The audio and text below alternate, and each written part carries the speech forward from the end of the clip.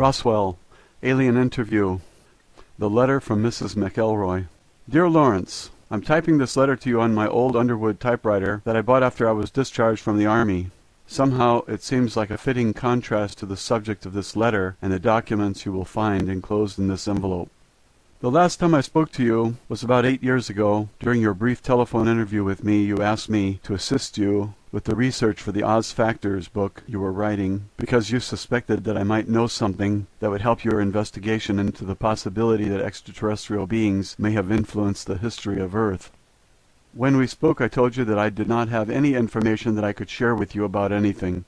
Since then, I have read your book and found it very interesting and compelling.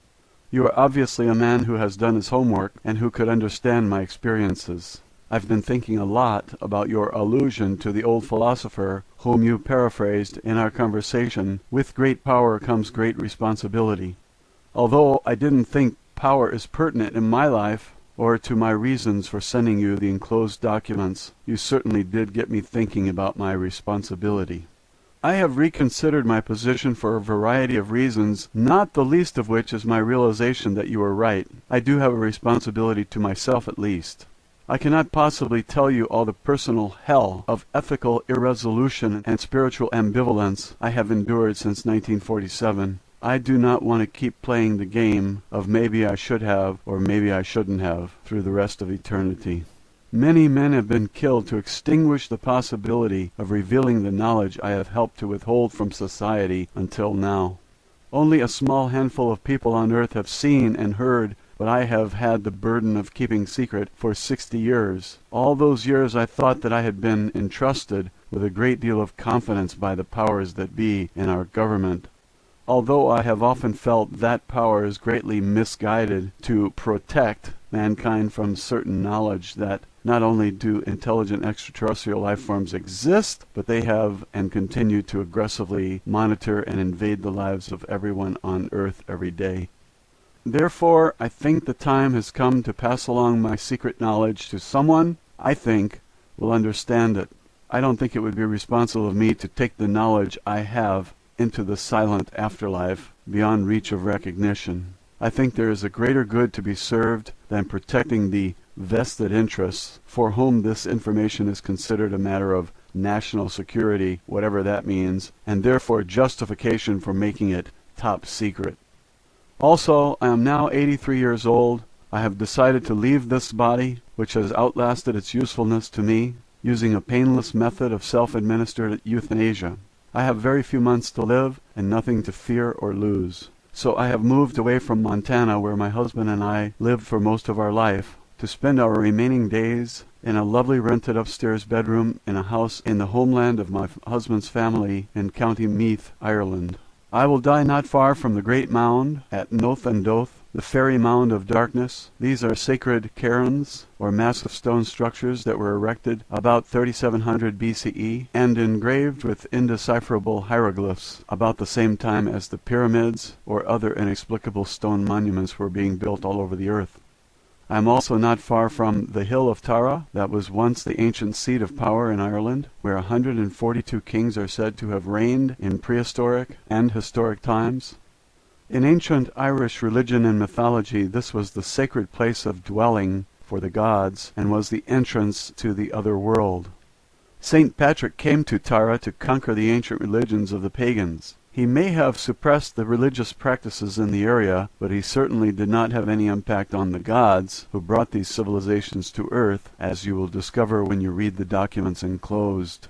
Therefore, this is a fitting location for my departure from this unholy world and final release from the burdens of this life. The crystal clear perspective of hindsight has revealed a higher purpose to me, assisting the survival of the planet, all living beings and life forms in our galaxy. The status quo of our government establishment has been to protect the people from knowledge of such matters. In fact, the only protection afforded by ignorance and secrecy is to hide the private agenda of those in power to enslave others, and by doing so, to disarm every perceived enemy and ally through superstition and stupidity. Therefore, I have enclosed the original and only existing copies of my personal notes and reflections on a matter which I have kept hidden from everyone, even my own family. I have also enclosed my copies of typed transcripts created by the stenographer who transcribed all of my interviews with the alien saucer pilot after each interview was finished. I do not have any copies of the tape recordings that were made of my interview reports. No one until now knows that I was able to secretly retain copies of the official interview transcripts. Now I'm entrusting these documents to your discretion to impart to the world in any form or manner you see fit. My only request is that you do so in a way that will not threaten your life or well-being, if possible. If you were to incorporate these notes of my experiences into a work of fiction, such as a novel, the factual nature of the material could be easily dismissed or discredited by any agency for whom the national security is used as a personal shield against scrutiny and justice. In doing so, you could disavow any knowledge of their true origin and claim that it is a fictitious work of your imagination. Whoever said that truth is stranger than fiction was right as rain. For most people, all of this will be unbelievable. Unfortunately, beliefs are not a reliable criteria for reality. Also, I'm sure that if you were to show these notes to anyone that would prefer physical, economic, or spiritual slavery over freedom, the subject matter contained in them would seem quite objectionable. If you attempted to publish the documents as a matter of factual reporting in a newspaper or on the evening TV news, they would be rejected out of hand as the work of a kook. The very nature of these documents make them unbelievable and therefore discreditable. Conversely, the release of this information is potentially catastrophic for certain political, religious, and economic vested interests. These documents contain information which is quite relevant to your interest and investigations into alien encounters and paranormal experience. To use your analogy in the Oz Factors book, I can honestly say that the few factual reports that have been made by others about alien influences are only a gentle breeze in the eye of the apocalyptic hurricane swirling around Earth. There really are wizards and wicked witches and flying monkeys in this universe. This information, which has been suspected and or speculated upon by so many for so long, has been constantly denied by mainstream media, academia, and the military-industrial complex that President Eisenhower warned us about in his farewell address. As you know, in July 1947, the Roswell Army Airfield, RAAF, issued a press release stating that personnel from the field's 509th Bomb Group had recovered a crashed flying disc from a ranch near Roswell, New Mexico, sparking intense media interest. Later that same day, the commanding general of the 8th Air Force stated that Major Jesse Marcel, who was involved with the ordinary recovery of the debris, had recovered only the tattered remnants of a weather balloon. The true facts of the incident have been suppressed by the United States government since then. You may not know that I was enlisted in the U.S. Women's Army Air Force, WAC, Medical Corps, which was a part of the U.S. Army back then. I was assigned to the 509th Bomb Group as a flight nurse at the time of the incident. When the news that there had been a crash was received at the base, I was asked to accompany Mr. Cavett, the county intelligence officer, to the crash site as the driver of his vehicle and to render any needed emergency medical assistance to any survivors, if necessary. Therefore, I briefly witnessed the wreckage of an alien spacecraft as well as the remains of the several alien personnel aboard the craft who were already dead. When we arrived, I learned that one of the personnel on board the craft had survived the crash and was conscious and apparently uninjured. The conscious alien was similar in appearance but not the same as the others. None of the other personnel present could communicate with the survivor, as the being did not communicate verbally or by any recognizable signs. However, while I examined the patient for injuries, I immediately detected and understood that the alien being was attempting to communicate with me by mental images or telepathic thought, which projected directly from the mind of the being. I immediately reported this phenomenon to Mr. Cavett, as no other person present could perceive these thoughts and the alien seemed able and willing to communicate with me. It was decided after a brief consultation with a senior officer that I would accompany the surviving alien back to the base. This was partly due to the fact that I was a nurse and could attend to the physical needs of the alien, as well as serve as a non-threatening communicator and companion. After all, I was the only woman at the site and the only one who was not armed. I was thereafter assigned permanently to serve as a companion of the alien at all times. My duty was to communicate with and interview the alien and to make a complete report of all that I had discovered to command authorities. Subsequently, I was supplied with specific lists of questions provided to me by military and non-military personnel, which I was to interpret for the alien and record the responses to the questions provided. I also accompanied the alien at times during medical testing and the many other examinations to which the alien was subjected by staff from numerous government agencies. I was given a promotion in rank to Senior Master Sergeant to improve my security rating and to increase my pay grade from $54 a month to $138 per month for this very unusual assignment. I performed these duties from July 7 through August 1947, at which time the alien died or departed the body, as you will read about in my notes. Although I was never left entirely alone with the alien, as there were always military personnel, intelligence agency people, and a variety of other officials present from time to time, I did have uninterrupted access to and communication with the alien being for nearly 6 weeks. Hereinafter is an overview and summary of my personal recollections of conversations with the alien craft pilot, whom I came to know by the identity of Errol. I feel that it is my duty at this time, in the best interest of the citizens of Earth, to reveal what I have learned from my interaction with Errol during those 6 weeks, on the anniversary of her death or departure 60 years ago. Although I served as a nurse in the Army Air Force, I am not a pilot or technician. Further, I did not have any direct contact with the spacecraft or other materials recovered from the crash site at that time or thereafter.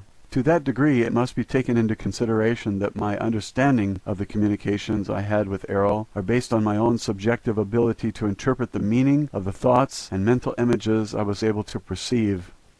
Our communication did not consist of spoken language in the conventional sense. Indeed, the body of the alien had no mouth through which to speak. Our communication was by telepathy. At first I could not understand Errol very clearly. I could perceive images, emotions, and impressions, but it was difficult for me to express these verbally.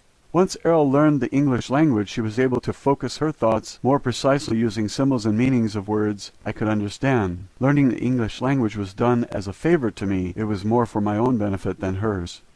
By the end of our interview sessions, and increasingly since then, I have become more comfortable with telepathic communication. I have become more adept at understanding Errol's thoughts as though they are my own. Somehow her thoughts became my thoughts. Her emotions are my emotions. However, this is limited by her willingness and intention to share her own personal universe with me. She is able to be selective about what communication I am allowed to receive from her. Likewise, her experience, training, education, relationships, and purposes are uniquely her own. This is the symbol of the domain. The domain is a race or civilization of which Errol, the alien I interviewed, is an officer, pilot, and engineer serving in the Domain Expeditionary Force. The symbol represents the origin and unlimited boundary of the known universe, united and integrated into a vast civilization under the control of the domain. Errol is currently stationed at a base in the asteroid belt, which she refers as a space station in the solar system of Earth. First and foremost, Errol is herself. Secondarily, she voluntarily serves as an officer, pilot, and engineer in the Domain Expeditionary Force. In that capacity, she has duties and responsibilities, but she is at leave to come and go as she pleases also. Please accept this material and make it known to as many people as possible. I repeat that it is not my intention to endanger your life with the possession of this material, nor do I really expect you to believe any of it either. However, I do sense that you can appreciate the value that such knowledge may have to those who are willing and able to face the reality of it. Mankind needs to know the answers to questions which are contained in these documents. Who are we? Where did we come from? What is our purpose on Earth? Is mankind alone in the universe? If there is intelligent life elsewhere, why have they not contacted us? It is vital that people understand the devastating consequences to our spiritual and physical survival if we fail to take effective action to undo the long-standing and pervasive effects of alien intervention on Earth. Perhaps the information in these documents will serve as a stepping stone to a better future for mankind. I hope that you can be more clever, creative, and courageous in the distribution of this information than I have been. May the gods bless you and keep you. Mrs. Matilda O'Donnell McElroy, Senior Master Sergeant, Women's Army Air Force Medical Corps, Retired. 100 Troytown Heights, Nevenmeath County, Meath, Ireland. Chapter 1. My first interview with the alien. Matilda O'Donnell McElroy personal note. By the time the alien had been returned to the base, I had already spent several hours with her. As I mentioned, Mr. Cavett told me to stay with the alien since I was the only person among us who could understand her communication. I could not understand my ability to communicate with the being. I had never before that time experienced telepathic communication with anyone. The non-verbal communication I experienced was like the understanding you might have when a child or dog is trying to get you to understand something, but much, much more direct and powerful. Even though there were no words spoken or signs made, the intention of the thoughts were unmistakable to me. I realized later that although I received the thought, I did not necessarily interpret its meaning exactly. I think that the alien being was not willing to discuss technical matters due to the nature of her position as an officer and pilot with the duty to maintain the security and confidentiality required by her own unit or organization.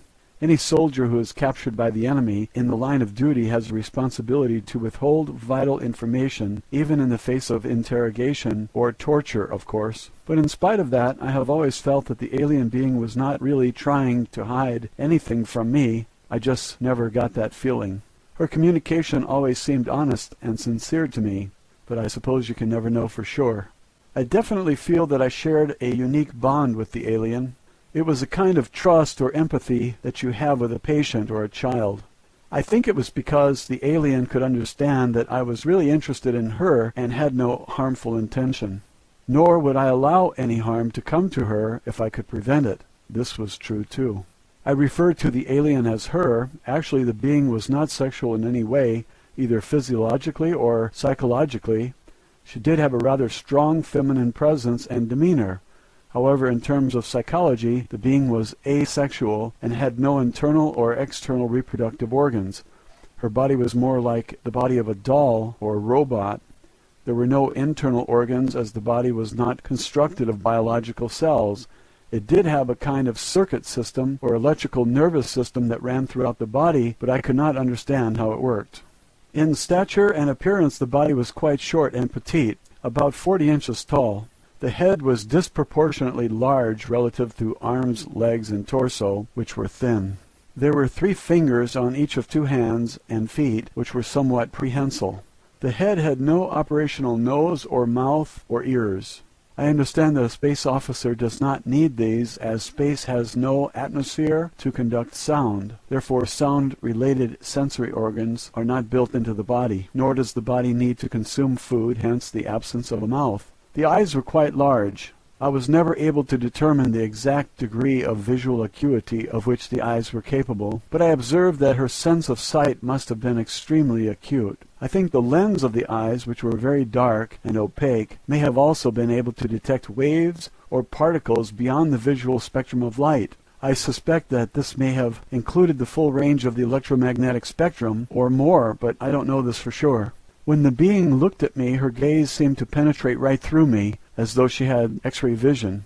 I found this a little embarrassing at first, until I realized she had no sexual intentions. In fact, I don't even think she ever even had the thought that I was male or female. It became very obvious after a short time with the being that her body did not require oxygen, food, or water, or any other external source of nutrition or energy. As I learned later, this being supplied her own energy, which animated and operated the body. It seemed a little bit eerie at first, but I got used to the idea. It's really a very simple body. There's not much to it compared to our own bodies. Errol explained to me that it was not mechanical, like a robot, nor was it biological. It is animated directly by her as a spiritual being. Technically, from a medical standpoint, I would not say that Errol's body could not be called alive. Her dull body is not a biological life form, with cells and so forth. It had a smooth skin or covering which was gray in color. The body was highly tolerant to changes in temperature, atmospheric conditions, and pressure. The limbs were quite frail, without musculature. In space there is no gravity, so very little muscle strength is needed. The body was used almost entirely on a spacecraft or in low or no gravity environments. Since Earth has a heavy gravity, the body was not able to walk around very well, as the legs were not really suited to that purpose. The feet and hands were quite flexible and agile, however. Overnight before my first interview with the alien, the area had been transformed into a buzzing hive of activity. There were a dozen men working on setting up lights and camera equipment. A motion picture camera and microphone and tape recorder was there, also set up in the interview room. I don't know why a microphone was needed, since there were no verbal communications possible with the alien. There was also a stenographer and several people busy typing on typewriters. I was informed that an expert foreign language interpreter and a code-breaking team had been flown to the base during the night to assist with my efforts to communicate with the alien. There were also several medical personnel, specialists in various fields, to examine the alien. And a professor of psychology was there to help formulate questions and interpret the answers. As I was just a nurse, I was not considered to be a qualified interpreter, even though I was the only one there who could understand anything the alien was thinking. There were many subsequent conversations between us. Each interview resulted in an exponential increase in the understanding between us, as I will discuss later on in my notes. This is the first transcript, with the answers to a list of questions provided to me by the intelligence officer at the base, which I debriefed to the stenographer immediately following the interview. Official transcript of interview, top secret. Official transcript of the U.S. Army, Air Force Roswell Army Airfield, 509th Bomb Group. Subject, alien interview, July 9th, 1947. Question, are you injured? Answer, no. Question, what medical assistance do you require? Answer, none. Question, do you need food or water or other sustenance? Answer, no. Question, do you have any special environmental needs such as air temperature, atmospheric chemical content, air pressure, or waste elimination? Answer, no, I am not a biological being. Question, does your body or spacecraft carry any germs or contamination that might be harmful to humans or other Earth life forms? Answer, no germs in space. Question, does your government know you are here? Answer, not at this time. Question, are others of your kind going to come looking for you? Answer, yes. Question, what is the weapons capability of your people? Answer, very destructive. I did not understand the exact nature of the kind of arms or weapons that they might have, but I did not feel that there was any malevolent intention in her reply, just a statement of fact. Question, why did your spacecraft crash? Answer, it was struck by an electrical discharge from the atmosphere, which caused us to lose control. Question, why was your spacecraft in this area? Answer, investigation of burning clouds. Radiation, explosions. Question, how does your spacecraft fly? Answer, it is controlled through mind, responds to thought commands. Mind or thought command are the only English language words I can think of to describe the thought. Their bodies, and I think the spacecraft, are connected directly to them through some kind of electrical nervous system that they control with their own thoughts. Question, how do your people communicate with each other? Answer, through mind, thought. The words mind and thought combined together are the closest English language words I can think of to describe the idea at this time. However, it is very obvious to me that they communicate directly from the mind, just as she is communicating with me. Question, do you have a written language or symbols for communication? Answer, yes. Question, what planet are you from? Answer, the home, birthplace world of the domain. Since I am not an astronomer, I have no way of thinking in terms of stars, galaxies, constellations, and directions in space. The impression I received was of a planet in the center of a huge cluster of galaxies that is to her like home or birthplace. The word domain is the closest word I can think of to describe her concept, images, and thoughts about where she is from. It could as easily be called the territory or the realm. However, I'm sure that it was not just a planet or a solar system or a cluster of stars, but an enormous number of galaxies. Question, will your government send representatives to meet with our leaders? Answer, no. Question, what are your intentions concerning Earth? Answer, preserve, protect property of the domain. Question, what have you learned about Earth governments and military installations? Answer, poor, small, destroy planet. Question, why haven't your people made your existence known to the people of Earth? Answer, watch, observe, no contact. I got the impression that contact with people on Earth was not permitted, but I could not think of a word or idea that communicated the impression I got exactly. They are just observing us. Question: have your people visited Earth previously? Answer: periodic, repeating observations. Question: how long have you known about Earth? Answer: long before humans. I'm not sure if the word prehistoric would be more accurate, but it was definitely a very long period of time before human beings evolved. Question: what do you know about the history of civilization on Earth? Answer: small interest, attention, small time.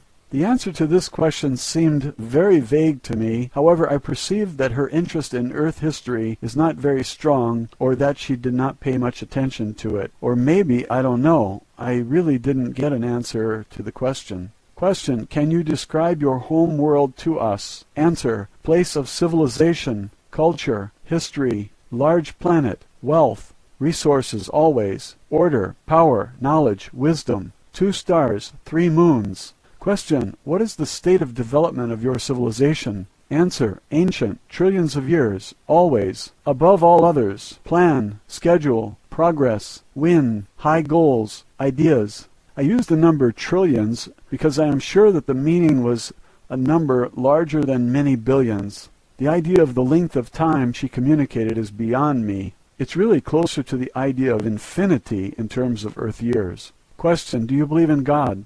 Answer: we think. It is. Make it continue. Always. I am sure that the alien being does not understand the concept of God or worship as we do. I assume that the people in her civilization were all atheists. My impression was that they think very highly of themselves and are very prideful indeed. Question: what type of society do you have? Answer: order, power, future always, control, grow. These are the closest words I can use to describe the idea she had about her own society or civilization. Her emotion when communicating her response to this question became very intense, very bright and emphatic. Her thought was filled with an emotion that gave me a feeling of jubilation or joy, but it made me very nervous also. Question: are there other intelligent life forms besides yourself in the universe? Answer: everywhere. We are greatest, highest of all. Due to her small stature, I'm sure that she did not mean tallest or biggest. Again, her prideful nature showed through in the feeling that I received from her. Matilda O'Donnell McElroy, personal note. This was the conclusion of the first interview. When the answers to the first list of questions were typed and given to the people who were waiting for them, they were very excited that I was able to get the alien to say anything. However, after they finished reading my answers, they were disappointed that I could not understand more clearly. Now they had a lot of new questions because of the answers I received to the first list of questions. An officer told me to await further instructions. I waited several hours in the adjoining office. I was not allowed to continue my interview with the alien. However, I was always well treated and allowed to eat and sleep and use the restroom facilities whenever I wanted. Eventually, a new list of questions was written for me to ask the alien. I gathered that quite a few other agents, government and military officials had arrived at the base by this time. They told me that several other people would be in the room with me during the next interview, so they could prompt me to ask for more detail during the interview. However, when I attempted to conduct the interview with these people in the room, I received no thoughts, emotions, or any other perceptible communication from the alien. Nothing. The alien just sat in a chair without moving. We all left the interview room. The intelligence agent became very agitated about this. He accused me of lying or making up the answers to the first questions. I insisted that all my answers were honest and as accurate as I could make them.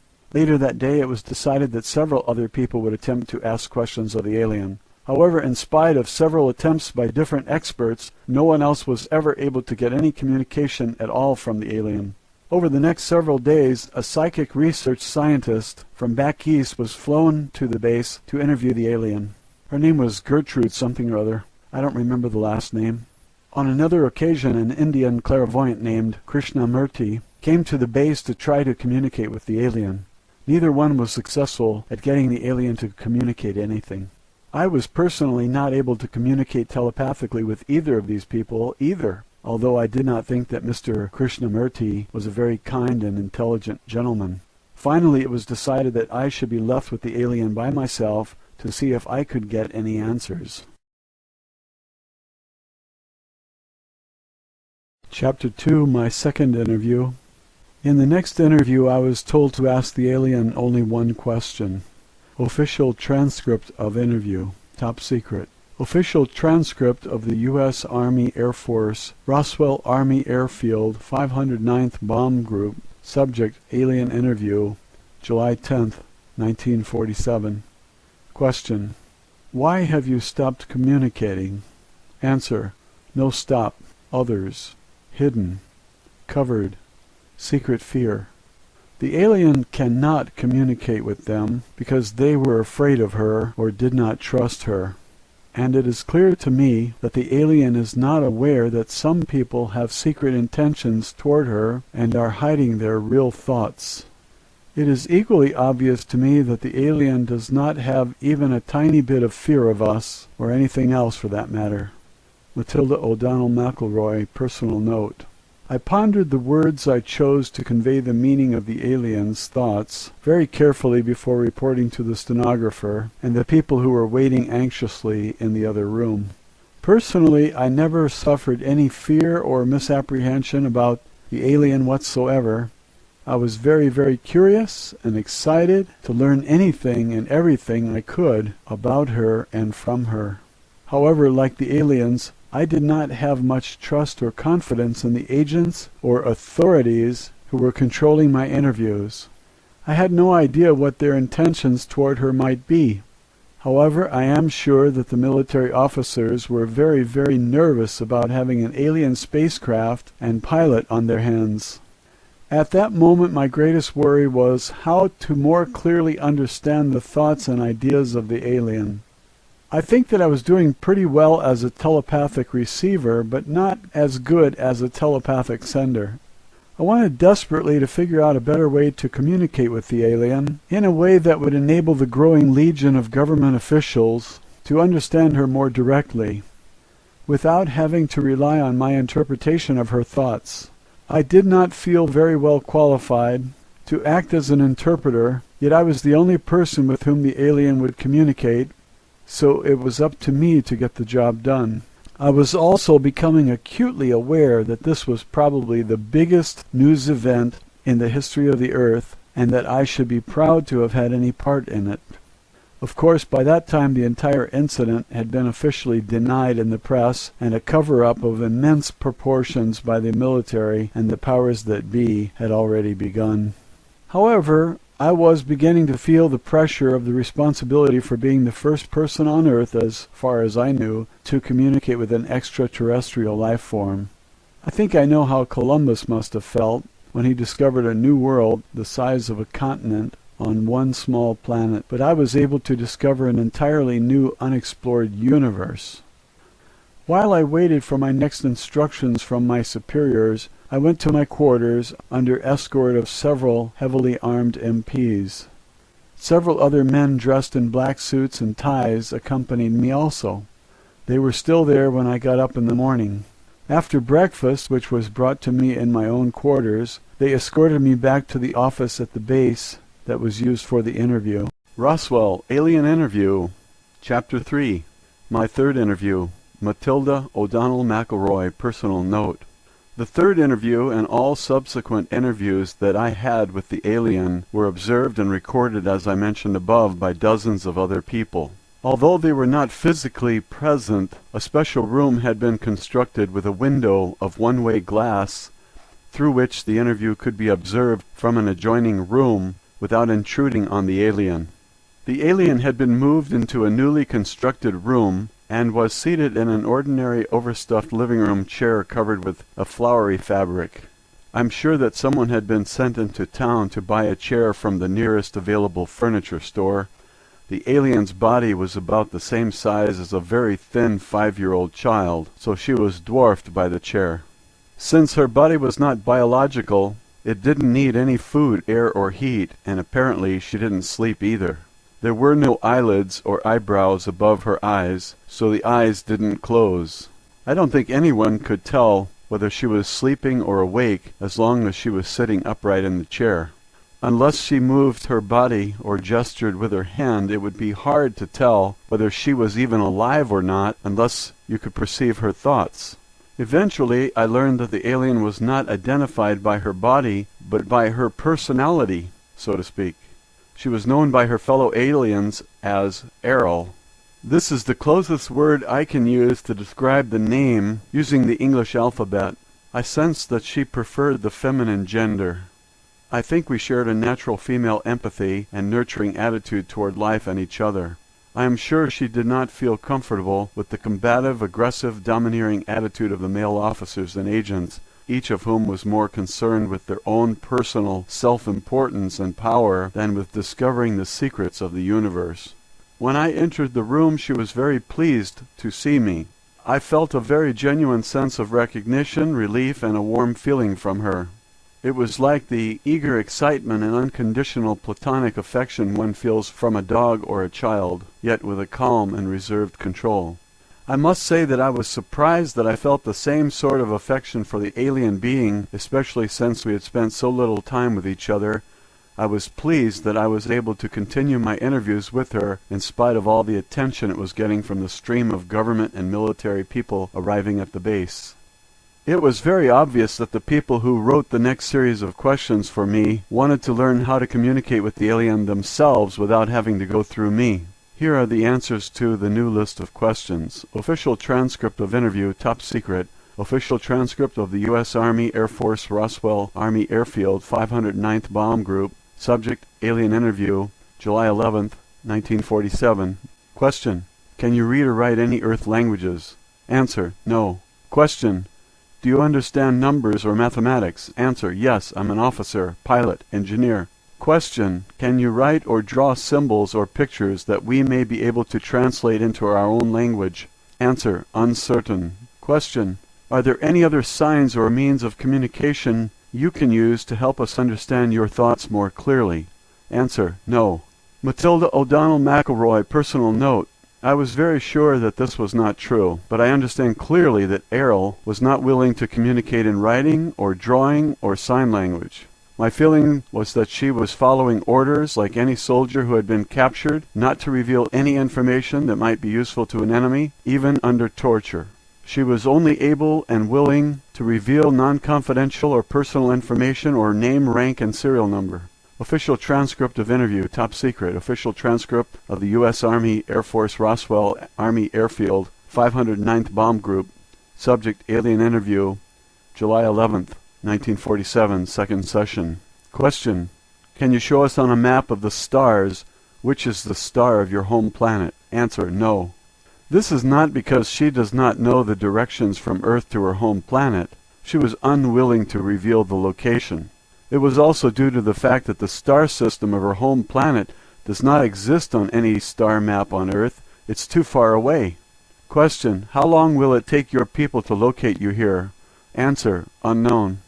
Question, how long would it take your people to travel here to rescue you?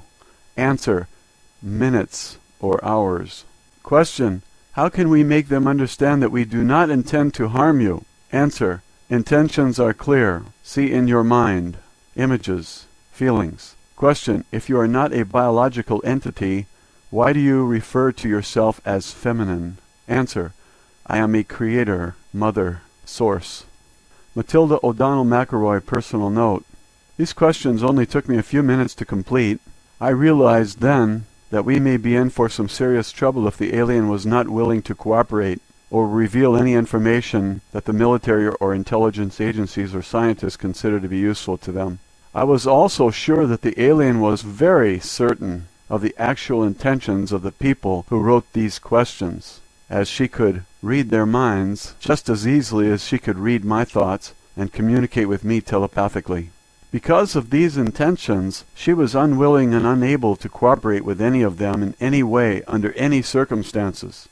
And I am equally sure that since she is not a biological life form, that there was no kind of torture or coercion that would change her mind. Roswell, Alien Interview, Chapter 4. The Language Barrier. Matilda O'Donnell McElroy, personal note. After I explained what I thought were the reasons for the no answer to the intelligence agents. There was a great deal of upset and turmoil. A very heated discussion took place between some of the intelligence officers, military officials, psychologists, and the language interpreters. This lasted for several hours. It was finally decided that I should be allowed to continue to interview the alien, provided I could get a satisfactory answer from her to the following question. Official transcript of interview, top secret. Official transcript of the U.S. Army Air Force, Roswell Army Airfield, 509th Bomb Group. Subject, alien interview, July 11th, 1947, third session. Question. What assurance or proof do you require from us that will make you feel safe enough to answer our questions? Answer. Only she speaks, only she hears. Only she questions, no others. Must learn, know, understand. Matilda O'Donnell McElroy, personal note. When I returned to the interview room to report the alien response to this question, I received a grim and skeptical reception from the assembled intelligence agents and military personnel. They could not understand what the alien meant by this. I admitted that I really couldn't understand what she meant either, but I was doing the best that I could to articulate her telepathic intentions. I told the officials that perhaps the communication problem had to do with my inability to understand the telepathic language of the alien clearly enough to be satisfactory. I was so discouraged at that point I almost felt like giving up.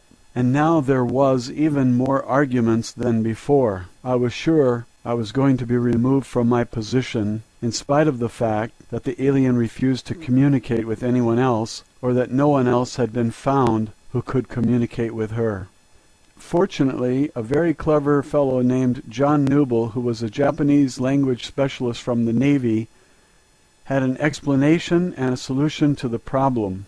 He explained that first, the problem had very little to do with the inability of the alien to communicate. It had more to do with her unwillingness to communicate with anyone other than myself. Second, in order for any clear, comprehensive communication to happen, both parties needed to understand and communicate through a common language.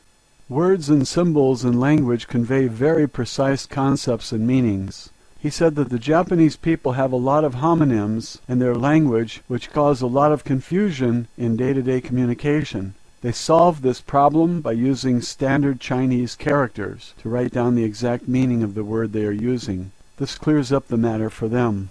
Without a defined nomenclature, communication was not possible beyond the rudimentary understanding between men and dogs or between two small children.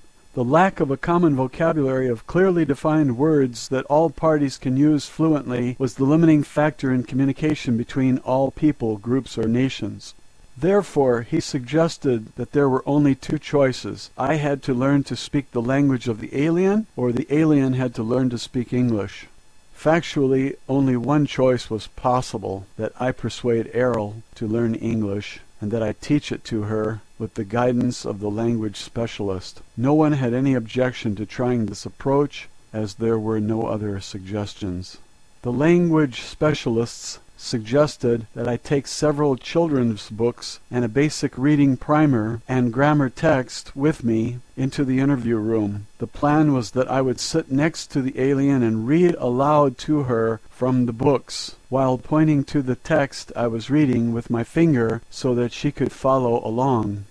The theory was that the alien could eventually be taught to read just as a child is taught to read, by word and sound association with the written word, as well as instruction in fundamental grammar. They also assumed, I think, that if the alien was intelligent enough to communicate with me telepathically and fly a spacecraft across the galaxy, that she could probably learn to speak a language as quickly as a 5-year-old or faster. I returned to the interview room and proposed this idea to Errol. She did not object to learning the language, although she did not make any commitment to answer questions either. No one else had a better idea, so we went ahead.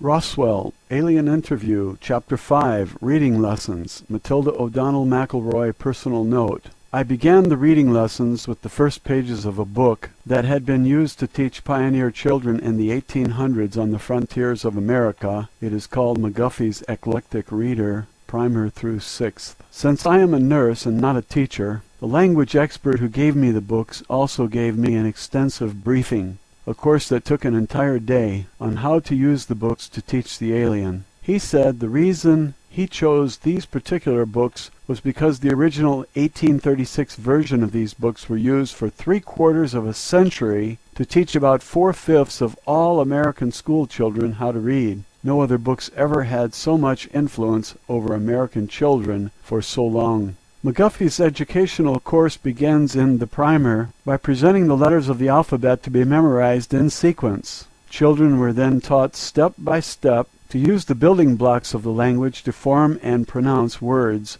using the phonics method, which involves teaching children to connect sounds with letters. Each lesson begins with a study of the words used in the reading exercise and with markings to show the correct pronunciation for each word. I discovered that the stories in the first and second readers picture children in their relationship with family members, teachers, friends, and animals. The third, fourth, fifth, and sixth readers expanded on those ideas. One of the stories I remember was The Widow and the Merchant. It's kind of a morality tale about a merchant who befriends a widow in need. Later, when the widow proves herself to be honest, the merchant gives her a nice gift. The books do not necessarily teach you to believe that charity is expected only of wealthy, though. We all know that generosity is a virtue that should be practiced by everyone. All of the stories were very wholesome, and they gave very good explanations to illustrate virtues like honesty, charity, thrift, hard work, courage, patriotism, reverence for God, and respect for parents. Personally, I would recommend this book to anyone. I also discovered that the vocabulary used in the book was very advanced compared to the relatively limited number of words people use commonly in our modern age. I think that we have lost a lot of our own language since our founding fathers wrote the Declaration of Independence over 200 years ago. As instructed, I sat next to Errol in the interview room, reading aloud to her from each successive book in the series of the McGuffey Readers. Each of the books had excellent, simple illustrations of the stories and subjects being taught, although they are very outdated by today's standards. Nonetheless, Errol seemed to understand and absorb every word, sound, syllable, and meaning as we progressed. We continued this process for 14 hours a day for 3 consecutive days without interruption, except for a few meals and rest breaks on my part. Errol did not take breaks for anything. She did not sleep. Instead, she remained sitting in the overstuffed chair in the interview room, reviewing the lessons we already covered. When I returned each morning to begin where we'd left off, she had already memorized the previous lessons and was well into the next pages. This pattern continued to accelerate until it became pointless for me to continue reading to her. Although Errol did not have a mouth to speak with, she was now able to think at me in English. At the end of these lessons, Errol was able to read and study by herself. I showed her how to use a dictionary to look up new words she encountered. Errol consulted the dictionary continually after that. From then on, my job was acting as a courier for her, requesting that reference books be brought to her in a steady stream. Next, Mr. Newble brought in a set of the Encyclopedia Britannica. Errol especially enjoyed this because it had a lot of pictures. After that, she requested many more picture books and reference books with photographs and drawings, because it was much easier to understand the meaning if she could see a picture of the thing she was studying. Over the next 6 days, books were brought in from libraries all over the country, I presume, because it wasn't more than a few more days before she had read through several hundred of them. She studied every subject I could imagine, and many other very technical things I never wanted to know anything about, like astronomy, metallurgy, engineering, mathematics, various technical manuals, and so forth. Later she began to read fiction books, novels, poetry, and the classics of literature. Errol also asked to read a great many books on the subjects in the humanities, especially history. I think she must have read at least 50 books about human history and archaeology. Of course, I made sure that she received a copy of the Holy Bible also, which she read from cover to cover without comment or questions. Although I continued to stay with Errol for 12 to 14 hours each day, most of that time during the following week had been spent without much communication between us, except for an occasional question she asked me. The questions were usually meant to give her a sense of context or to clarify something in the books she was reading. Oddly, Errol told me that her favorite books were Alice's Adventures in Wonderland, Don Quixote's de la Mancha, and 1001 Nights. She said the authors of these stories showed that it is more important to have a great spirit and imagination than great skill or power. I could not answer a lot of her questions, so I consulted with people in the outer rooms for answers. Most of these had to do with technical and scientific things. A few of her questions were about the humanities. The depth of complex understanding and subtlety of her questions showed that she had a very penetrating intellect. Personally, I think she had already known a lot more about the culture and history of Earth than she was willing to admit when we started. I would soon discover how much more.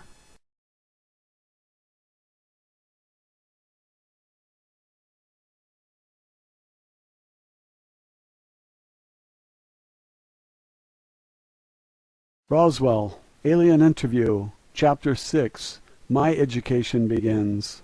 Matilda O'Donnell McElroy personal note. By the 15th day after rescuing Errol from the crash site, I was able to communicate fluidly and effortlessly with her in English. She had absorbed so much more written material by this time that her academic education far exceeded my own. Although I graduated from high school in Los Angeles in 1940 and attended college for 4 years of pre-medical and nursing training, the variety of my own reading had been fairly limited. I had not studied most of the subjects to which Errol had now been exposed, especially considering her acute understanding, very intense study habits, and a nearly photographic memory. She was able to recall long passages from books she read. She was especially fond of sections of her favorite stories from classic literature like The Adventures of Huckleberry Finn, Tales from Gulliver's Travels, and Peter Pan, and The Legend of Sleepy Hollow. By this time Errol had become the teacher and I was the student. I was about to learn what men of Earth don't know and have no way of knowing. The throng of scientists and agents who observed us through the one-way glass of our interview room, whom Errol and I now referred to as the gallery, were growing increasingly impatient to ask her questions. But Errol continued to refuse to allow any questions to be asked of her by anyone other than myself, even vicariously through me as an interpreter or in writing. On the afternoon of the 16th day, Errol and I sat next to each other as she read. She closed the last page of a book she was reading and placed it aside. I was about to hand her the next book from a large pile waiting to be read, when she turned and said, or thought to me, "I'm ready to speak now." At first I was a little confused by the remark. I gestured for her to continue, and she began to teach me my first lesson. Official transcript of interview, top secret. Official transcript of the U.S. Army Air Force, Roswell Army Airfield, 59th Bomb Group. Subject, alien interview, July 24th, 1947. First session. "What would you like to say, Errol?" I asked.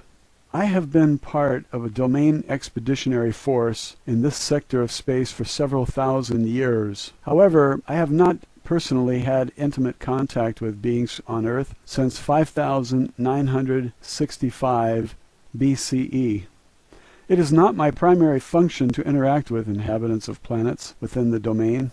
I am an officer, pilot, and engineer, with many duties to perform. Nonetheless, although I'm fluent in 347 other languages within the domain, I have not been exposed to your English language.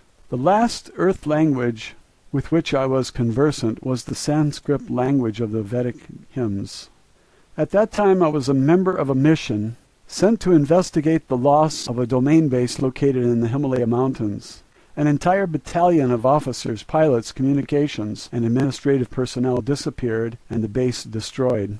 Several million years ago, I was trained and served as an investigation, data evaluation, and program development officer for the domain. Because I was experienced in that technology, I was sent to Earth as part of a search team. One of my duties involved interrogation of the human population that inhabited the adjoining area at that time. Many of the people in that region reported sighting Vimanas, or spacecraft, in the area. Following the logical extension of evidence, testimony, observation, as well as the absence of certain evidence, I led my team to the discovery that there were still old Empire ships and well-hidden old Empire installations in this solar system of which we had been completely unaware.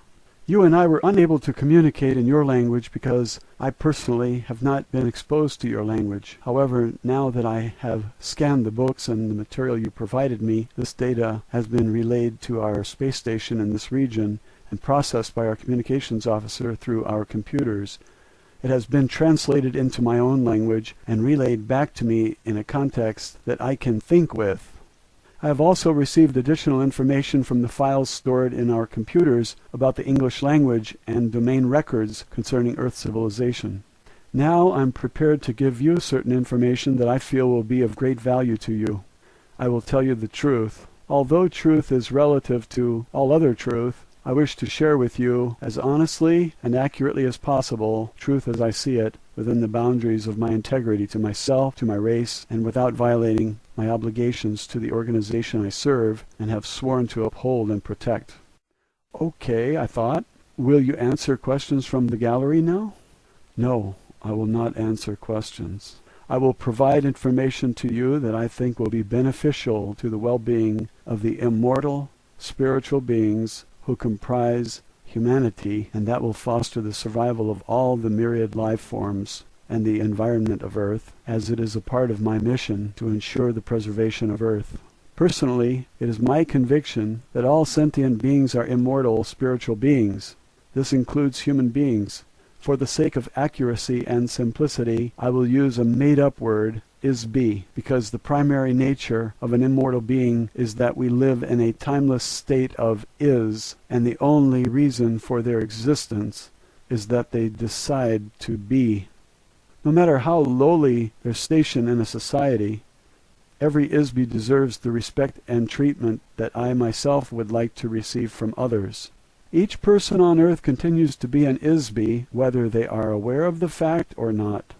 Matilda O'Donnell McElroy, personal note.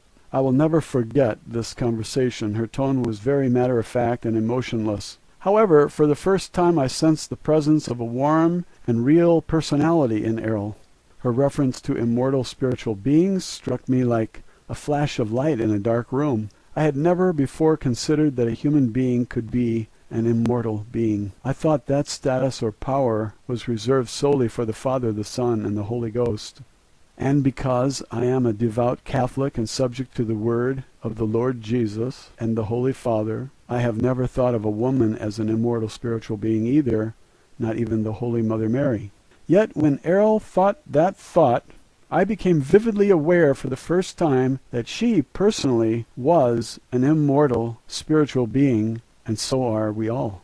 Errol said that she sensed that I was confused about the idea. She said she would demonstrate to me that I am also an immortal spiritual being. She said, "Be above your body." Immediately I realized that I was outside of my body, looking down from the ceiling at the top of my body's head. I was also able to see the room around me, including Errol's body, sitting in the chair next to my own body.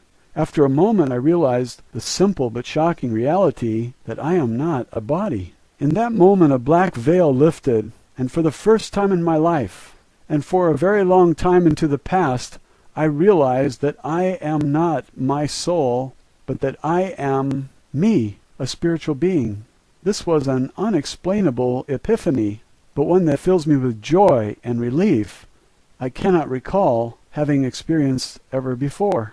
As for the immortal part, I do not understand her meaning, as I have always been taught that I am not immortal, a spirit perhaps, but certainly not immortal. After a moment, I'm not sure how long, Errol asked me if I had a better understanding of the idea. Suddenly, I was back inside my body again and said out loud, "Yes, I see what you mean." I was so taken aback by the experience that I had to get up from my chair and walk around the room for a few minutes. I made an excuse that I needed to get a drink of water and go to the restroom, which I did. In the restroom I looked at myself in the mirror. I used the toilet, refreshed my makeup, and straightened my uniform. After 10 or 15 minutes, I felt more normal again and returned to the interview room. After that, I felt as though I was no longer an interpreter for Errol.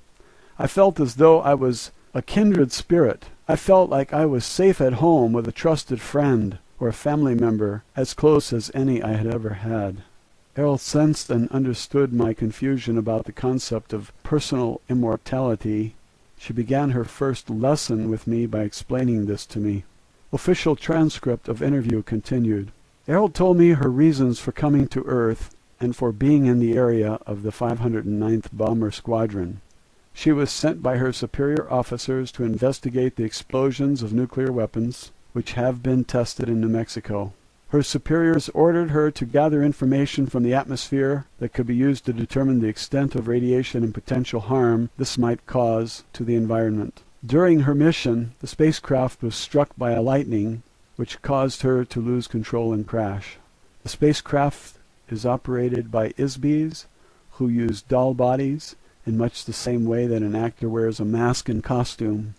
It is like a mechanical tool through which to operate in the physical world. She, as well as all the other ISBs of the officer class and their superiors, inhabit these doll bodies when they are on duty in space. When they are not on duty, they leave the body and operate, think, communicate, travel, and exist without the use of a body. The bodies are constructed of synthetic materials, including a very sensitive electrical nervous system, to which each ISB adjusts themselves or tune in to an electronic wavelength that is matched uniquely to the wavelength or frequency emitted by each ISB. Each ISB is capable of creating a unique wave frequency which identifies them much like a radio signal frequency. This serves in part as identification like a fingerprint. The doll body acts like a radio receiver for the ISB. No two frequencies or doll bodies are exactly the same. The bodies of each ISB crew member are likewise tuned into and connected to a nervous system built into the spacecraft. The spacecraft is built in much the same way as the doll body. It is adjusted specifically to the frequency of each ISB crew member. Therefore, the craft can be operated by the thoughts or energy emitted by the ISB. It is really a very simple direct control system, so there are no complicated controls or navigation equipment on board the spacecraft. They operate as an extension of the ISB. When the lightning bolt struck the spacecraft, this caused a short circuit and consequently disconnected them from the control of the ship momentarily, which resulted in the crash. Errol was and still is an officer, pilot, and engineer in an expeditionary force which is part of a space opera civilization which refers to itself as the Domain. This civilization controls the vast number of galaxies, stars, planets, moons, and asteroids throughout an area of space that is approximately 1/4 of the entire physical universe. The continuing mission of her organization is to secure, control, and expand the territory and resources of the Domain. Errol pointed out that their own activities were very similar in many ways to the European explorers who discovered and claimed the New World for the Holy Father, the Pope, and for the kings of Spain, Portugal, and later Holland, England, France, and so forth. Europe benefited from the property acquired from the native inhabitants. However, the native inhabitants were never consulted with or asked for their permission to become a part of the domain of the European nations, and the soldiers and priests they sent to acquire territory and wealth in order to advance their interests. Errol said she read in a history book that the Spanish king regretted the brutal treatment of the native inhabitants by his soldiers. He feared retribution from the gods he worshipped, as described in the various testaments of the Bible. He asked the Pope to prepare a statement called the Requirement, which was supposed to be read to each of the newly encountered native inhabitants. The king hoped that the statement, whether it was accepted or rejected by the natives, would absolve the king of all responsibility for the resulting slaughter and enslavement of these people. He used this statement as justification to confiscate their lands and possessions by his soldiers and the Pope's priests. Apparently, the Pope, personally, did not have any feelings of guilt or responsibility in the matter. Errol thought that such actions were those of a coward, and that it is no surprise that the territory of Spain was diminished so quickly. Only a few years later the king was dead, and his empire had been assimilated by other nations. Errol said that this sort of behavior does not occur in the domain. Their leaders assume full responsibility for the actions of the domain and would not denigrate themselves in this fashion. nor do they fear any gods or have any regret for their actions. This idea reinforces my earlier suggestion that Errol and her people are probably atheists. In the case of the acquisition of Earth by the domain, the rulers of the domain have chosen not to openly reveal this intention to their native inhabitants of Earth until a later time when it may or may not suit their interest to reveal themselves. For the present time, it is not strategically necessary to make the presence of the domain expeditionary force known to mankind. In fact, until now, it has been very aggressively hidden for reasons that will be revealed later.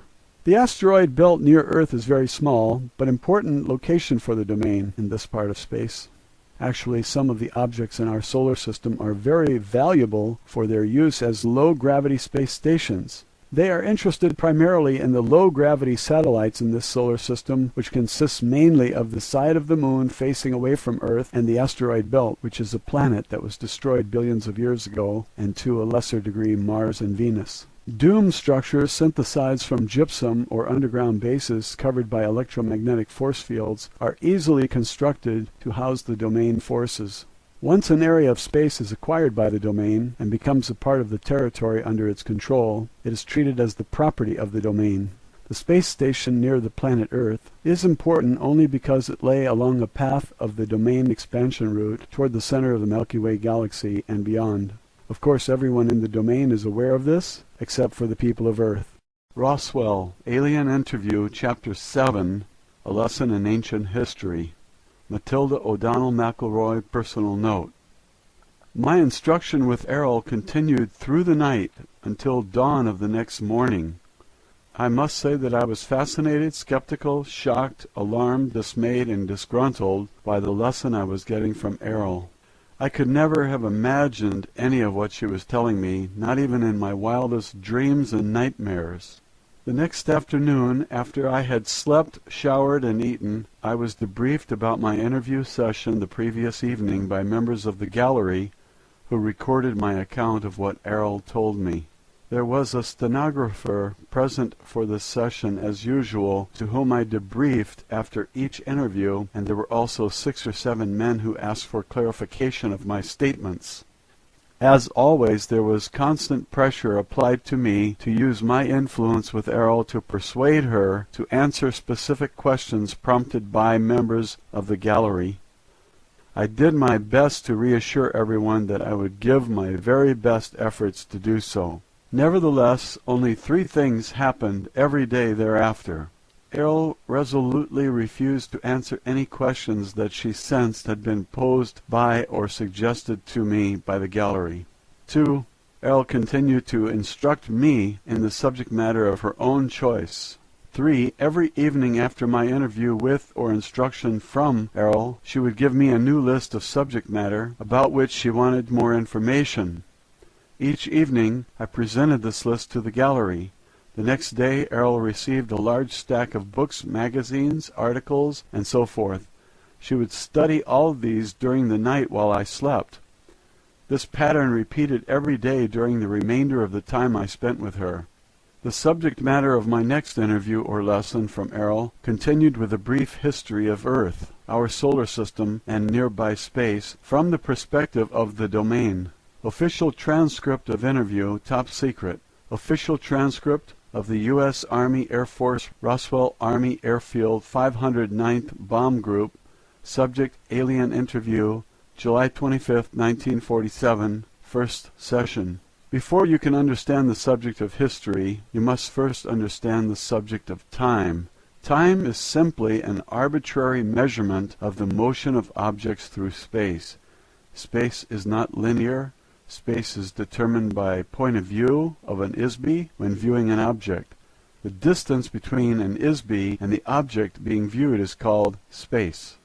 Objects or energy masses in space do not necessarily move in a linear fashion.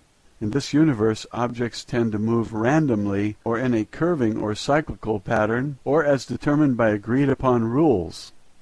History is not only a linear record of events, as many authors of Earth history books imply, because it is not a string that can be stretched out and marked like a measuring tool. History is a subjective, observation of the movement of objects through space, recorded from the point of view of a survivor rather than those who succumbed. Events occur interactively and concurrently, just as the biological body has a heart that pumps blood while the lungs provide oxygen to the cells, which reproduce using energy from the sun and chemicals from plants at the same time as the liver strains toxic wastes from the blood and eliminates them through the bladder and the bowels. All of these interactions are concurrent and simultaneous. Although time runs consecutively, events do not happen in an independent linear stream. In order to view and understand the history or reality of the past, one must view all the events as part of an interactive whole. Time can also be sensed as a vibration, which is uniform throughout the entire physical universe. Errol explained that ISBs have been around since before the beginning of the universe. The reason that they are called immortal is because a spirit is not born and cannot die, but exists in a personally postulated perception of is, will be. She was careful to explain that every spirit is not the same. Each is completely unique in identity, power, awareness, and ability. The difference between an ISB like Errol and most of the ISBs inhabiting bodies on Earth is that Errol can enter and depart from her doll at will. She can perceive at selective depths through matter. Errol and other officers of the domain can communicate telepathically. Since an ISB is not a physical universe entity, it has no location in space or time. An ISB is literally immaterial. They can span great distances of space instantly. They can experience sensations more intensely than a biological body without the use of physical sensory mechanisms. An ISB can exclude pain from their perception. Errol can also remember her identity, so to speak, all the way back into the dim mists of time for trillions of years. She says that the existing collection of suns in this immediate vicinity of the universe have been burning for the last 200 trillion years. The age of the physical universe is nearly infinitely old, but probably at least 4 quadrillion years since its earliest beginnings. Time is a difficult factor to measure as it depends on the subjective memory of ISBs, and there has been no uniform record of events throughout the physical universe since it began. As on Earth, there are many different time measurement systems defined by various cultures, which use cycles of motion and points of origin to establish age and duration. The physical universe itself is formed from the convergence and amalgamation of many other individual universes, each of which were created by an ISB or group of ISBs. The collision of these illusionary universes commingled and coalesced and were solidified to form a mutually created universe. Because it is agreed that energy and forms can be created but not destroyed, this creative process has continued to form an ever-expanding universe of nearly infinite physical proportions. Before the formation of the physical universe, there was a vast period during which universes were not solid, but wholly illusionary. You might say that the universe was a universe of magic illusions, which were made to appear and vanish at the will of the magician. In every case, the magician was one or more ISBs. Many ISBs on Earth can still recall vague images from that period.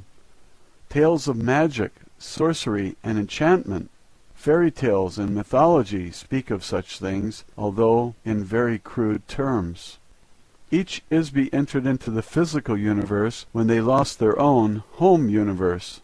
That is, when an ISB's home universe was overwhelmed by the physical universe, or when the ISB joined with other ISBs to create or conquer the physical universe. On Earth, the ability to determine when an ISB entered the physical universe is difficult for 2 reasons. 1, the memory of ISBs on Earth have been erased, and 2, ISB's arrival or invasion into the physical universe took place at different times, some 60 trillion years ago, and others only 3 trillion. Every once in a short while, a few million years, an area or planet will be taken over by another group of ISBs entering into the area. Sometimes they will capture other ISBs as slaves. They will be forced to inhabit bodies to perform menial or manual work, especially mining mineral ores on heavy gravity planets such as Earth. Errol says that she has been a member of the Domain Expeditionary Force for more than 625 million years. When she became a pilot for a biological survey mission, which included occasional visits to Earth. She can remember her entire career there and for a very long time before that.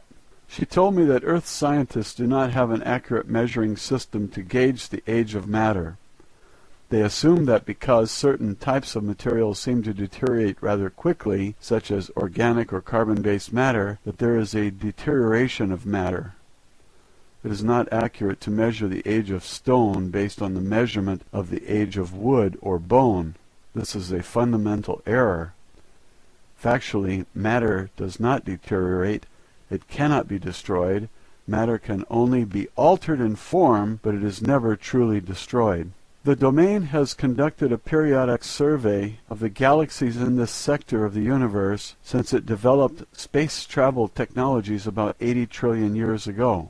A review of changes in the complexion of Earth revealed that mountain ranges rise and fall, continents change location, the poles of the planet shift, ice caps come and go, oceans appear and disappear, rivers, valleys, and canyons change. In all cases the matter is the same.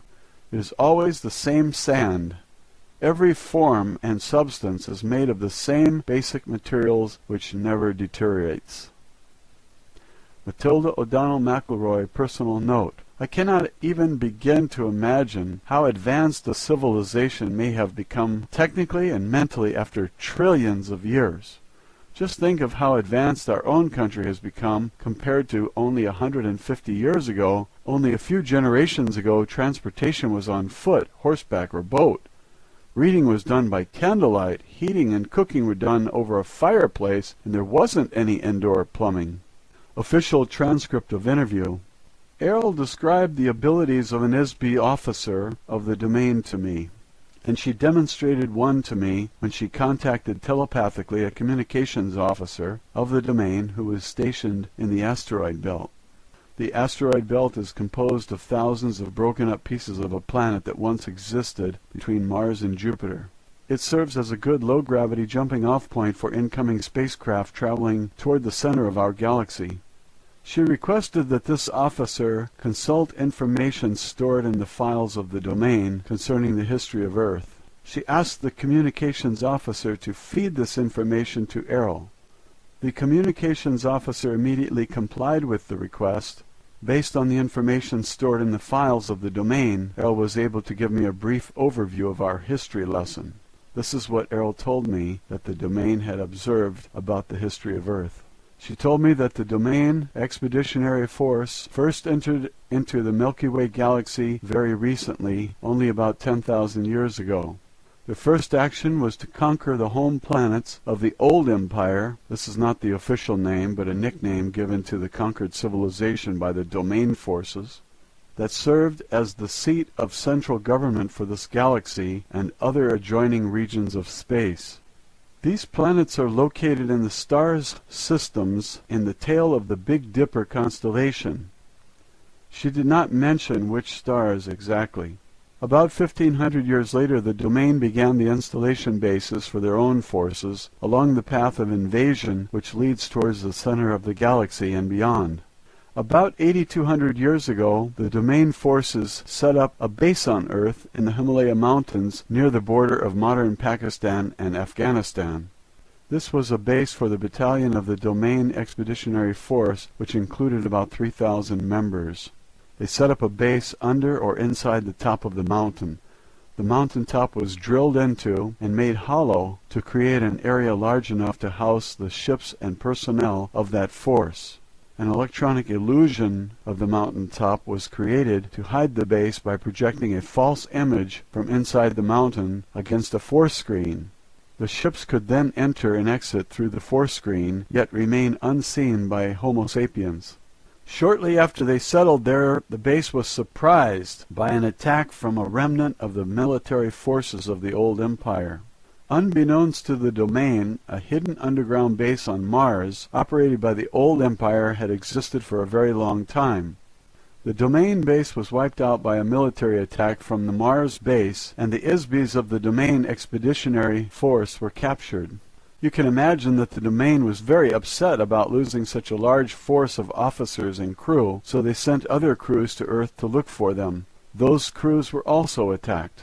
The captured ISBs from the domain forces were handled in the same fashion as all other ISBs who have been sent to Earth. They were each given amnesia, had their memories replaced with false pictures and hypnotic commands, and sent to Earth to inhabit biological bodies.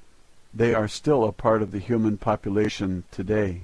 After a very persistent and extensive investigation into the loss of their crews, the domain discovered that Old World Empire has been operating a very extensive and very carefully hidden base of operations in this part of the galaxy for millions of years.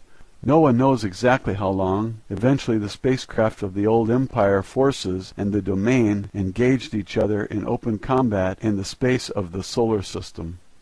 According to Errol, there was a running battle between the old empire forces and the domain until about 1235 AD, when the domain forces finally destroyed the last of the spacecraft of the old empire force in this area. The domain expeditionary force lost many of its own ships in this area during that time also. About 1,000 years later, the old empire base was discovered by accident in the spring of 1914 AD. About 1,000 years later, the old empire base was discovered by accident in the spring of 1914 AD. The discovery was made when the body of the Archduke of Austria was taken over by an officer of the domain expeditionary force. This officer, who was stationed in the asteroid belt, was sent to Earth on a routine mission to gather reconnaissance. The purpose of this takeover was to use the body as a disguise through which to infiltrate human society in order to gather information about current events on Earth. The officer, as an ISB, having greater power than the being inhabiting the body of the Archduke, simply pushed the being out and took over control of the body. However, this officer did not realize how much the Habsburgs were hated by feuding factions in the country, so he was caught off guard when the body of the Archduke was assassinated by the Bosnian student. The officer, or ISB, was suddenly knocked out of the body when it was shot by the assassin. Disoriented, the ISB inadvertently penetrated one of the amnesia force screens and was captured. Eventually, the domain discovered that a wide area of space is monitored by an electronic force field which controls all of the ISBs in this end of the galaxy, including Earth. The electronic force screen is designed to detect ISBs and prevent them from leaving the area. If an ISB attempts to penetrate the force screen, it captures them in a kind of electronic net. The result is that the captured ISB is subjected to very severe brainwashing treatment, which erases the memory of the ISB. This process uses a tremendous electrical shock, just like the Earth psychiatrists use electrical shock therapy to erase the memory and personality of a patient and to make them more cooperative. On Earth, this therapy uses only a few hundred volts of electricity. However, the electrical voltage used by the old empire operation against ISBs is on the order of magnitude of billions of volts. This tremendous shock completely wipes out all the memory of the ISB. The memory erasure is not just for one life or one body. It wipes out all the accumulated experiences of a nearly infinite past, as well as the identity of the ISB. The shock was intended to make it impossible for the ISB to remember who they are, where they came from, their knowledge or skills, their memory of the past, and ability to function as a spiritual entity. They are overwhelmed into becoming a mindless, robotic non-entity. After the shock, a series of post-hypnotic suggestions are used to install false memories and a false time orientation in each ISB. This includes the command to return to the base after the body dies, so that the same kind of shock and hypnosis can be done again and again and again forever. The hypnotic command also tells the patient to forget to remember. What the domain learned from the experience of this officer is that the old empire has been using Earth as a prison planet for a very long time. Exactly how long is unknown, perhaps millions of years. So when the body of the ISB dies, they depart from the body. They are detected by the force screen, they are captured, and ordered by hypnotic command to return to the light. The idea of heaven and the afterlife are part of the hypnotic suggestion, a part of the treachery which makes the whole mechanism work. After the ISB has been shocked and hypnotized to erase the memory of the life just lived, the ISB is immediately commanded hypnotically to report back to the Earth as though they were on a secret mission to inhabit a new body. Each ISB is told that they have a special purpose for being on Earth, but of course there is no purpose for being in a prison, at least not for the prisoner. Any undesirable ISBs who are sentenced to Earth were classified as untouchable by the old empire. This included anyone that the old empire judged to be criminals who are too vicious to be reformed or subdued, as well as other criminals such as sex perverts or beings unwilling to do any productive work. An untouchable classification of ISBs also includes a variety of political prisoners. This includes ISBs who are considered to be non-compliant freethinkers or revolutionaries who make trouble for the governments of the various planets of the old empire. Of course, anyone with a previous military record against the old empire is also shipped off to Earth. A list of untouchables includes artists, painters, singers, musicians, writers, actors, and performers of every kind. For this reason, Earth has more artists per capita than any other planet in the old empire. Untouchables also include intellectuals, inventors, and geniuses in almost every field. Since everything the old empire considers valuable has long since been invented or created over the last few trillion years, they have no further use for such beings.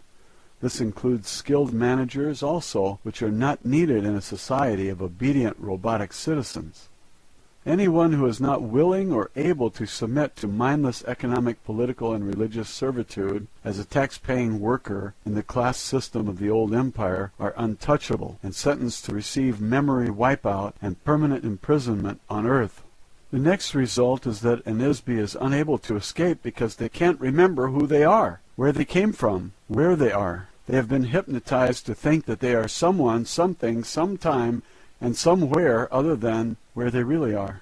The domain officer who was assassinated while in the body of Archduke of Austria was likewise captured by the old empire force. Because this particular officer was a high-powered ISB compared to most, he was taken away to a secret old empire base under the surface of the planet Mars. They put him into a special electronic prison cell and held him there. Fortunately, this domain officer was able to escape from the underground base after 27 years in captivity. When he escaped from the old empire base, he returned immediately to his own base in the asteroid belt.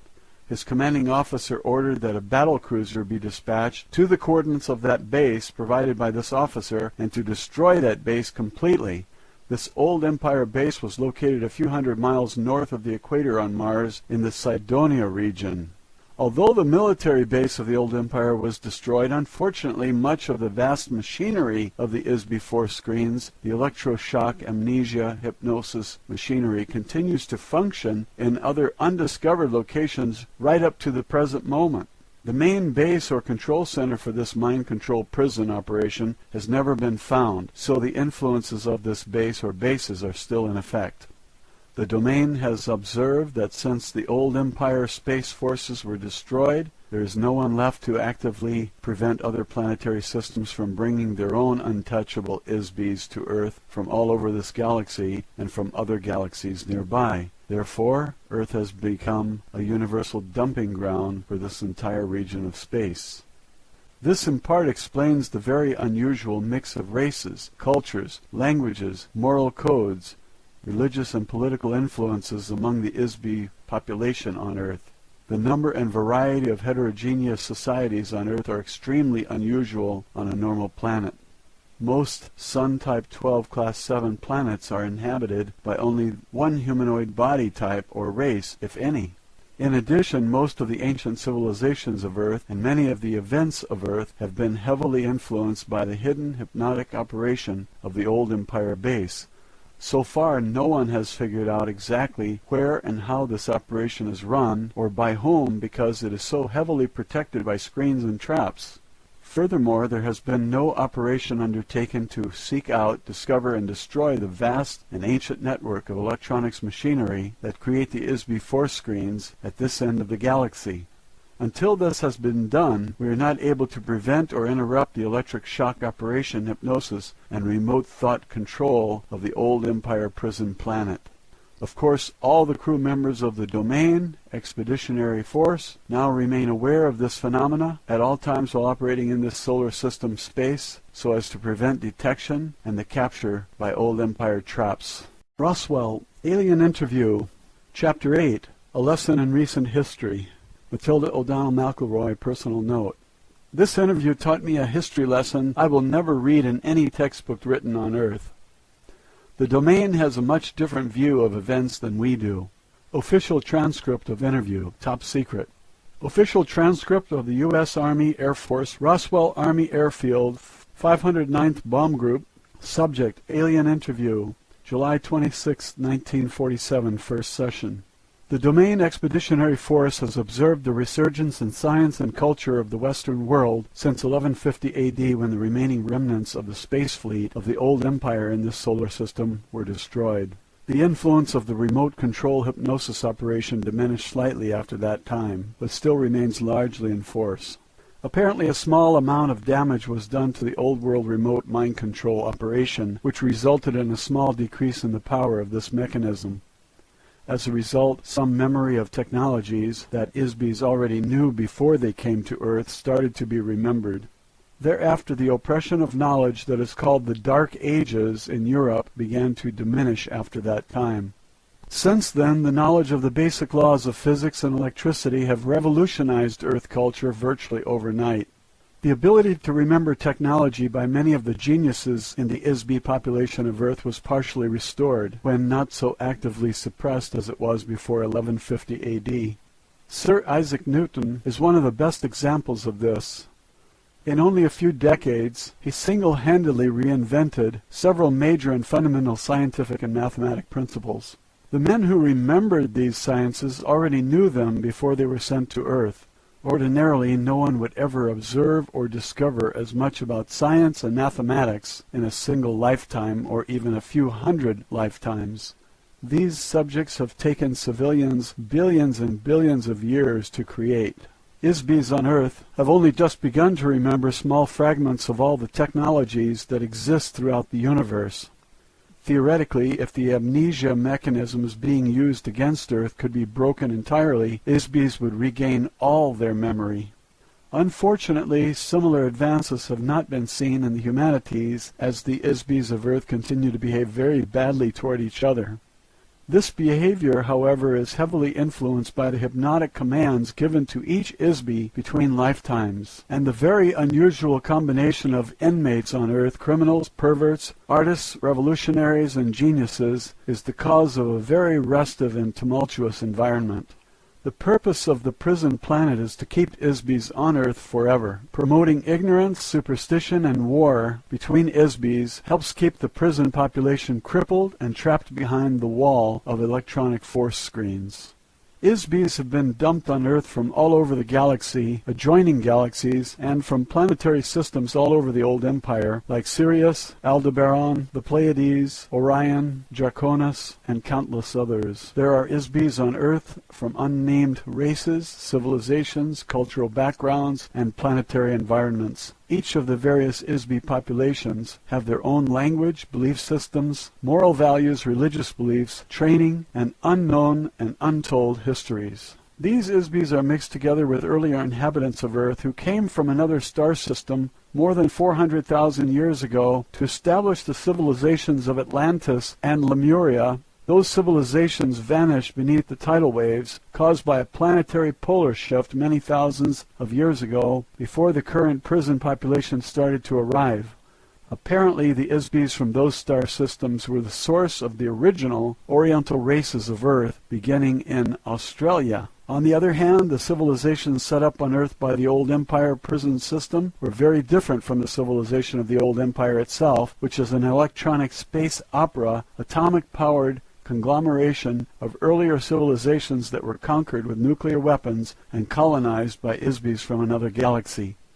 The bureaucracy that controlled the former old empire was from an ancient space opera society run by a totalitarian confederation of planetary governments, regulated by a brutal social, economic, and political hierarchy, with a royal monarch as its figurehead. This type of government emerges with regularity on planets where the citizens abandon personal responsibility for autonomous self-regulation. They frequently lose their freedom to demented Isbis who suffer from an overwhelming paranoia that every other Isbi is their enemy who must be controlled or destroyed. Their closest friends and allies, whom they espouse to love and cherish, are literally loved to death by them. Because such Isbis exist, the domain has learned that freedom must be won and maintained through eternal vigilance and the ability to use defensive force to maintain it.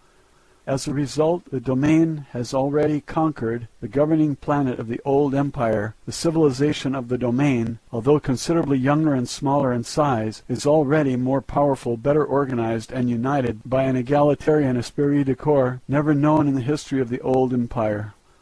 The recently despoiled German totalitarian state on Earth was similar to the old empire, but not nearly as brutal, and about 10,000 times less powerful. Many of the Isbis on Earth are here because they are violently opposed to the totalitarian government, or because they were so psychotically vicious that they could not be controlled by the old empire government. Consequently, the population of Earth is disproportionately comprised of a very high percentage of such beings. The conflicting cultural and ethical moral codes of the Isbis on Earth is unusual in the extreme. The domain conquest of the central old empire planets was fought with electronic cannon. The citizens of the planet forming the core of government for the old empire are a filthy, degraded, slave society of mindless tax-paying workers who practice cannibalism. Violent automotive racetracks and bloody Roman circus-type entertainments are their only amusements. Regardless of any reasonable justification we may have had for using atomic weapons to vanquish the planets of the old empire, the domain is careful not to ruin the resources of those planets by using weapons of crude radioactive force. The current U.S. civilization is beginning to mimic some of the trappings of that civilization, especially in the design of airplanes, automobiles, ships, trains, and telephones. Likewise, buildings in the cities of Earth are thought to be modern or futuristic if their design resembles the architecture of the old empire. The government of the old empire, before being supplanted by the domain, was comprised of beings who possessed a very craven intelligence, very much like the Axis powers during your recent World War. Those beings manifested precisely the same behavior as the galactic government that exiled them to external imprisonment on Earth. They were a gruesome reminder of the ageless maxim that an Isbi will often manifest the treatment they have received from others. Kindness fosters kindness, cruelty begets cruelty. One must be able and willing to use force tempered with intelligence to prevent harm to the innocent. However, extraordinary understanding, self-discipline, and courage are required to effectively prevent brutality without being overwhelmed by the malice that motivated the brutality. Only a demonic, self-serving government would employ a logic or science to conceive that an ultimate solution to any problem is to murder and permanently erase the memory of every artist, genius, skilled manager, and inventor, and cast them into a planetary prison, together with political opponents, killers, thieves, perverts, and disabled beings of an entire galaxy. Once the Isbis expelled from the old empire arrived on Earth, they were given amnesia and hypnotically tricked into thinking that something else had happened to them. The next step was to implant the Isbis into biological bodies on Earth. The bodies became the human populations of false civilizations which were designed and installed in the minds of the Isbis to look completely unlike the old empire. All of the Isbis of India, Egypt, Babylon, Greece, Rome, and medieval Europe were guided to a pattern and build the cultural elements of these societies based on standard patterns developed by the Isbis of many earlier similar civilizations on Sun-type 12 Class 7 planets that have existed for trillions of years throughout the universe. In the earliest times, the Isbis sent to prison Earth lived in India. They gradually spread into Mesopotamia, Egypt, Mesoamerica, Archaea, Greece, Rome, medieval Europe, and to the New World. They were hypnotically commanded to follow the pattern of a given civilization by the old empire prison operators.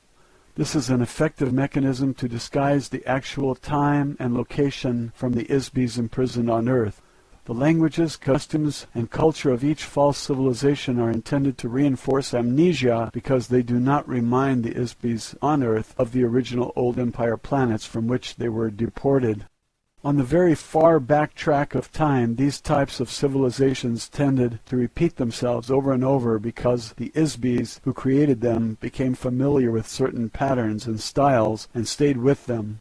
It is a lot of work to invent an entire civilization complete with culture, architecture, language, customs, mathematics, moral values, and so forth.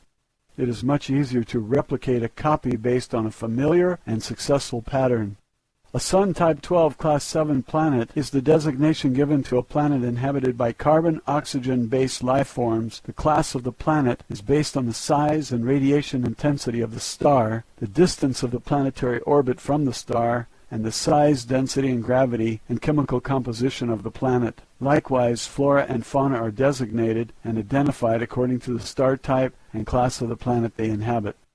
On the average, the percentage of planets in the physical universe with a breathable atmosphere is relatively small. Most planets do not have an atmosphere upon which life forms feed, as on Earth, where the chemical composition of the atmosphere provides nutrition to plants and other organisms which in turn support other life forms. When the domain force brought the Vedic hymns to the Himalayas region 8,200 years ago, some human societies already existed. The Aryan people invaded and conquered India, bringing the Vedic hymns to the area.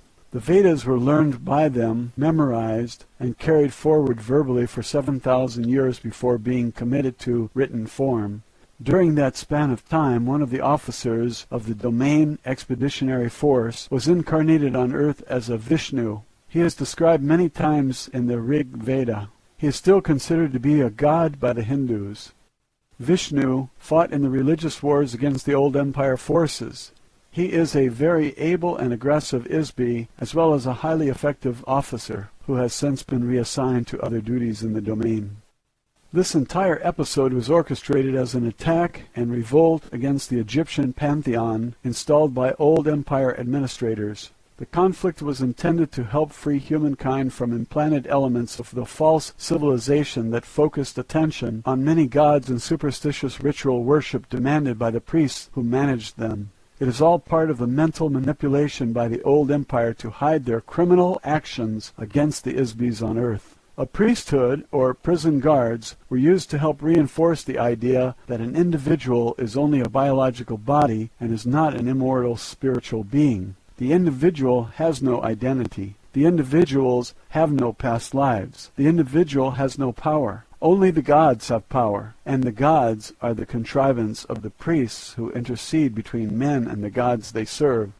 Men are slaves to the dictates of the priests who threaten eternal spiritual punishment if men do not obey them. What else would one expect on a prison planet where all the prisoners have amnesia and the priests themselves are prisoners? The intervention of the domain force on Earth has not been entirely successful due to the secret mind control operation of the Old Empire that still continues to operate. A battle was waged between the Old Empire forces and the domain through religious conquest between 1500 BCE and about 1200 BCE. The domain forces attempted to teach the concept of an individual, immortal spiritual being to several influential beings on Earth. One such instance resulted in a very tragic misunderstanding, misinterpretation, and misapplication of the concept.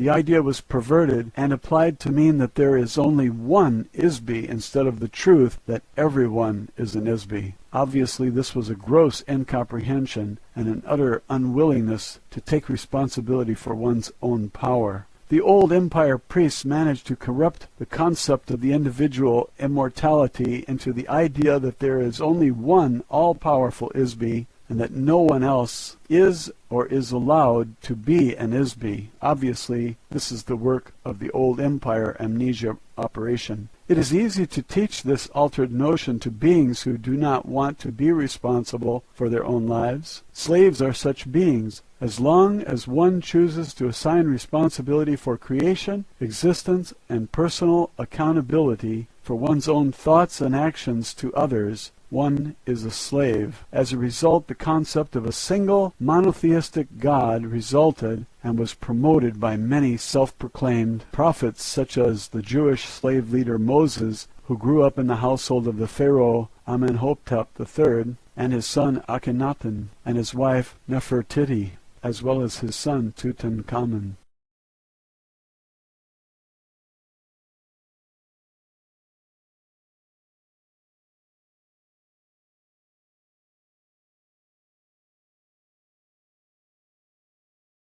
As a result, the concept of a single monotheistic God resulted and was promoted by many self-proclaimed prophets, such as the Jewish slave leader Moses, who grew up in the household of the Pharaoh Amenhotep III, and his son Akhenaten, and his wife Nefertiti, as well as his son Tutankhamun. The attempt to teach certain beings on earth the truth that they are themselves Isbys was part of a plan to overthrow the fictional, metaphorical, anthropomorphic panoply of gods created by the old empire mystery cult called the Brothers of the Serpent, known in Egypt as the Priests of Amun. They were a very ancient secret society within the old empire. The pharaoh, Akhenaten, was not a very intelligent being and was heavily influenced by his personal ambition for self-glorification. He altered the concept of the individual spiritual being and embedded the concept in the sun god Aten. His pitiful existence was soon ended. He was assassinated by Maya and Paranepher, two of the priests of Amun, or Amen, which the Christians still say, who represented the interests of the old empire forces.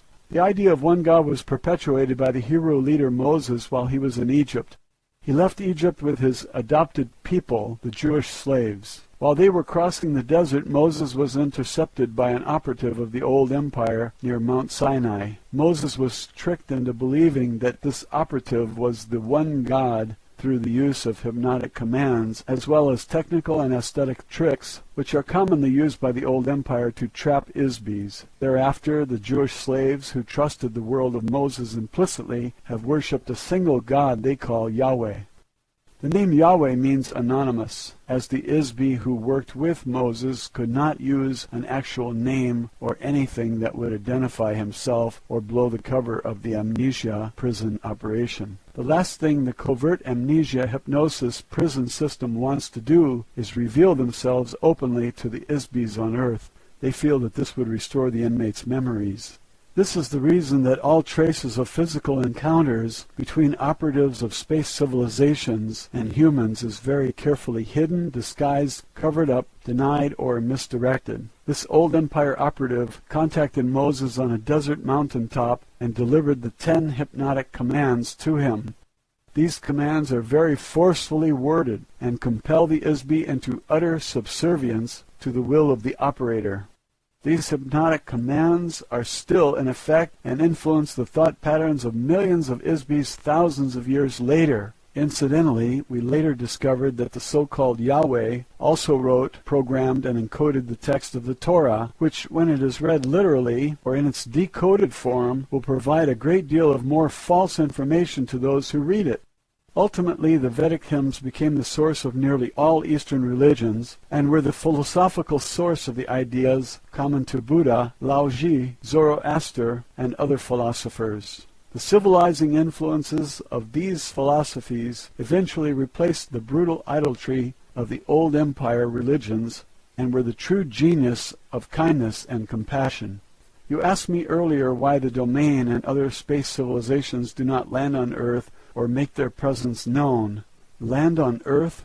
Do you think we are crazy or want to be crazy? It takes a very brave ISB to come down through the atmosphere and land on Earth because this is a prison planet with a very uncontrolled psychotic population, and no ISB is entirely proof against the risk of entrapment, as with the members of the Domain Expeditionary Force who were captured in the Himalayas 8,200 years ago.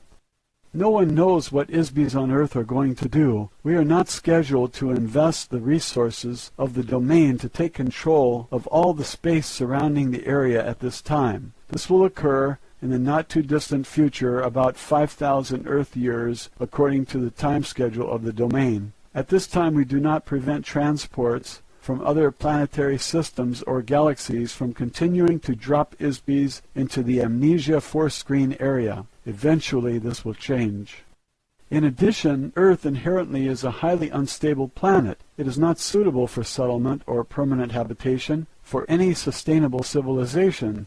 This is part of the reason why it is being used as a prison planet.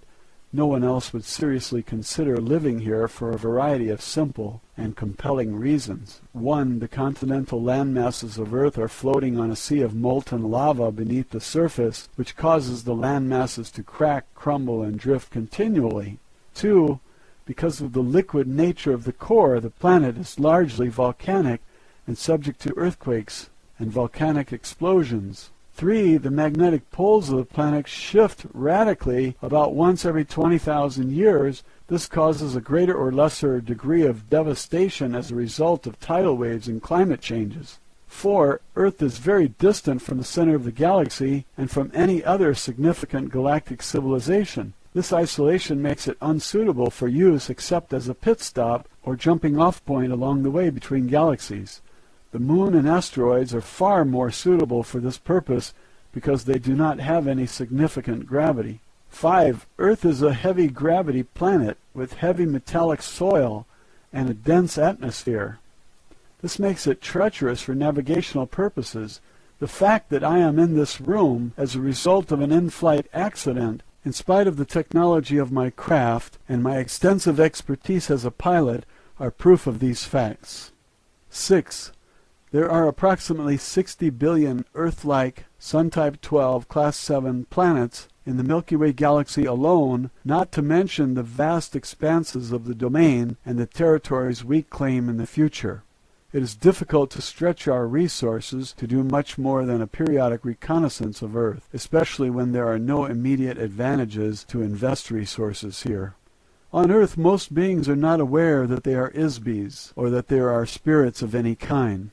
Many other beings are aware of this, but nearly everyone has very limited understanding of themselves as an ISB. One of the reasons for this is that ISBs have been waging war against each other since the beginning of time.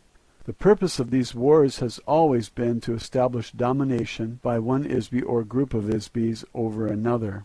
Since an ISB cannot be killed, the objective has been to capture and immobilize ISBs. This has been done in a nearly unlimited variety of ways. The most basic method to capture and immobilize an ISB is through the use of various kinds of traps. ISB traps have been made and put in place by many invading societies, such as the one that established the old empire beginning about 64 trillion years ago. Traps are often set up in the territory of the ISBs being attacked.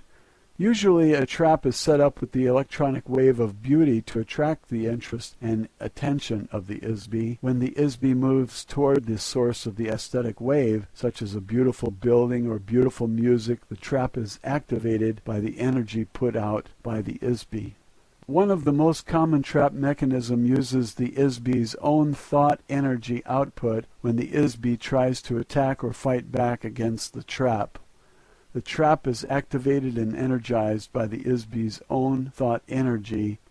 The harder the ISB fights against the trap, the more it pulls the ISB toward it and keeps them stuck in the trap.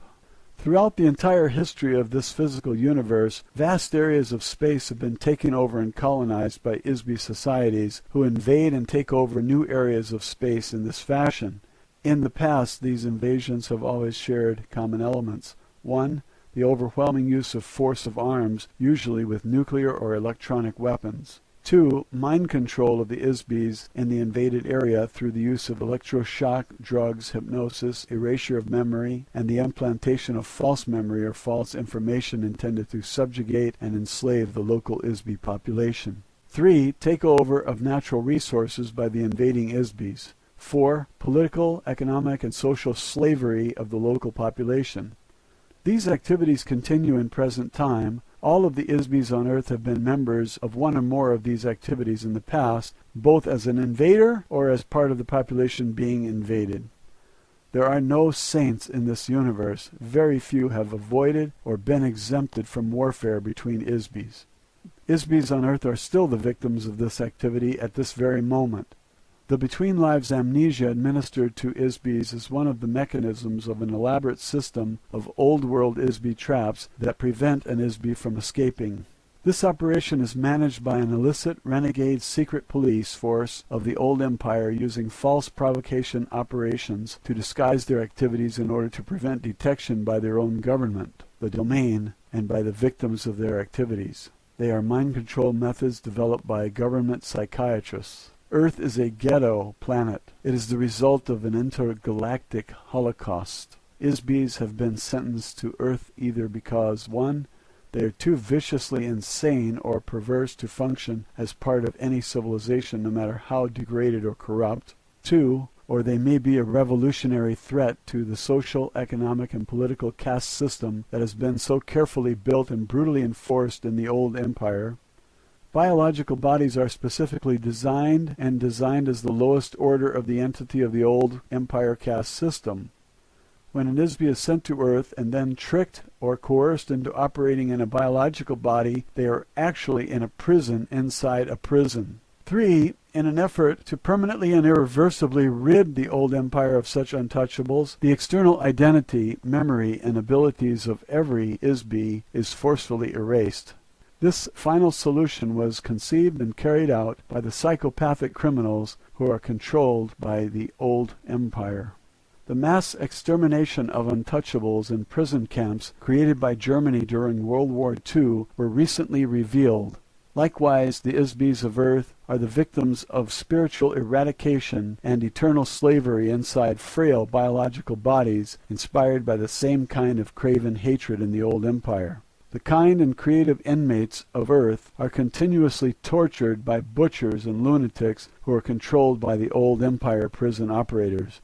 The so-called civilizations of Earth, far from the age of useless pyramids to the age of nuclear holocaust, have been a colossal waste of natural resources, a perverted use of intelligence, and an overt oppression of the spiritual essence of every single ISB on the planet. If the domain sent ships to every corner of the universe in search of hell, their quest could end on Earth. What greater brutality can be inflicted on anyone than to erase the spiritual awareness, identity, ability, and memory that is in the essence of oneself? The domain has as yet been unable to rescue the 3,000 ISBs of the Expeditionary Force Battalion either. They are forced to inhabit biological bodies on Earth. We have been able to recognize and track most of them for the past 8,000 years. However, our attempts to communicate with them are usually futile, as they are unable to remember their true identity. The majority of lost members of the domain force have followed the general progression of Western civilization from India into the Middle East, then to Chaldea and Babylon, into Egypt, through Achaia, Greece, Rome, into Europe, to the Western Hemisphere, and then around the world. The members of the Lost Battalion and many other ISBs on Earth could be valuable citizens of the domain, not including those who are vicious criminals or perverts. Unfortunately, there has been no workable method conceived to emancipate the ISBs from Earth. Therefore, as a matter of common logic as well as the official policy of the domain, it is safer and more sensible to avoid contact with the ISB population of Earth until such time as the proper resources can be allocated to locate and destroy the old empire force screen and amnesia machinery and develop a therapy to restore the memory of an ISB. Roswell, Alien Interview. Chapter 9. A Timeline of Events. Matilda O'Donnell McElroy, Personal Note. For this interview, I took written notes because Errol gave me a lot of dates and names that I couldn't possibly remember without writing them down. I didn't usually take notes, but during this lesson I thought it was important to get the information exactly as she gave it to me. However, I discovered that my note-taking made it much more difficult for me to focus on receiving the communication from Errol. I was sometimes so distracted by my own writing that I lost the train of her thought, so I had to ask her to repeat herself several times. Errol continued to stay in communication with the communications officer on the asteroid belt station, from which she received much of this information. Since Errol was an officer, pilot, and engineer of the domain, and not a historian, she had to get this information from records of reconnaissance missions conducted by other officers of the Domain Expeditionary Force. Official transcript of interview, top secret. The actual history of Earth is very bizarre. It's so nonsensical that it is incredible to anyone on Earth who attempts to investigate it. A myriad of vital information is missing from it. A huge conglomeration of non sequitur relics and mythology has been arbitrarily introduced into it.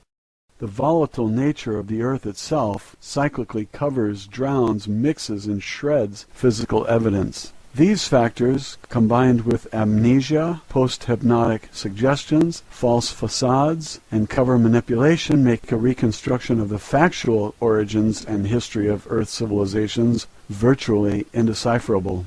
Any investigator, no matter how brilliant, is doomed to wallow in a quagmire of inconclusive assumptions, unworkable hypotheses, and perpetual mystery. Since the domain does not suffer these afflictions, having the advantage of memory, longevity, and an exterior point of view, I will add some clarification to your fragmentary knowledge of the history of Earth. These are some of the dates and events that are not mentioned in Earth history textbooks. These dates are significant because they provide some information concerning the influences of the old empire and of the domain on Earth. Although I have attended several briefings by our mission control personnel on the general background of the Earth within the past few hundred years, I will rely principally on data gathered from records captured after our invasion of the old Empire planetary headquarters. Since that time, the Domain Expeditionary Force has tracked the general progress of events on Earth. As I mentioned, in some cases the domain has chosen to intervene in certain affairs on Earth in order to ensure the success of our long-term expansion plans. Although the domain has no interest in Earth per se, or the population of Isbys on this planet, it does serve our interests to ensure that the resources of Earth are not destroyed or spoiled. To that end, certain officers of the domain have been sent to Earth on reconnaissance missions from time to time to gather information. However, the following dates and events have been extrapolated from the accumulated information in the data files of the domain, at least those that are accessible to me through the Space Station Communications Center. 208,000 BCE. The establishment of the old empire, whose headquarters were located near one of the tail stars of the Ursa Major Big Dipper constellation of this galaxy. The old empire invasion force conquered the area with nuclear weapons sometime earlier. After the radioactivity subsided and the cleanup and restoration were completed, it received the immigration of beings from another galaxy into this galaxy. Those beings set up a society that kept going until about 10,000 years ago, when it was superseded by the domain. Very recently, Earth civilization has come to resemble aspects of that civilization, now that it has fallen out of its immediate control. In particular, the appearance and technology of transportation such as planes, trains, ships, fire engines, and automobiles, as well as what you consider to be modern or futuristic architecture, which emulate the design of buildings in the major cities of the old empire. Before 75,000 BCE, the domain records contain very little information about the civilizations on the continental landmasses of Atlanta and Lemur, except to note that they did coexist on Earth at more or less the same time. Apparently both civilizations were founded by remnants of electronic space opera cultures who fled from their native planetary systems to escape political or religious persecution. The domain knows that a long-standing edict of the old empire prohibits unauthorized colonization of planets. Therefore, it is possible that their destruction was caused by police or military forces who pursued the colonists as criminals and destroyed them. Although this seems a likely supposition, no conclusive evidence exists that explains the complete destruction and disappearance of two entire electronic civilizations. Another possibility is that a massive submarine volcanic eruption in the region of Lake Toba in Sumatra and Mount Krakatoa in Java caused the destruction of Lemur. The floodwaters caused by the eruption overwhelmed all the land masses, including the highest mountains.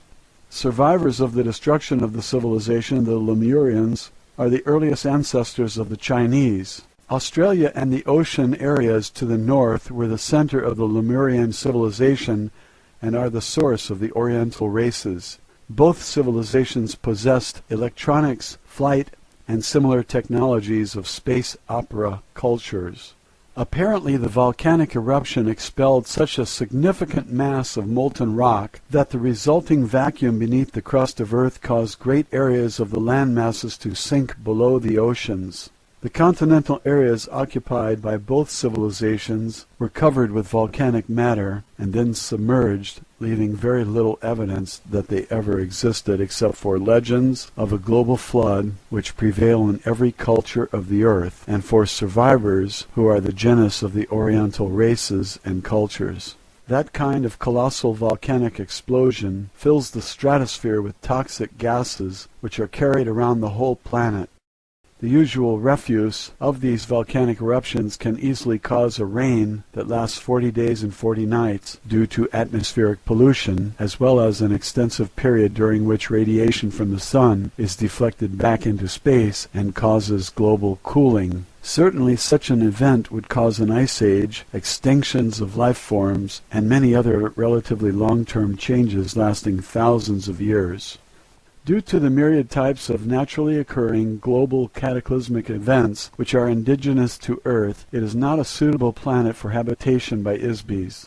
In addition, there have been occasional global cataclysms caused by ISBs, such as the one that destroyed the dinosaurs more than 70 million years ago. That destruction was caused by an intergalactic warfare, during which time Earth and many other neighboring moons and planets were bombarded by atomic weapons. Atomic explosions cause atmospheric fallout much like that of volcanic eruptions. Most of the planets in this sector of the galaxy have been uninhabitable deserts since then. Earth is undesirable for many other reasons: heavy gravity and dense atmosphere, floods, earthquakes, volcanoes, polar shifts, continental drift, meteor impacts, atmospheric and climatic changes, to name a few. What kind of lasting civilization could any sophisticated culture propose to develop in such an environment? In addition, Earth is a small planet of a rim star of a galaxy. This makes Earth very isolated geographically from the more concentrated planetary civilizations which exist toward the center of the galaxy. These obvious facts have made Earth suitable for use only as a zoological or botanical garden, or for its current use as a prison, but not much else. Before 30,000 years BCE, Earth started being used as a dumping ground and prison for ISBs who were judged untouchable, meaning criminal or nonconformists. ISBs were captured, encapsulated in electronic traps, and transported to Earth from various parts of the old empire. Underground amnesia stations were set up on Mars and on Earth in the Rwenzori Mountains in Africa, in the Pyrenees Mountains of Portugal, and in steppes of Mongolia. These electronic monitoring points create force screens designed to detect and capture ISBs when the ISB departs the body at death. ISBs are brainwashed using extreme electronic force in order to maintain Earth's population in a state of perpetual amnesia. Further population controls are installed through the use of long-range electronic thought control mechanisms. These stations are still in operation, and they are extremely difficult to attack or destroy, even for the domain, which will not maintain a significant military force in this area until a later date. The pyramid civilizations were intentionally created as a part of the ISB prison system on Earth. The pyramid is alleged to be the symbol for wisdom. However, the wisdom of the old empire on planet Earth is intended to operate as part of the elaborate amnesia trap consisting of mass, meaning, and mystery. These are opposite to the qualities of an immortal spiritual being which has no mass or meaning. An ISB is solely because it thinks that it is. Mass represents the physical universe, including objects such as stars, planets, gases, liquids, energy particles, and teacups. The pyramids were very, very solid objects, as were all the structures created by the old empire. Heavy, massive, dense, solid objects create the illusion of eternity.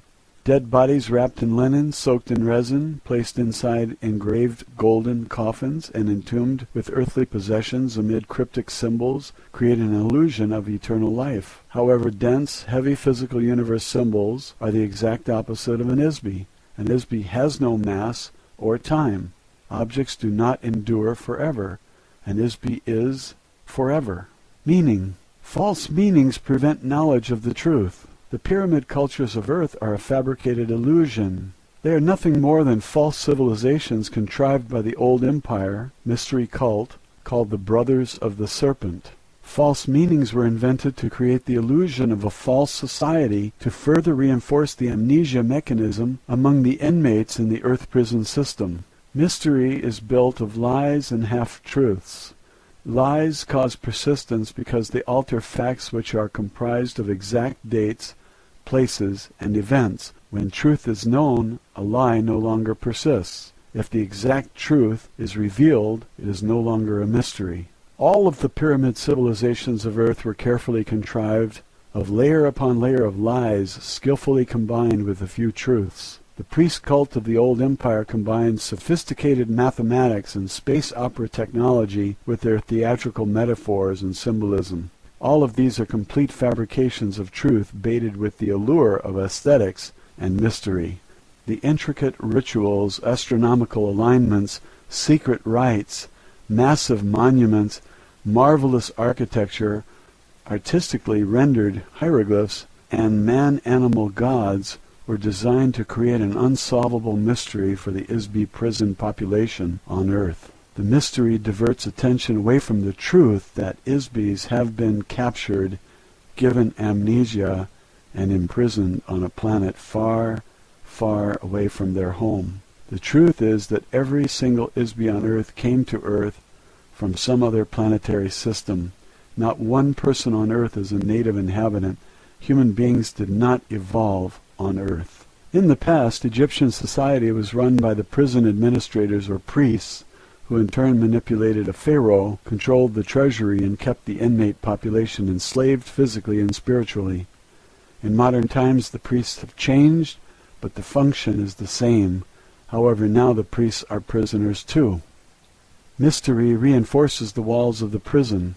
The old empire feared that the ISBEs on Earth might regain their memory. Therefore, one of the primary functions of the old empire priesthood is to prevent ISBEs on Earth from remembering who they really are, how they came to Earth, where they came from. The old empire operators of the prison system and their superiors do not want ISBEs to remember who murdered them, captured them, stole all of their possessions, sent them to Earth, gave them amnesia, and condemned them to eternal imprisonment. Imagine what would happen if all the inmates in the prison suddenly remembered that they have the right to be free. What if they suddenly realize that they have been falsely imprisoned and rise up as one against the guards? They are afraid to reveal anything that looks like the civilization of the inmates' home planets. A body, a piece of clothing, a symbol, a spaceship, an advanced electronics device, or any other remnant of civilization from a home planet could remind a being and rekindle his memory. Sophisticated technologies of entrapment and enslavement, which were developed over millions of years in the old empire, have been applied to the ISBEs on Earth with the intention to create a false facade for the prison. These facades were installed on Earth in totality all at once. Every piece is a fully integrated part of the prison system. This includes a religion of mumbo-jumbo doublespeak. Every pyramid civilization uses this as part of a control mechanism to keep the population enslaved by force, by fear, and by ignorance.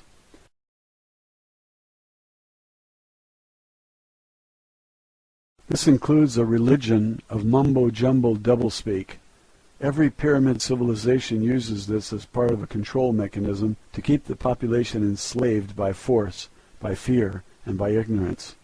The indecipherable muddle of irrelevant information, geometric designs, mathematical calculation, astronomical alignments are part of the false spirituality based on solid objects rather than immortal spirits, in order to confuse and disorient the Isbis on earth. When the body of a person died, they were buried with their earthly possessions, including their former body wrapped in linen, to sustain their soul, or ka, after death. An Isbi does not have a soul. An Isbi is a soul. On the home planet of an Isbi, their material possessions were not lost, stolen, or forgotten when the being died or left the body. An Isbi could return and claim the possessions. However, if the Isbi has amnesia, they will not remember that they had any possession. So governments, insurance companies, bankers, family members, and other vultures can pick their possessions clean without fear of retribution from the deceased. The only reason for these false meanings is to instill the idea that an Isbi is not a spirit but a physical object. This is a lie. This is a trap for an Isbi. Countless people have spent endless hours attempting to solve the jigsaw puzzle of Egypt and other old empire civilizations. They are puzzles made of pieces that do not fit. A question states its own answer. What is the mystery of Egypt and other pyramid cultures? Mystery. Circa 15,000 BCE. The old empire forces supervised the construction of hydraulic mining operations in the Andes Mountains in present-day Bolivia near Lake Titicaca, Lake of 10 Stones, at Tiwanaku, including construction of the massive stone complex of carved stone buildings known as Kalasasaya and its Gate of the Sun at the elevation of nearly 14,000 feet. 11,600 BCE. The polar axis of Earth shifted. The polar axis of Earth shifted to a sea area. The last ice age came to an end abruptly as the polar ice caps melted and the level of the ocean rose to submerge large sections of the land masses of Earth. The last remaining vestiges of Atlantis and Lemuria were covered by water. Massive extinctions of animals occurred in the Americas, Australia, and the Arctic regions due to the shift of the poles. 10,450 BCE. Plans were made by the old empire Isbi called Thoth for construction of a great pyramid of Giza. The 4 air shafts of the pyramid point precisely to key stars in the old empire as seen from Giza this year. The alignment of the pyramids of Giza on the ground matches perfectly the alignment of the constellation of Orion as seen in the sky from Giza relative to the Nile as the earthly representation of the Milky Way in the sky. 10,400 BCE. According to the Earth historian Herodotus, records from the ruined civilizations of Atlantis containing electronic technology and other technology of that society were buried in a vault beneath the paws of the Sphinx. The Greek historian wrote that he was told about this by some of his friends who were priests of Anu, the Sumerian god, at the Egyptian city of Heliopolis. However, it is highly unlikely that any traces of an electronic civilization would be allowed to be left intact on Earth by the old empire prison system administrators. 8,212 BCE. The Veda or Vedic hymns are a set of religious hymns that were introduced to the societies of Earth. They came forward in spoken tradition, memorized from generation to generation. The hymn to the dawn child includes an idea called the cycle of the physical universe, the creation, growth, conservation, decay, and death, or destruction of energy and matter in a space. These cycles produce time. The same set of hymns describes the theory of evolution. Here is a tremendous body of knowledge which contains a great deal of spiritual truth. Unfortunately, it has been incorrectly evaluated by humans and altered with lies and reversals of fact by priests, which are a booby trap to prevent anyone from using the wisdom to discover a way to escape from the prison planet. 8050 BCE. Destruction of the old empire home planet government in this galaxy. This was the end of the old empire as a political entity in the galaxy. However, the vast size of the old empire will take many thousands of years for the domain to conquer completely.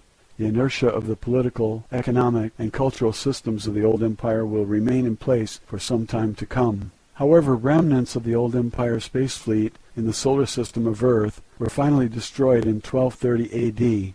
In addition to operatives of the old empire who run the Earth prison operation, there were other beings from the old empire who came to Earth. Since Earth was no longer under the control of the old empire, after their defeat by the domain forces, there was no police force to control military renegades, space pirates, miners, merchants, and entrepreneurs who came to Earth to exploit the resources of the planet for personal gain and many other nefarious reasons. For example, the history of the earth according to the Jewish people describes the Nephilim. Chapter 6 of the book of Genesis describes the origin of Nephilim. Now it came about, when men began to multiply on the face of the land, and daughters were born to them, that the sons of God saw that the daughters of men were beautiful, and they took wives for themselves, whomever they choose.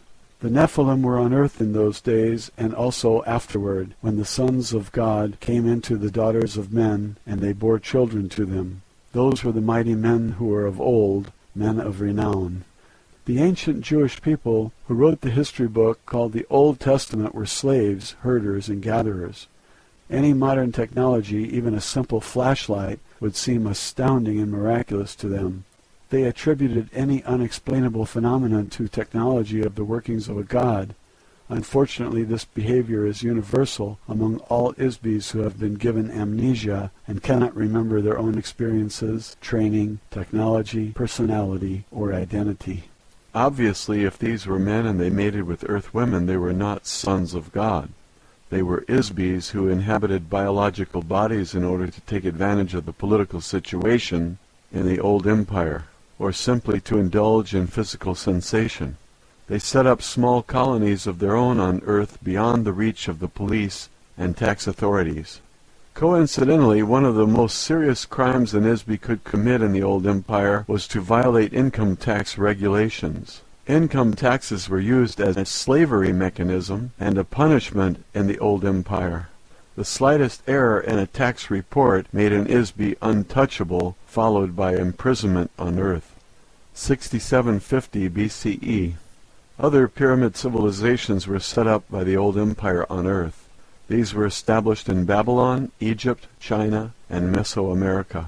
The Mesopotamian area provided service facilities, communication stations, spaceports, and stone quarry operations for these false civilizations.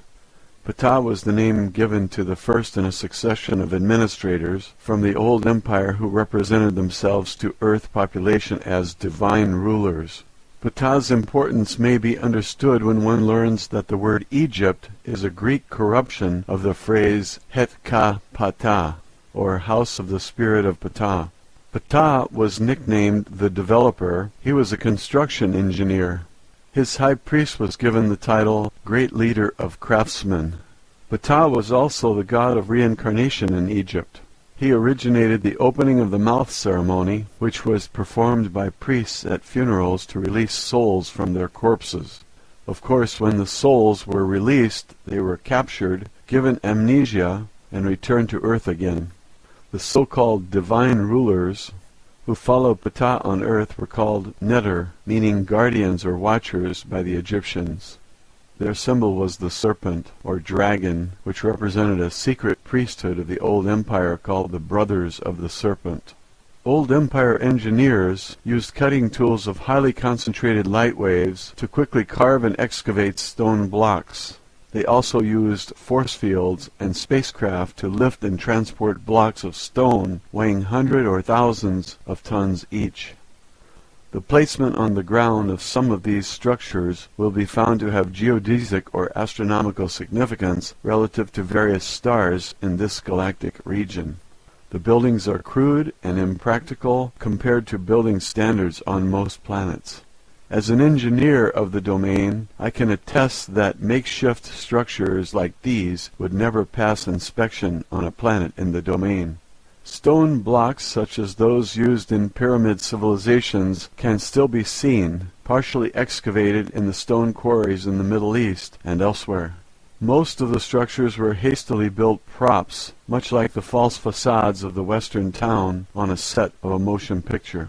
They appear to be real and to have some use or value. However, they have no value. They have no useful purpose. The pyramids and all of the other stone monuments erected by the old empire could be called mystery monuments. For what reason would anyone waste so many resources to construct so many useless buildings, to create a mysterious illusion? The fact of the matter is that each one of the divine rulers were Isbis who served as operatives of the old empire. They were certainly not divine, although they were Isbis. 6248 BCE. The beginning of active warfare between the Domain Space Command and the surviving remnants of the old Empire space fleet in this solar system that lasted nearly 7,500 years. It began when an installation was established in the Himalaya Mountains by a battalion of the 3,000 officers and crew members of the Domain Expeditionary Force. The installation was not fortified, as the Domain was not aware that the old Empire maintained Earth as a prison planet. The Domain installation was attacked and destroyed by space forces of the old Empire, who continued to operate in the solar system of Earth. Isbis of the Domain Battalion were captured, taken to Mars, given amnesia, and sent back to Earth to inhabit human biological bodies. They are still on Earth. 5965 BCE. Investigations into the disappearance of Domain forces in this solar system led to the discovery of old Empire bases on Mars and elsewhere. The Domain took over the planet Venus as a defensive position against the space forces of the old Empire. The Domain Expeditionary Force also monitors life forms on Venus, which has a very dense, hot, heavy atmosphere of sulfuric acid clouds. There are few life forms on Earth that can endure an atmospheric environment like Venus. The Domain also established secret installations or space stations in the Earth's solar system. This solar system has a planet that is broken up, the asteroid belt. It provides a very useful low-gravity platform for takeoff and landing of spacecraft. It is used as a galactic jump between the Milky Way and adjoining galaxies. There aren't any planets at this end of the galaxy that can serve as a good galactic entering spot for incoming transport and other ships. But this broken-up planet makes a very ideal space station. As a result of our war against the old Empire, this area of the solar system is now a valuable possession of the Domain. 3450 to 3100 BCE. The intervention into the affairs of Earth by the old Empire operatives, or divine gods, was disrupted at this time by the Domain forces. They were forced to replace themselves with human rulers. The first dynasty of human pharaohs, who united Upper and Lower Egypt, began with the rule of a pharaoh who coincidentally was named Men. He established the capital city called Men-Nefer, the beauty of men, in Egypt. This started the first succession of 10 human pharaohs and a period of 350 years of chaos that followed in the administrative ranks of the old empire. 3200 BCE. As I mentioned earlier, Earth was under attack between the Domain and the old empire forces during this period. Of course, this does not make any sense to archaeologists or historians on Earth, because the Egyptian period is a space opera era period. Since Earth historians have amnesia, they assume that this was only a religious period. Further, because the technology and civilizations installed on Earth during this period were pre-packaged, they did not evolve on Earth. Of course, there is no evidence anywhere on Earth of an evolutionary transition which resulted in sophisticated mathematics, language, writing, religion, architecture, cultural traditions in Egypt, or any of the pyramid civilizations. These cultures, complete with all the details of racial body types, hairstyles, facial makeup, rituals, moral codes, and so forth, just appeared as complete integrated packages. The physical evidence suggests that all evidence of the intervention of the Domain or the old empire forces or any other extraterrestrial activity has been carefully cleaned up so as not to create suspicion. The old empire force does not want the Isbis of Earth to suspect that they have been captured, transplanted to Earth, and brainwashed. So Earth historians continue to assume that Egyptian priests were not supposed to have ray guns or other technology of the old empire, and they suppose that there was nothing going on Earth except some priests walking around saying Amen, which the Christians still say.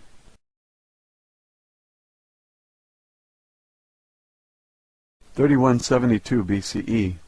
Layout of the astronomical grid that joins the key mining sites and astronomical buildings of the gods in the Andes Mountains, such as Tiwanaku, Cusco, Quito, the cities of Ollantaytambo, Machu Picchu, and Pachacamac for the mining of rare metals, including tin for use in making bronze. Metals were the property of the gods, of course. A great variety of entrepreneurial mining was done on Earth at that time, due to the war between the old Empire force and the Domain. These miners did carve a few sculptures of themselves. They were seen wearing mining helmets. The Ponce Stella sculpture in the sunken courtyard of the Kalasasaya temple is a crude rendering of a stone worker using an electronic light wave emitting stone cutter and carving tools held in a holster. The old empire has also maintained mining operations on planets throughout the galaxy for a very long time. The mineral resources of Earth are now a property of the Domain. 2450 BCE. The Great Pyramid and complex of Pyramid near Cairo were completed. An inscription created by the old empire administrators can be seen in the so-called pyramid texts. The texts say that the pyramid was built under the direction of Thoth, son of Ptah. Of course, there was never a king buried in the chamber, since the pyramids were never intended to be used as a burial chamber.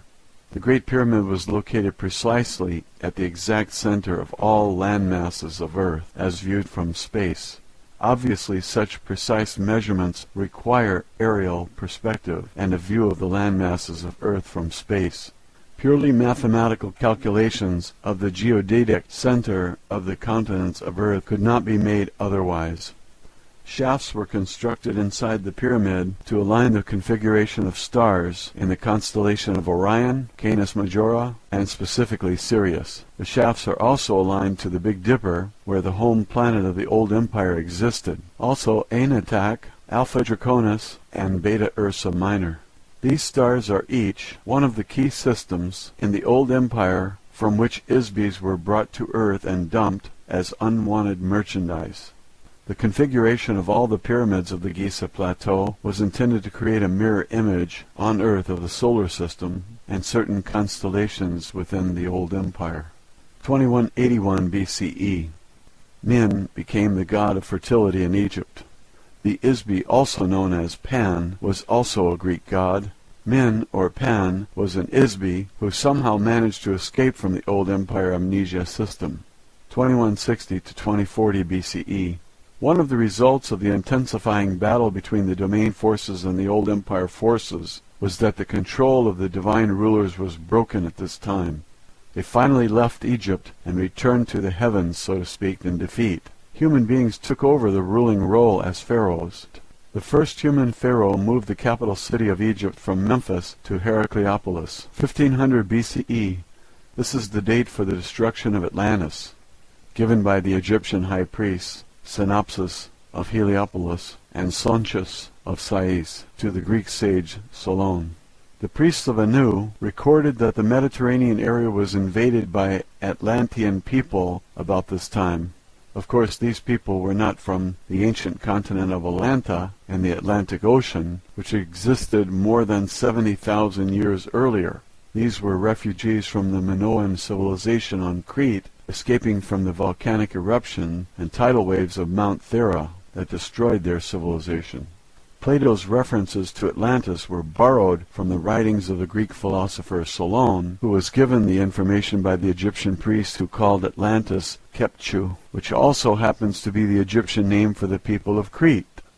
Some of the survivors of the Minoan volcanic disaster asked Egypt for help, since they were the only other civilization with high culture in the Mediterranean area at the time. 1351 BCE to 1337 BCE. The Domain Expeditionary Force actively waged a war of religious conquest against the Egyptian mystery cult called the Priest of Amun, also known as the Old Empire Brothers of the Serpent.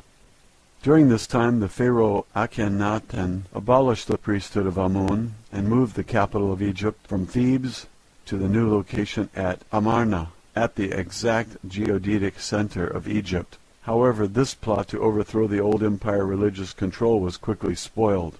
1193 BCE.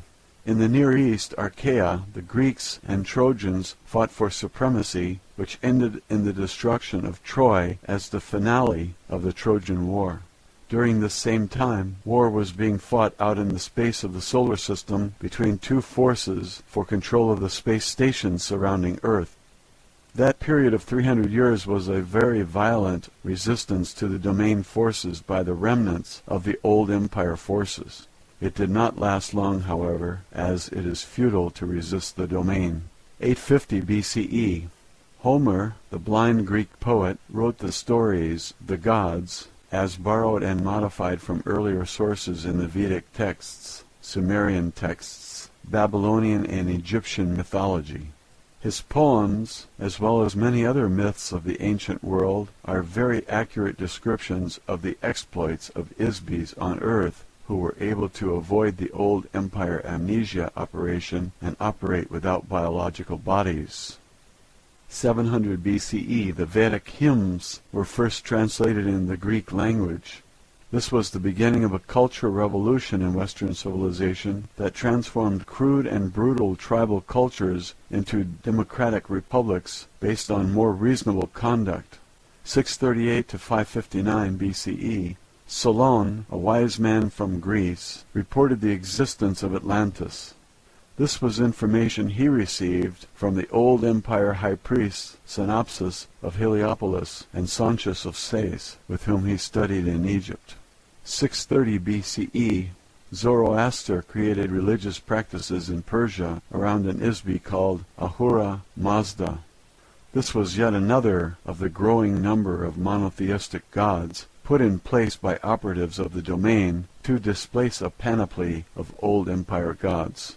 604 BCE, Lao Ji, a philosopher who wrote a small book called The Way, was an Isbi of great wisdom who overcame the effects of the old empire amnesia, hypnosis machinery, and escaped from Earth. His understanding of the nature of an Isbi must have been very good to accomplish this. According to the common legend, his last lifetime as a human was lived in a small village in China. He contemplated the existence of his own life. Like Gautama Siddhartha, he confronted his own thoughts and past lives. In doing so, he recovered some of his own memory, ability, and immortality. As an old man, he decided to leave the village and go to the forest to depart the body. The village gatekeeper stopped him and begged him to write down his personal philosophy before leaving. Here is a small piece of the advice he gave about the way he rediscovered his own spirit. He who looks will not see it. He who listens will not hear it. He who gropes will not grasp it.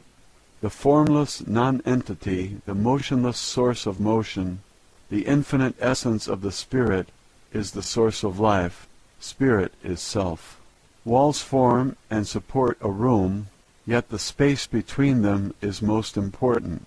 A pot is formed of clay, yet the space formed therein is most useful. Action is caused by the force of nothing on something, just as the nothing of spirit is the source of all form. One suffers great afflictions because one has a body. Without a body, what afflictions could one suffer? When one cares more for the body than for his own spirit, one becomes the body and loses the way of the spirit. The self, the spirit, creates illusion. The delusion of man is that reality is not an illusion. One who creates illusions and makes them more real than reality follows the path of the spirit and finds the way of heaven. 593 BCE, the Genesis story written by the Jewish people, described angels or sons of God mating with women of earth who bore them children. These were probably renegades from the old empire.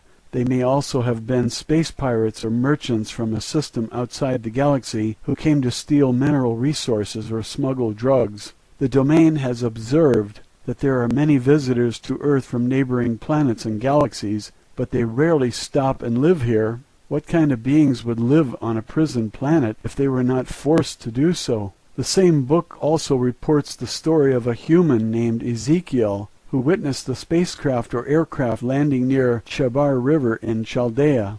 His description of the craft uses very archaic language, technically, but is nevertheless quite an accurate description of an old empire saucer or scout craft. It is similar to the sightings of Vimanas by the people in the foothills of the Himalayas. Their Genesis story also mentions that Yahweh designed biological bodies to live for 120 years on Earth. Biological bodies on most Sun-type 12 Class 7 planets are usually engineered to last for an average of about 150 years. Human bodies on Earth last only about one-half as long. We suspect this is because the prison administrators have altered the biological material of human bodies on Earth to die more frequently so that the Isbis who inhabit them will recycle through the amnesia mechanism more frequently. It should be noted that much of the Old Testament was written during the captivity of the Jews who were enslaved in Babylon, which was very heavily controlled by priests of the Old Empire. The book introduces a false sense of time and a false concept of the origin of the creation. The serpent is the symbol of the Old Empire. It appears in the beginning of their creation story, or as the Greeks say, Genesis, and causes the spiritual destruction of the first human beings, who are metaphorically represented by Adam and Eve. The Old Testament, clearly influenced by the Old Empire forces, gives a detailed description of the Isbis being induced into biological bodies on Earth. This book also describes many of the Old Empire brainwashing activities, including the installation of false memories, lies, superstitions, commands to forget, and all manner of tricks and traps designed to keep Isbis on Earth. Most importantly, it destroys the awareness that humans are immortal spiritual beings. 580 BCE. The oracle at Delphi was one temple in a network of many oracle temples. Each temple was a communication center. The Old Empire priests designated a local god for each temple. Each of the temples in this network were located at precisely 5 degrees of latitude intervals from the capital city of Thebes throughout the Mediterranean area as far north as the Baltic Sea. The shrines served, among other things, as a grid housing electronic beacons, later called omphalos stones. The grid arrangement of the oracle sites can only be seen from miles above the Earth. The original network of electronic communications beacons were displayed when the priesthood was dispersed and were replaced by carved stones. The symbol of the Old Empire priesthood is the python, dragon, or serpent. It was called the earth dragon at Delphi, which is always represented in sculpture and vase paintings as a serpent. In Greek mythology, the guardian of the omphalos stone at the temple at Delphi was an oracle whose name was Python, the serpent. She was an Isbi, who was conquered by a god named Apollo. He buried her under the omphalos stone. This is a case of one god setting up his temple on the grave of another. This is a very accurate euphemism for the domain force that detected and disabled the Old Empire temple network on Earth. It was one of the fatal blows to the Old Empire force in the solar system of Earth. 559 BCE, the commanding officer of the Domain Battalion, who was lost in 5965 BCE, was detected and located by a search party sent to Earth from the Domain Expeditionary Force. He was incarnated as Cyrus II of Persia during this time. A unique system of organization was used by Cyrus II and the members of that battalion who followed him from India through his progression of human lives on Earth. In part, it enabled them to build the largest empire in the history of the Earth to that date. The Domain search party who located him traveled around the Earth searching for the lost battalion for several thousand years. The party consisted of 900 officers of the Domain, divided into teams of 300 each. One team searched the land, another team searched the oceans, and the third team searched the space surrounding Earth. There are many reports made in various human civilizations concerning their activities, which humans did not understand, of course. The Domain search party devised a wide variety of electronic detection devices needed to track the electronic signature or wavelength of each of the missing members of the battalion. Some were used in space, others on land, and special devices were invented to detect Isbis underwater. One of these electronic detection devices is referred to as a tree of life. The device is literally a tool designed to detect the presence of life, which is an Isbi. This was a large electronic screen generator designed to permeate wide areas. To the ancient humans on Earth, it resembled a sort of tree, since it consists of an interwoven lattice of electronic field generators and receivers. The electronic field detects the presence of ISBs, whether the ISB is occupying a body or if they are outside a body. A portable version of this detection device was carried by each of the members of the domain search party. Stone carvings in Sumeria showed winged beings using pine cone-shaped instruments to scan the bodies of human beings. They are also shown carrying the power unit for the scanner, which are depicted as stylized baskets or water buckets being carried by eagle-headed winged beings. Members of the aerial unit of the domain search party, led by Ahura Mazda, were often called winged gods in human interpretations. Throughout the Persian civilization there are a great many stone relief carving that depict winged spacecraft that they called a Faravahar. Members of the aquatic unit of the domain search party were called Ons by local humans. Stone carvings of the so-called Ons are shown wearing silver diving suits. They lived in the sea and appeared to the human population to be men dressed to look like fish. Some members of the Lost Battalion were found in the oceans inhabiting the bodies of dolphins or whales. On land, the domain search party members were referred to as Anunnaki by the Sumerians and Nephilim in the Bible. Of course, their true mission and activities were never disclosed to Homo sapiens. Their activities have been purposely disguised. Therefore, the human stories and legends about the Anunnaki and the other members of the domain search party have not been understood and were badly misinterpreted. In the absence of complete and accurate data, anyone observing a phenomenon will assume or hypothesize explanations in an attempt to make sense of the data. Therefore, although mythology and history may be based on factual events, they are likewise full of misunderstood and misinterpreted evaluations of the data and embellished with assumptions, theories, and hypotheses which are false. The space unit of the Domain Expeditionary Force are shown flying in a winged disc.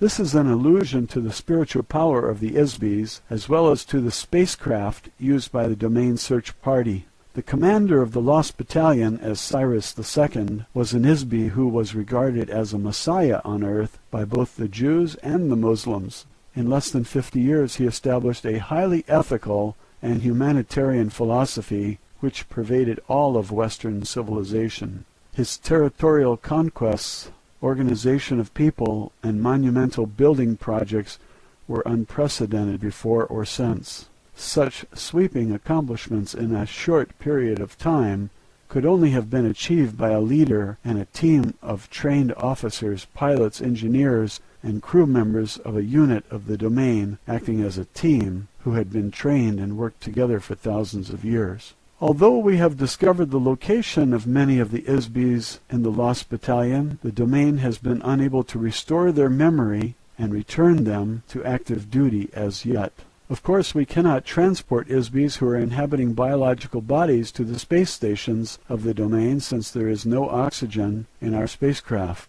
Also, we do not maintain life support facilities for biological entities there. Our only hope has been to locate and rekindle the awareness, memory, and identity of the ISBs of the Lost Battalion. One day they will be capable of rejoining us. 200 BCE. The last remnant of the old empire, pyramid civilization, is at Teotihuacan. The Aztec name means place of the gods, or where the men were transformed into gods. Like the astronomical configuration of the Giza pyramids in Egypt, the entire complex is a precise scale model of the solar system that accurately reflects the orbital distances of the inner planets, the asteroid belt, Jupiter, Saturn, Uranus, Neptune, and Pluto. Since the planet Uranus had only been discovered with the modern Earth telescopes in 1787, and Pluto not until 1930, it is apparent that the builders had information from other sources. A common element of the pyramid civilizations around the Earth is the constant use of the image of the snake, dragon, or serpent. This is because the beings who planted these civilizations here want to create an illusion that the gods are reptilian. This is also part of an illusion designed to perpetuate amnesia. The beings who placed false civilizations on Earth are ISBs just like you. Many of the biological bodies inhabited by ISBs and the Old Empire are very similar in appearance to the bodies on Earth. The gods are not reptiles, although they often behave like snakes. 1034 to 1124 AD. The entire Arab world was enslaved by one man, Hassan ibn al-Sabah, the old man of the mountain. He established the Hashashin, who operated apart Mohammedanism, which controlled by terror and fear much of India, Asia Minor, and most of the Mediterranean basin. They became a priesthood that used an extremely effective mind control mechanism, an extortion tool that enabled the assassins to control the civilized world for several hundred years. Their method was simple. Young men were kidnapped and knocked unconscious with hashish. They were taken to a garden filled with beautiful black-eyed houris, in a harem decorated with rivers of milk and honey. The young men were told that they were in paradise. They were promised they could return and live there forever if they sacrificed themselves as an assassin of whomever they were commanded to kill. The men were knocked out again and shoved out of the world to carry out the assassination mission. Meanwhile, the old man of the mountain sent a messenger to the caliph, or whatever wealthy ruler from whom they demanded a payment, demanding camel loads of gold, spices, incense, or other valuables. If payment did not arrive on time, the assassin would be sent to kill the offending party. There was virtually no defense against the unknown assailant, who wanted nothing more than to carry out his mission, be killed, and return to heaven. This is a very crude example of how simple and effective a brainwashing and mind control operation can be when it is used skillfully and forcefully. It is a small-scale demonstration of how the amnesia mind control operation is used against the entire Isbi population of Earth by the Old Empire. 1119 AD, the Knights Templar was established as a Christian military unit after the First Crusade, but quickly transformed into the basis for the international banking system to accumulate money to conduct the agenda of operatives for vestiges of the Old Empire on Earth. 1135 to 1230 AD, the Domain Expeditionary Force completed the annihilation of the remaining remnants of the Old Empire space fleet operating in the solar system around Earth. Unfortunately, their long-established thought control operation remains largely intact. 1307 AD, the Knights Templar was disbanded by King Philip IV of France, who was deeply in debt to the order. He pressured Pope Clement V to condemn the order's members, have them arrested, tortured them into giving false confessions, and burned them at the stake in an effort to erase his debt by seizing all of their wealth. The majority of the Templars fled to Switzerland, where they established an international banking system which secretly controls the economy of Earth. Old Empire operatives act as an unseen influence on international bankers. The banks are operated covertly as an on-combatant provocateur to covertly promote and finance weapons and warfare between the nations of Earth. Warfare is an internal mechanism of control over the inmate population. The purpose of the senseless genocide and carnage of wars financed by these international banks is to prevent the Isbis of Earth from sharing open communication, cooperate together in activities that might enable Isbis to prosper, become enlightened, and escape their imprisonment. Roswell, Alien Interview, Chapter 10, A Lesson in Biology. Matilda O'Donnell McElroy. Personal note: my debrief was also tape recorded as a backup and to add clarification to the stenographic notes. I debriefed immediately after my interview so that everything that was said was still fresh in my mind. When I recounted these stories to the gallery stenographer, I was still reeling a bit. The perspective on Earth history from the point of view of the domain is very strange, to say the least. I wasn't sure if my uncomfortable feeling came from being disoriented or if it came from being reoriented. Either way, I felt unsteady and confused. Yet at the same time, there was a ring of truth to it. I was elated and incredulous at the same time. The stenographer looked askance at me more than a few times as she recorded the history lesson I passed on to her. I'm sure she thought I'd lost my mind. Maybe she was right. However, if my mind had been filled with hypnotic suggestions and false memories by the Old Empire, as Errol suggested, perhaps losing my mind would be a good idea.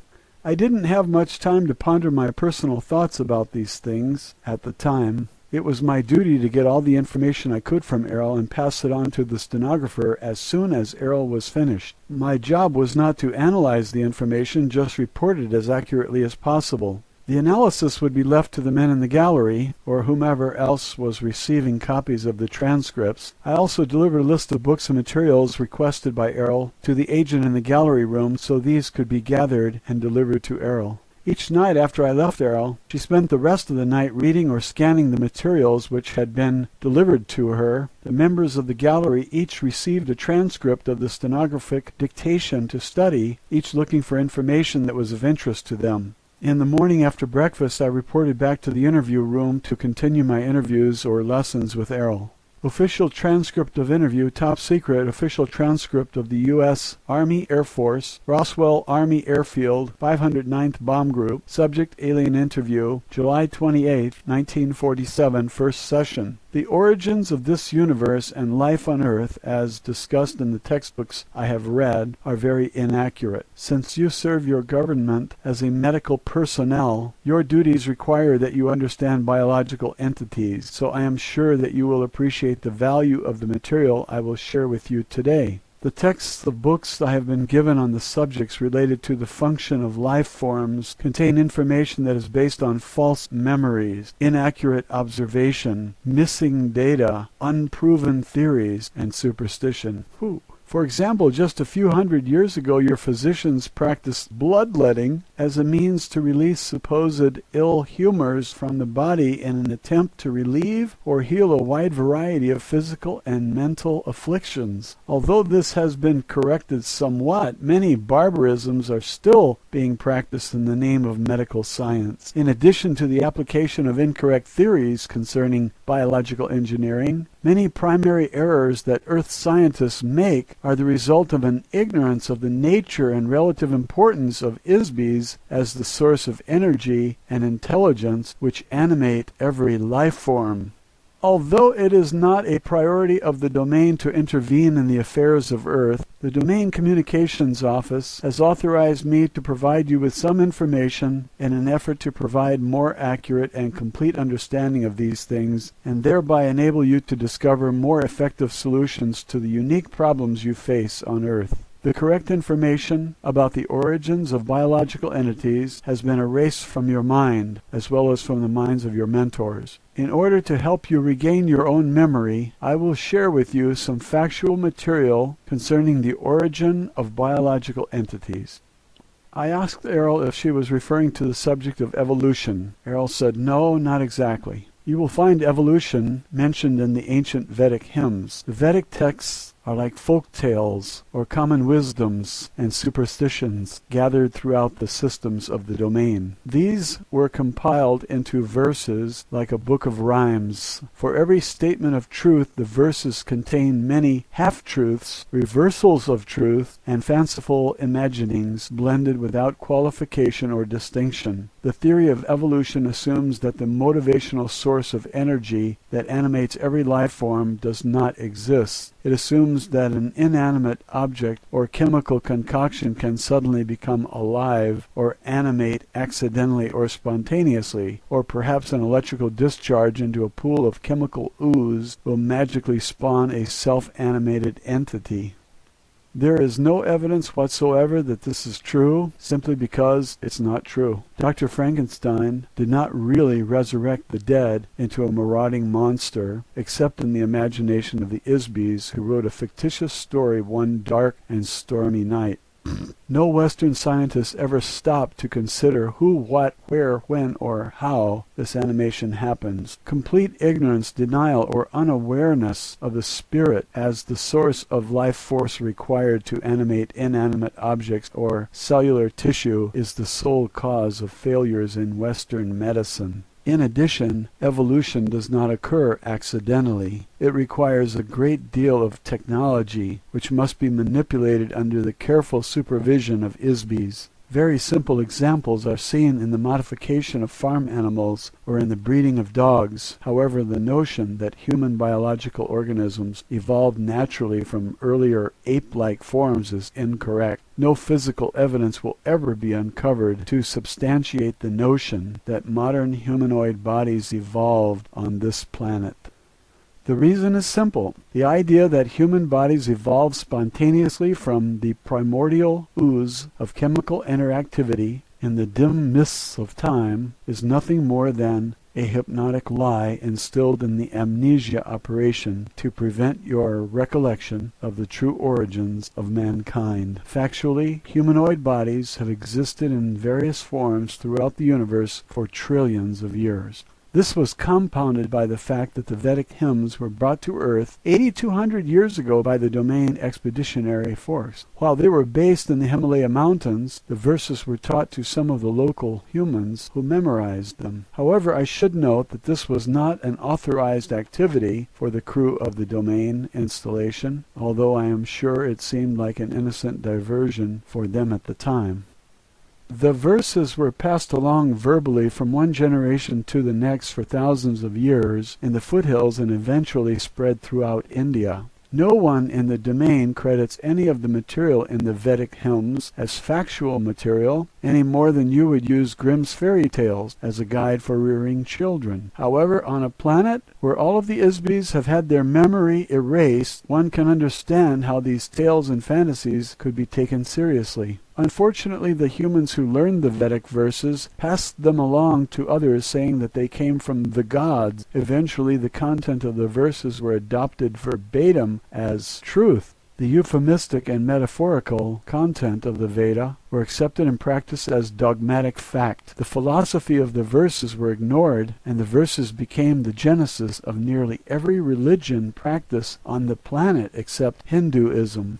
As an officer, pilot, and engineer of the domain, I must always assume a very pragmatic point of view. I could not be effective or accomplish my missions if I were to use philosophical dogma or rhetoric as my operations manual. Therefore, our discussion of history is based on actual events that occurred long before any Isbis arrived on Earth, and long before the old empire came into power. I can relate part of this history from my personal experience. Many billions of years ago, I was a member of a very large biological laboratory in a galaxy far from this one. It was called the Arcadia Regeneration Company. I was a biological engineer working with a large staff of technicians. It was our business to manufacture and supply new life forms to uninhabited planets. There were millions of star systems with millions of uninhabited planets in the region at that time. There were many other biological laboratory companies at that time also. Each of them specialized in producing different kinds of life forms depending on the class of the planet being populated. Over a long span of time, these laboratories developed a vast catalog of species throughout the galaxies. The majority of the basic genetic material is common to all species of life.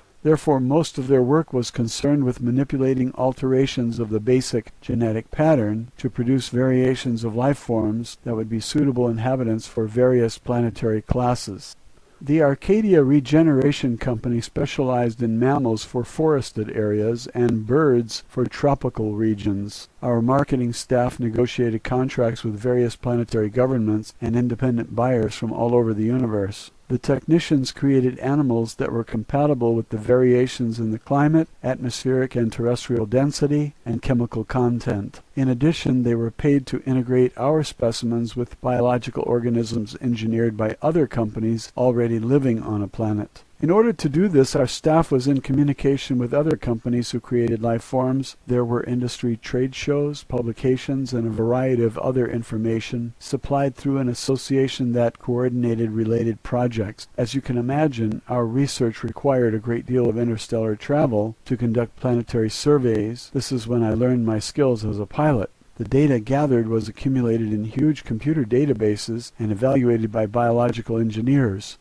A computer is an electronic device that serves as an artificial brain or complex calculating machine. It is capable of storing information, making computations, solving problems, and performing mechanical functions. 1947. In most of the galactic systems of the universe, very large computers are commonly used to run the routine administration, mechanical services, and maintenance activities of the entire planet or planetary system. Based on the survey data gathered, designs and artistic renderings were made for new creatures. Some designs were sold to the highest bidder. Other life forms were created to meet the customized requests of our clients. The design and technical specifications were passed along an assembly line through a series of cellular, chemical, and mechanical engineers to solve the various problems. It was their job to integrate all the component factors into a workable, functional, and aesthetic finished product. Prototypes of these creatures were then produced and tested in artificially created environments. Imperfections were worked out, modifications made, and eventually a new life form was endowed or animated with a life force or spiritual energy before being introduced into the actual planetary environment for final testing. After a new life form was introduced, we monitored the interaction of these biological organisms with the planetary environment and with other indigenous life forms. Conflicts resulting from the interaction between incompatible organisms were resolved through negotiation between ourselves and other companies. The negotiations usually resulted in compromises requiring further modification to our creatures or to theirs, or both. This is a part of science or art you call eugenics. In some cases, changes were made in a planetary environment, but not often, as planet building is much more complex than making changes to an individual life form.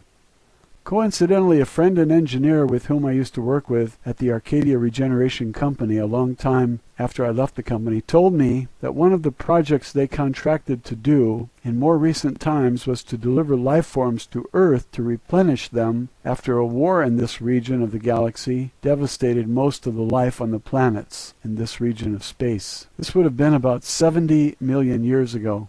The skill required to modify the planet into an ecologically interactive environment that will support billions of diverse species was an immense undertaking. Specialized consultants from nearly every biotechnology company in the galaxy were brought in to help with the project. What you now see on Earth is the huge variety of life forms left behind. For scientists believe that the fallacious theory of evolution is an explanation for the existence of all life forms here. The truth is that all life forms on this and any other planet in this universe were created by companies like ours.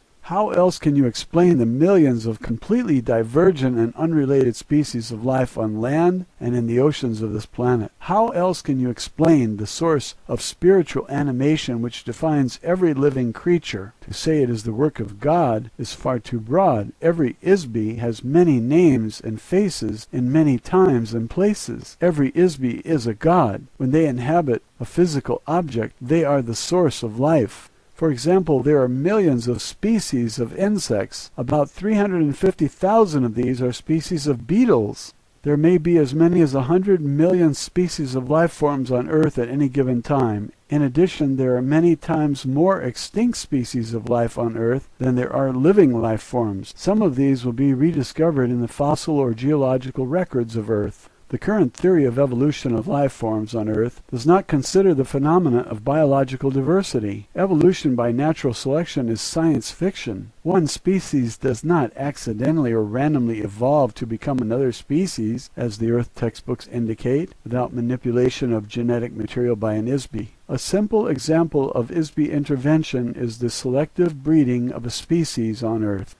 Within the past few hundred years, several hundred dog breeds and hundreds of varieties of pigeons and dozens of koi fish have been evolved in just a few years, beginning with one original breed. Without active intervention by Isbys, biological organisms rarely change. The development of an animal like the duck-billed platypus required a lot of very clever engineering to combine the body of a beaver with the bill of a duck and make a mammal that lays eggs. Undoubtedly, some wealthy client placed a special order for it as a gift for some curious amusement. I'm sure that the laboratory of some biotechnical company worked on it for years to make it a self-replicating life form.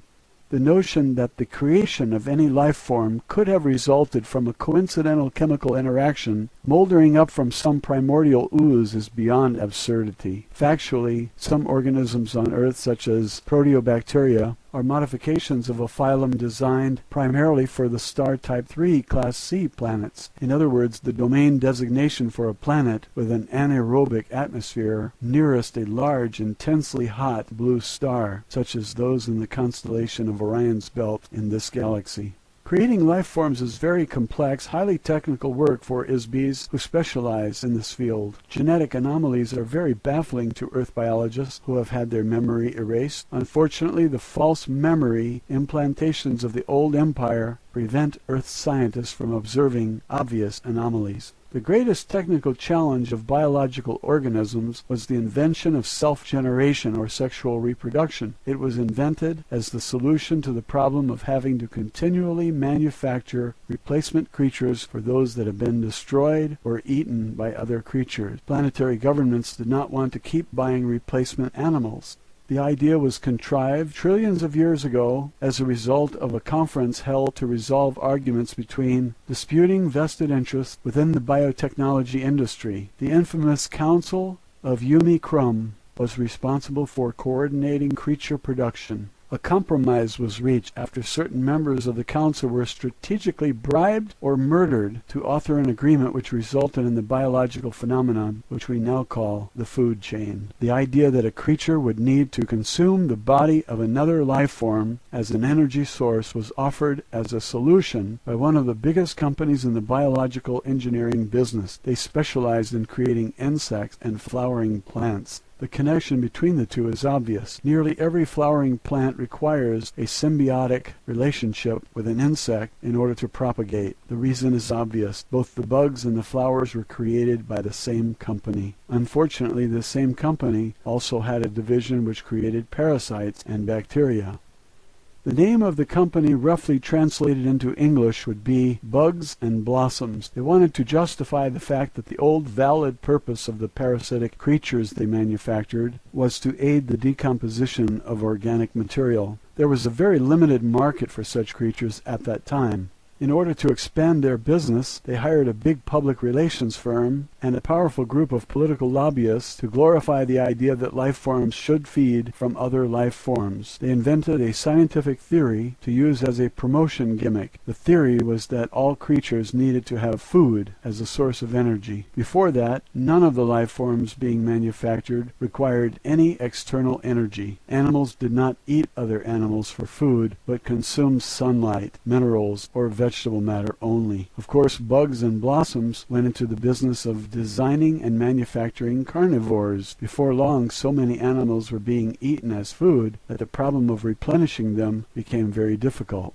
As a solution, Bugs and Blossoms proposed, with the help of some strategically placed bribes in high places, that other companies begin using sexual reproduction as the basis for replenishing life forms. Bugs and Blossoms was the first company to develop blueprints for sexual reproduction, of course. As expected, the patent licenses for the biological engineering process required to implant stimulus-response mating, cellular division, and pre-programmed growth patterns for self-regenerating animals were owned by Bugs and Blossoms too. Throughout the next few million years, laws were passed that required that these programs be purchased by the other biological technology companies. These were required to be imprinted into the cellular design of all existing life forms. It became a very expensive undertaking for other biotechnology companies to make such an awkward and impractical idea work.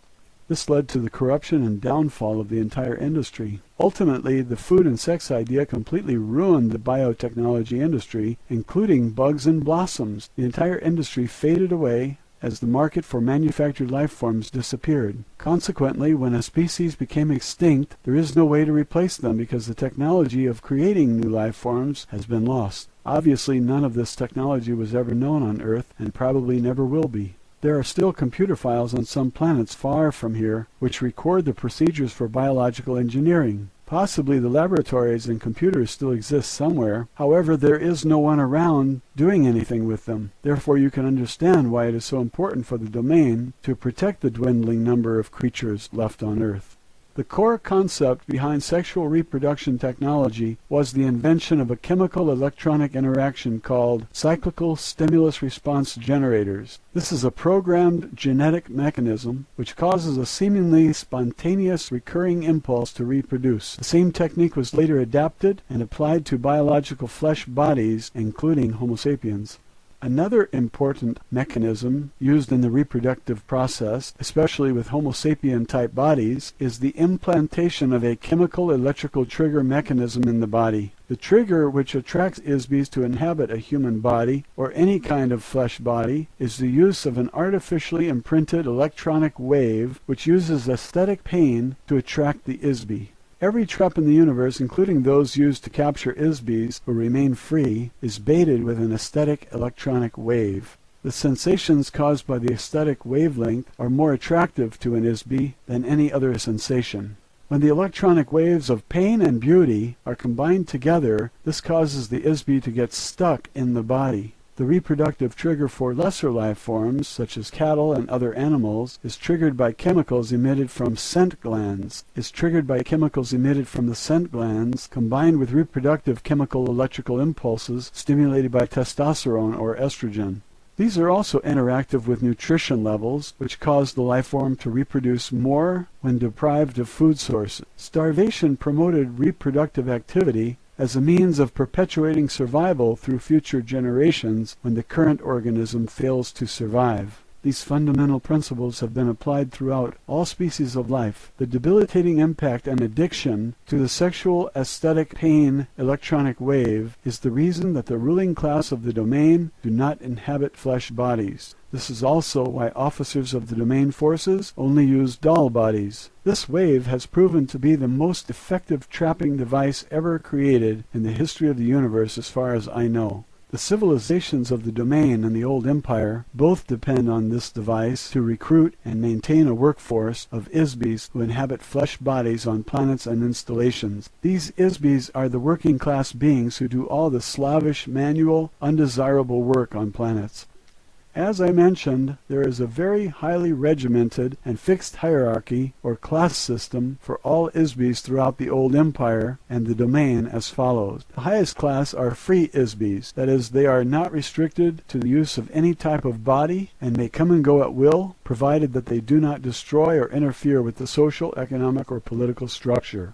Below this class are many strata of limited ISBs who may or may not use a body from time to time. Limitations are imposed on each ISB regarding range of power, ability, and mobility they can exercise. Below these are doll body class, to which I belong. Nearly all space officers and crew members of spacecraft are required to travel through intergalactic space. Therefore, they are each equipped with a body manufactured from lightweight, durable materials. Various body types have been designed to facilitate specialized functions. Some bodies have accessories such as interchangeable tools or apparatus for activities such as maintenance, mining, chemical management, navigation, and so forth. There are many graduations of this body type, which also serve as an insignia of rank. Below these are the soldier class. The soldiers are equipped with a myriad of weapons and specialized armaments designed to detect, combat, and overwhelm any imaginable foe. Some soldiers are issued mechanical bodies. Most soldiers are merely remote-controlled robots with no class designation.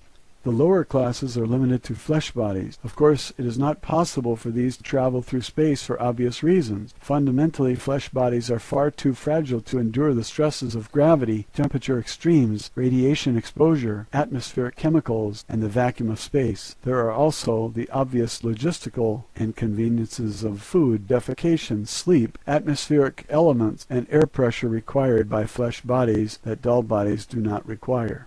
Most flesh bodies will suffocate in only a few minutes without a specific combination of atmospheric chemicals. After 2 or 3 days, the bacteria which live internally and externally on the body cause severe odors to be emitted. Odors of any kind are not acceptable in a space vessel. Flesh can tolerate only a very limited spectrum of temperatures, whereas in space the contrast of temperatures may vary hundreds of degrees within seconds. Of course, flesh bodies are utterly useless for military duty. A single shot from a handheld electronic blast gun instantly turns a flesh body into a noxious vapor cloud.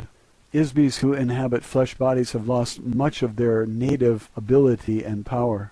Although it is theoretically possible to regain or rehabilitate these abilities, no practical means has been discovered or authorized by the domain. Even though spacecraft of the domain travel trillions of light years in a single day, the time required to traverse the space between galaxies is significant, not to mention the length of time to complete just one set of mission orders, which may require thousands of years. Biological flesh bodies live for only a very short time, only 60 to 150 years at most, whereas doll bodies can be reused and repaired almost indefinitely. The first development of biological bodies began in this universe about 74 trillion years ago. It rapidly became a fad for ISBs to create and inhabit various types of bodies for an assortment of nefarious reasons. Especially for amusement, this is to experience various physical sensations vicariously through the body. Since that time there has been a continuing de-evolution in the relationship of ISBs to bodies. As ISBs continue to play around with these bodies, certain tricks were introduced to cause ISBs to get trapped inside a body so they were unable to leave again. This was done primarily by making bodies that appeared sturdy but were actually very fragile. An ISB, using their natural power to create energy, accidentally injured a body when contacting it. The ISB was remorseful about having injured this fragile body. The next time they encountered a body, they began to be careful with them. In so doing, the ISB would withdraw or minimize their own power so as not to injure the body. A very long and treacherous history of this kind of trickery, combined with similar misadventures, eventually resulted in a large number of ISBs becoming permanently trapped in bodies. Of course, this became a profitable enterprise for some ISBs who took advantage of the situation to make slaves of others. The resulting enslavement progressed over trillions of years and continues today. Ultimately, the dwindling ability of ISBs to maintain a personal state of operational freedom and ability to create energy resulted in the vast and carefully guarded hierarchy or class system. Using bodies as a symbol of each class is used throughout the old empire as well as the domain. The vast majority of ISBs throughout the galaxies of this universe inhabit some form of flesh body. The structure, appearance, operation, and habitat of these bodies vary according to the gravity, atmosphere, and climatic conditions of the planet they inhabit. Body types are predetermined largely by the type and size of the star around which the planet revolves, the distance from the star, the geological as well as the atmospheric components of the planet.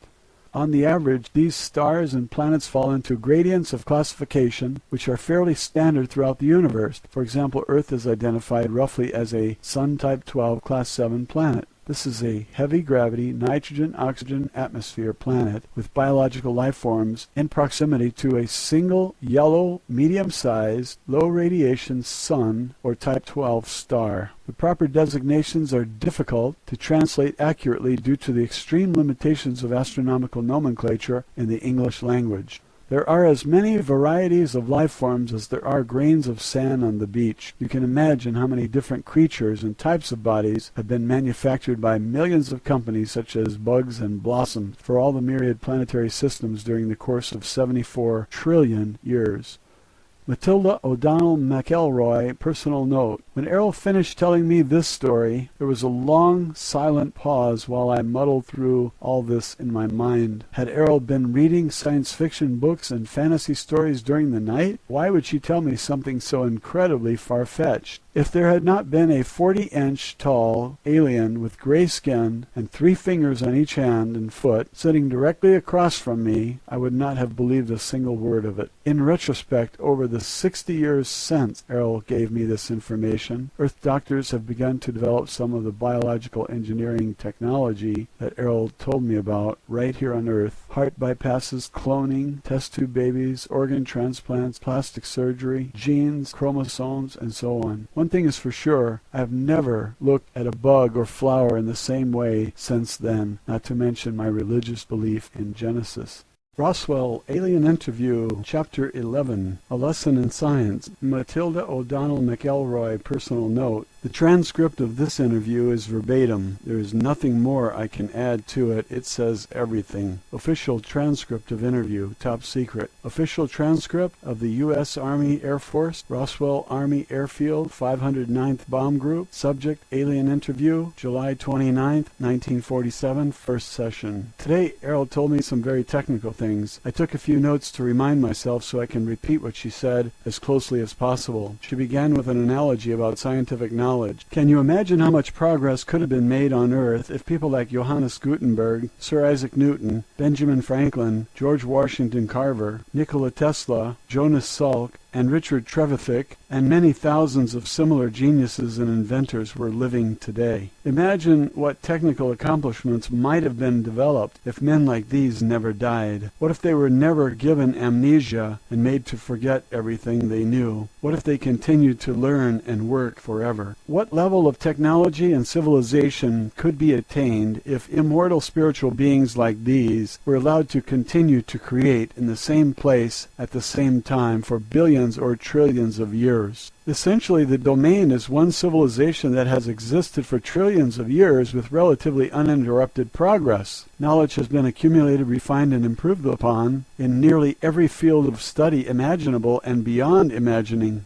Originally, the interaction of ISB illusions or inventions created the very fabric of the physical universe, the microcosm and the macrocosm. Originally, the interaction of ISB illusions or inventions created the very fabric of the physical universe, the microcosm and the macrocosm. Every single particle of the universe has been imagined and brought into existence by an ISB. Everything created from an idea, a thought, with no weight or size or location in space. Every speck of dust in space, from the size of the tiniest subatomic particle to the size of a sun or Magellanic cloud, the size of many galaxies, was created from the nothingness of a thought. Even the tiniest individual cells were contrived and coordinated to enable a microbial entity to sense and navigate through infinitesimally small spaces. These also came from an idea thought up by an ISB. You and every ISB on Earth have participated in the creation of this universe, even though you are now confined to a fragile body made of flesh. You live only 65 short rotations of your planet around a star. You have been given overwhelming electric shock treatments to wipe out your memory. You must learn everything all over again each lifetime, in spite of all these circumstances. You are who you are and will always be, and deep down you still know that you are and what you know. You are still the essence of you. How else could anyone understand the child prodigy? An ISB who plays concertos on a piano at 3 years of age without formal training? Impossible if they do not simply remember what they have already learned from thousands of lives spent in front of a keyboard in times untold or on planets far away. They may not know how they know, they just know. Humankind has developed more technology in the past 100 years than in the past 2,000 years. Why? The answer is simple. The influence of the old empire over the mind and over the affairs of mankind has been diminished by the domain. A renaissance of invention of Earth began in 1250 A.D. with the destruction of the old Empire space fleet in the solar system. During the next 500 years, Earth may have the potential to regain autonomy and independence, but only to the degree that humankind can apply the concentrated genius of the ISBs on Earth to solve the amnesia problem. However, on a cautionary note, the inventive potential of the ISBs who have been exiled to this planet is severely compromised by the criminal elements of the Earth population, specifically politicians, warmongers, and irresponsible physicists who create unlimited weapons such as nuclear bombs, chemicals, disease, and social chaos. These have the potential to extinguish all life forms on Earth forever. Even the relatively small explosions that were tested and used in the past 2 years on Earth have the potential to destroy all life, if deployed in sufficient quantity. Larger weapons could consume all the oxygen in the global atmosphere in a single explosion. Therefore, the most fundamental problems that must be solved in order to ensure that Earth will not be destroyed by technology are social and humanitarian problems. The greatest scientific minds of Earth, in spite of mathematical or mechanical genius, have never addressed these problems. Therefore, do not look to scientists to save Earth or the future of humanity. Any so-called science that is solely based on the paradigm that existence is composed of energy and objects moving through space is not a science. Such beings utterly ignore the creative spark originated by an individual ISB and collective work of the ISBs who continually create physical universe and all universes. Every science will remain relatively ineffective or destructive perspective to the degree that it omits or devaluates the relative importance of the spiritual spark that ignites all creation and life. Unfortunately, this ignorance has been carefully and forcefully instilled in human beings by the old empire to ensure that Isbis on this planet will not be able to recover their innate ability to create space, energy, matter, and time, or any other component part of universes. As long as awareness of the immortal, powerful, spiritual self is ignored, humanity will remain imprisoned until the day of its own self-destruction and oblivion. Do not rely on the dogma of physical sciences to master the fundamental forces of creation any more than you would trust the chanted incantations of an incense-burning shaman. The next result of both of these is entrapment and oblivion. Scientists pretend to observe, but they only suppose what they see and call it fact. Like the blind man, a scientist cannot learn to see until he realizes that he's blind. The facts of earth science do not include the source of creation. They include only the result or byproducts of creation. The facts of science do not include any memory of the nearly infinite past experience of existence. The essence of creation and existence cannot be found through the lens of a microscope or telescope or by any other measurement of the physical universe. One cannot comprehend the perfume of a flower or the pain felt by an abandoned lover with meters and calipers. Everything you will ever know about the creative force and ability of a God can be found within you, an immortal spiritual being. How can a blind man teach others to see the nearly infinite gradients that comprise the spectrum of light?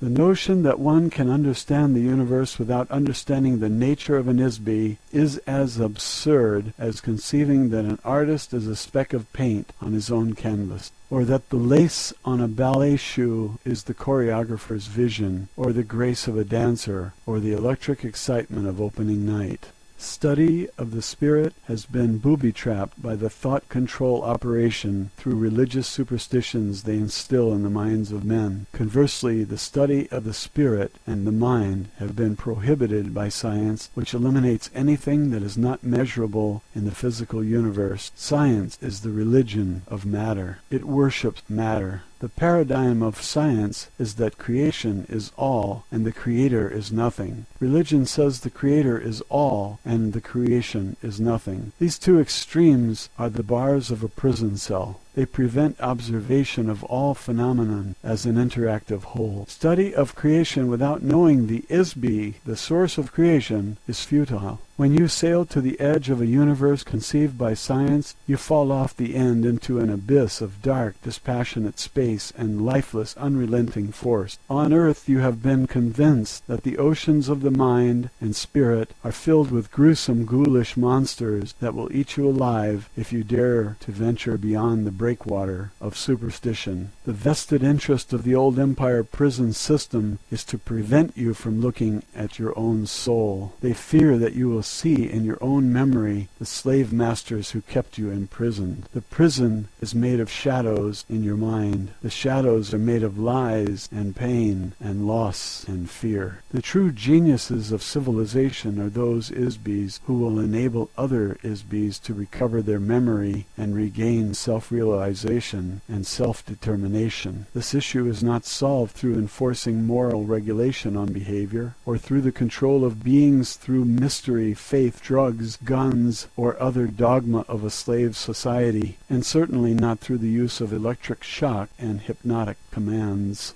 The survival of Earth and every being on it depends on the ability to recover the memory of skills you have accrued through the trilenia, to recover the essence of yourself. Such an art, science, or technology has never been conceived in the old empire. Otherwise, they would not have restored to the solution that brought you to your current conditions on Earth. Neither has such technology ever been developed by the domain. Until recently, the necessity of rehabilitating an Isbi with amnesia has not been needed. Therefore, no one has ever worked on solving this problem. So far, unfortunately, the domain has no solution to offer.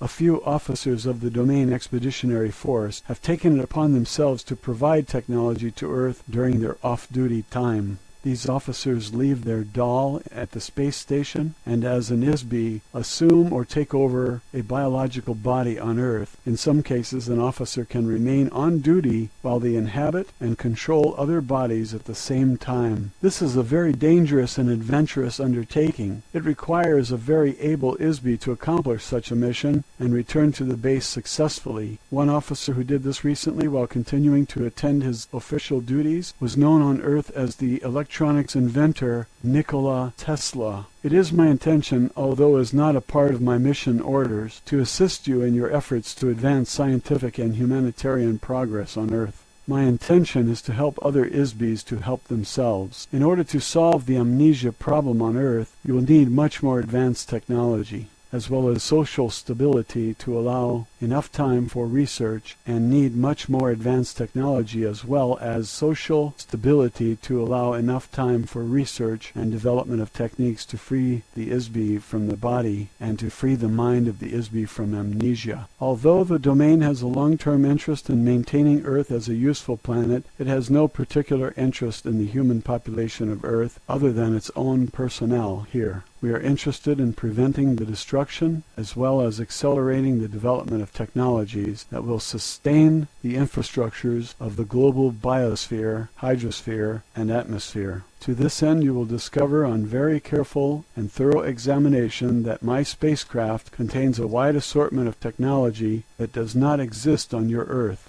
If you distribute pieces of this craft to various scientists for study, they will be able to reverse engineer some of the technology to the extent that Earth has the raw materials required to replicate these components. Some features will be indecipherable. Other features cannot be duplicated as Earth does not have the natural resources required to replicate them. This is especially true of the metals used to construct the craft. Not only do these metals not exist on Earth, the refining process required to produce these metals took billions of years to develop. It is also true of the navigation system, which requires an ISB whose own personal wavelength has been specifically attuned to the neural network of the craft. The pilot of the craft must possess a very high order of energy, volition, discipline, training, and intelligence to manipulate such a craft. ISBs on Earth are incapable of this expertise because it requires the use of an artificial body specifically created for this purpose. Certain individual Earth scientists, some of whom are among the most brilliant minds in the history of the universe, will have their memory of this technology jogged when they examine the craft components, just as some of the scientists and physicists on Earth have been able to remember how to recreate electronic generators, internal combustion, and steam locomotion, refrigeration, aircraft, antibiotics, and other tools of your civilization. They will also rediscover other vital technology in my craft. The following are the specific systems embodied in my craft that contain useful components. There is an assortment of microscopic wiring or fibers within the walls of the craft that control such things as communications, information storage, computer function, and automatic navigation. The same wiring is used for light, sublight, and ultralight spectrum detection and vision. The fabrics of the interior of the craft are far superior to any on Earth at this time and have hundreds of thousands of applications. You will also find mechanisms for creating, amplifying, and channeling light particles or waves as a form of energy. As an officer, pilot, and engineer of the domain forces, I am not at liberty to discuss or convey the detailed operation or construction of the craft in any way other than what I have just disclosed. However, I am confident that there are many competent engineers on Earth who will develop useful technology with these resources. I am providing these details to you in the hope that the greater good of the domain will be served. Roswell, Alien Interview, Chapter 12, A Lesson in Immortality. Matilda O'Donnell McElroy, Personal Note. I think the following transcript is pretty much self-explanatory. Official transcript of interview, top secret. Official transcript of the U.S. Army Air Force, Roswell Army Airfield, 509th Bomb Group. Subject, Alien Interview, July 30th, 1947, First Session. Immortal spiritual beings, which I refer to as ISBs for the sake of convenience, are the source and creators of illusions. each one individually and collectively, in their original unfettered state of being, are an eternal, all-powerful, all-knowing entity. ISBs create space by imagining a location. The intervening distance between themselves and the imagined location is what we call space. An ISB can perceive the space and objects created by other ISBs. ISBs are not physical universe entities. They are a source of energy and illusion. ISBs are not located in space or time, but can create space, place particles in space, create energy, and shape particles into various forms, cause the motion of forms, and animate forms. Any form which is animated by an ISB is called life. An ISB can decide to agree that they are located in space or time, and that they themselves are an object, or any other manner of illusion created by themselves, or another, or other ISBs. The disadvantages of creating an illusion is that an illusion must be continually created. If not continually created, it disappears. Continual creation of an illusion requires incessant attention to every detail of the illusion in order to sustain it. A common denominator of ISBs seems to be the desire to avoid boredom.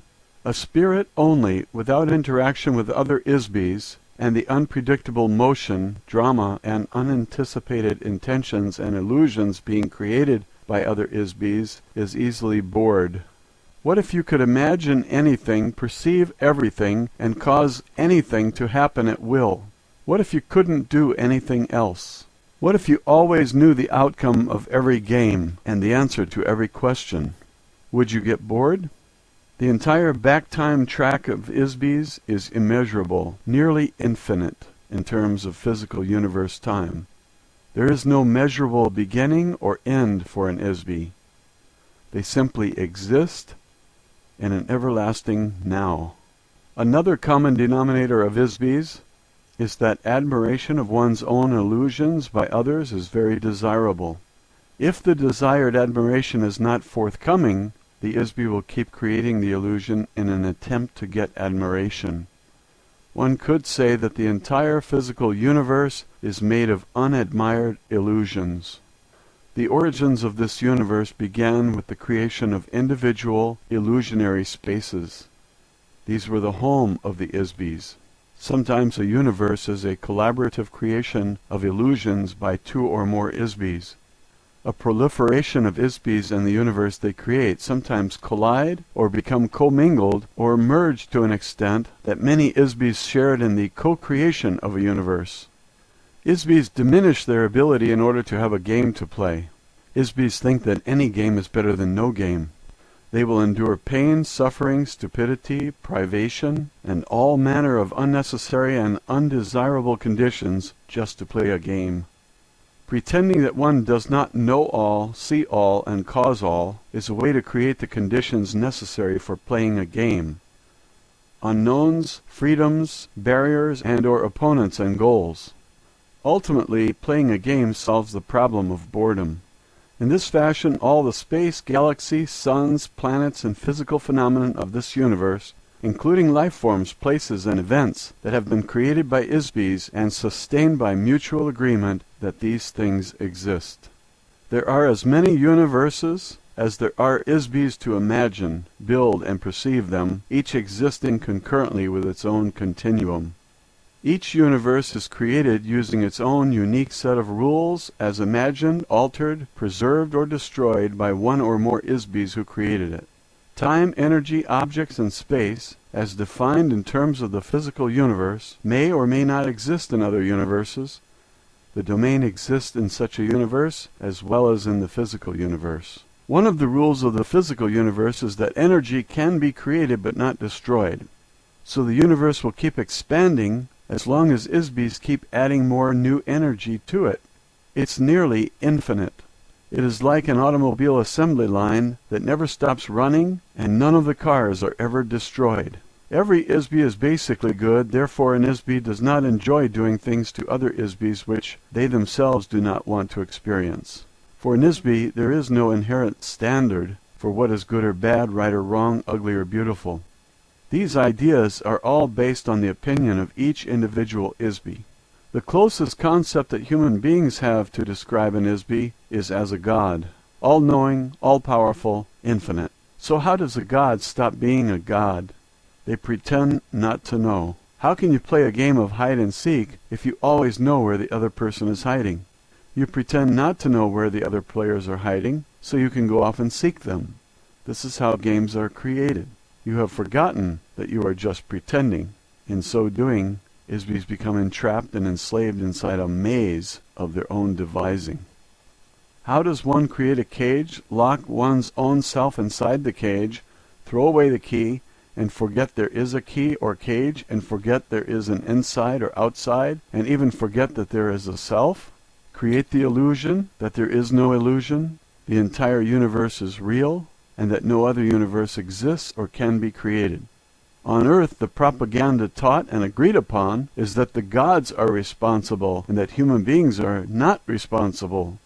You are taught that only God can create universes, so the responsibility for every action is assigned to another ISBE or God, never oneself. No human being ever assumes personal responsibility for the fact that they themselves, individually and collectively, are gods. This fact alone is the source of entrapment for every ISBE. Roswell, Alien Interview, Chapter 13, A Lesson in the Future. Matilda O'Donnell McElroy, personal note. I think this transcript speaks for itself also. I relayed Errol's exact communication as faithfully as possible. My superior officers became very alarmed about the possible military implications of what Errol said in this interview. Official transcript of interview, top secret. Official transcript of the U.S. Army Air Force. Roswell Army Airfield, 509th Bomb Group. Subject, Alien Interview, July 31st, 1947, first session. It is my personal belief that the truth should not be sacrificed on the altar of political, religious, or economic expediency. As an officer, pilot, and engineer of the domain, it is my duty to protect the greater good of the domain and its possessions. However, we cannot defend ourselves against forces of which we are not aware. The isolation of Earth from the rest of civilization prevents me from discussing many subjects with you at this time. Security and protocol prevent me from revealing any but the broadest general statements about the plans and activities of the domain. However, I can give you some information that you might find useful. I must return to my assigned duties on the space station now. I have provided as much help as I feel ethically able to offer, given the requirements and constraints of my duties as an officer, pilot, and engineer of the domain forces. Therefore, I will depart as an ISBE from Earth within the next 24 hours. Editor's note: the following several paragraphs appear to be personal comments made by Matilda to the stenographer regarding her interview with Errol. What this means is that Errol will leave her doll with us, as her craft is damaged beyond repair. We can examine, dissect, and study the body at our leisure. She does not have any further use for it, nor does she have any personal feelings or attachments to it, as others are readily available for her to use. Errol does not recommend that there are any technology in the body that Earth scientists will find useful, however. The technology of the body is simple, yet vastly beyond the reckoning of our current ability to analyze or reverse engineer any facet of it. The body is neither biological or mechanical, but a unique fabrication of materials and ancient technologies not found on any Earth-type planet. As Errol mentioned previously, a very rigid and distinctive hierarchy of social, economic, and cultural classes exists throughout the domain, which has remained unvaried and inviolate for many millennia. The body type and function assigned to an ISBE officer vary specifically according to the rank, class, longevity, training level, command level, service record, and meritorious citations earned by each individual ISBE, as with any other military insignia. The body used by Errol is specifically designed for an officer, pilot, and engineer of her rank and class. The bodies of her companions, which were destroyed in the crash, were not the same rank or class, but of a junior rank. Therefore, the appearance, features, composition, and functionality of those bodies were specialized and limited to the requirements of their duties. The junior officers whose bodies were damaged in the crash have left their bodies and returned to their duties in the space station. The damage suffered by their bodies was due primarily to the fact that they were officers of lower rank. They used bodies which were partially biological and therefore far less durable and resilient than hers. Editor's note: at this point the transcript appears to resume with statements made by Errol. Although the domain will not hesitate to destroy any active vestiges of the old Empire operations wherever they are discovered, this is not our primary mission in this galaxy. I'm sure that the old Empire mind control mechanisms can be deactivated and destroyed eventually. However, it is not possible to estimate how long this may take, as we do not understand the extent of this operation at this time. We do know that the old Empire force screen is vast enough to cover this end of the galaxy at least. We also know from experience that each force generator and trapping device is very difficult to detect, locate, and destroy. Also, it is not the current mission of the Domain Expeditionary Force to commit resources to this endeavor. The eventual destruction of these devices may make it possible for your memory to be restored simply by virtue of not having it erased after each lifetime. Fortunately, the memory of an ISB cannot be permanently erased. There are many other active space civilizations who maintain various nefarious operations in this area, not the least of which is dumping unwanted ISBs on Earth. None of these craft are hostile or in violent opposition to the domain forces. They know better than to challenge us. For the most part, the domain ignores Earth and its inhabitants, except to ensure that the resources of the planet itself are not permanently spoiled. This sector of the galaxy was annexed by the domain and is the possession of the domain to do with or dispose of it as deems best. The moon of Earth and the asteroid belt have become a permanent base of operations for the domain forces. Needless to say, any attempt by humans or others to interfere in the activities of the domain in this solar system, even if it were possible, which it definitely is not, will be terminated swiftly. This is not a serious concern, as I mentioned earlier, since Homo sapiens cannot operate in open space. Of course, we will continue with the next steps of the domain expansion plan, which has remained on schedule for billions of years. Over the next 5,000 years, there will be increasing traffic and activity of the domain forces as we progress toward the center of this galaxy and beyond to spread our civilization through the universe.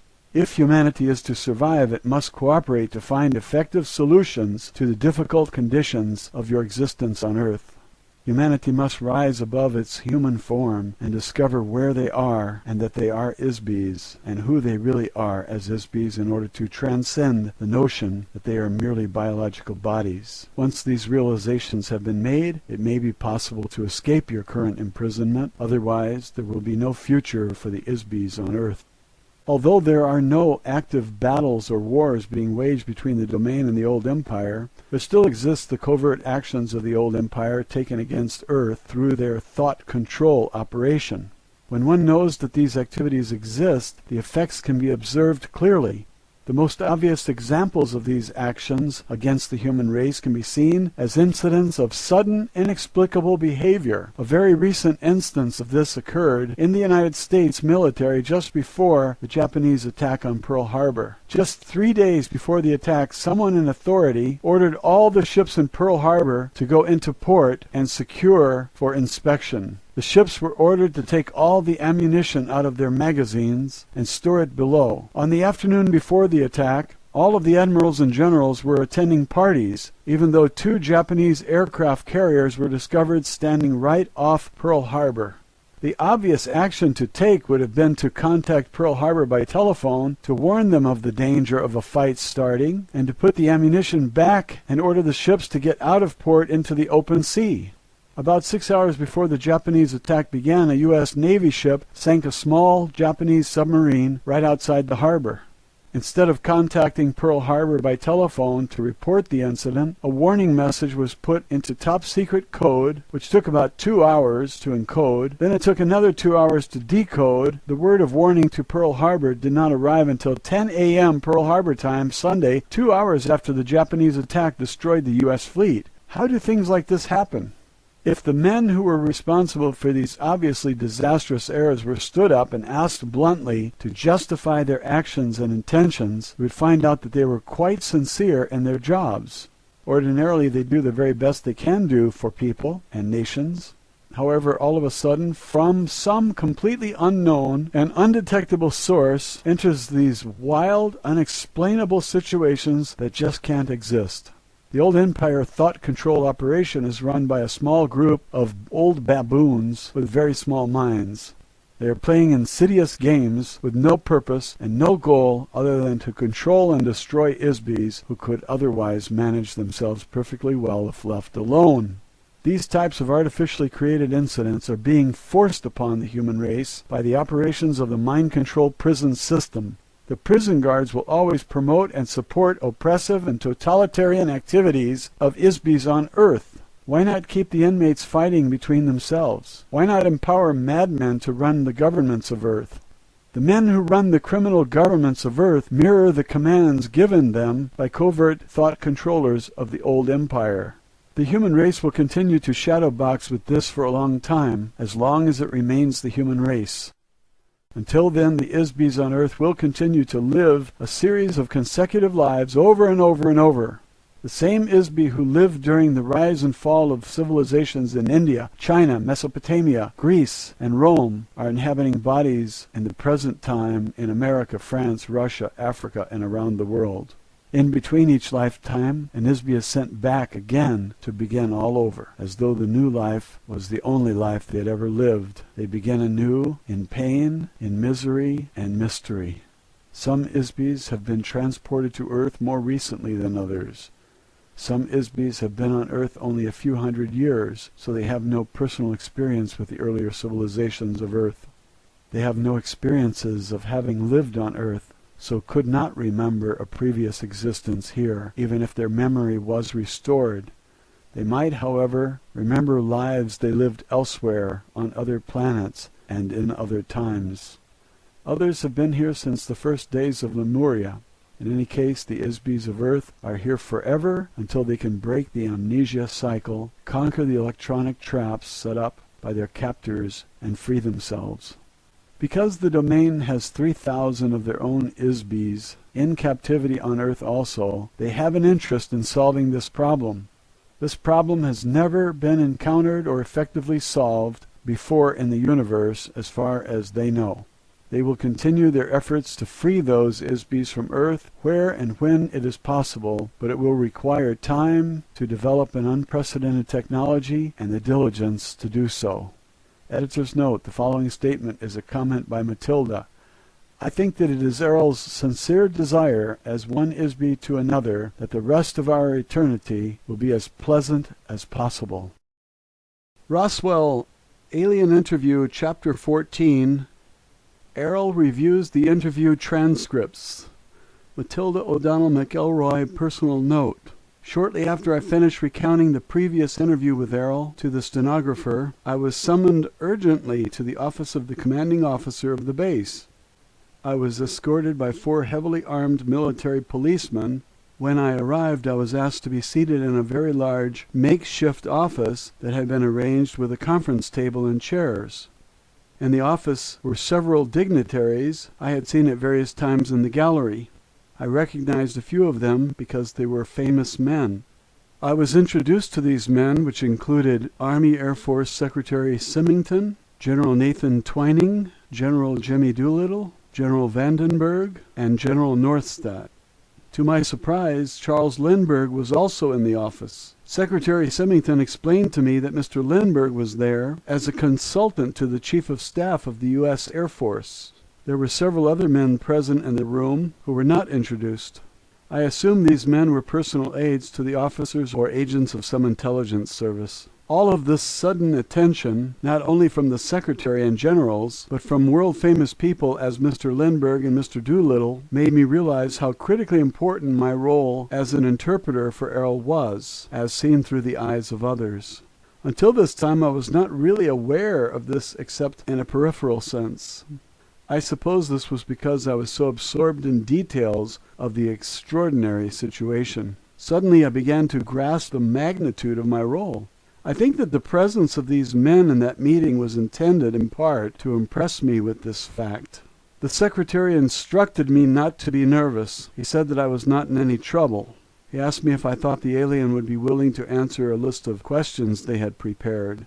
He explained that they were very eager to discover many more details about Errol, the flying disc, the domain, and many other subjects that Errol had disclosed in the interview transcripts.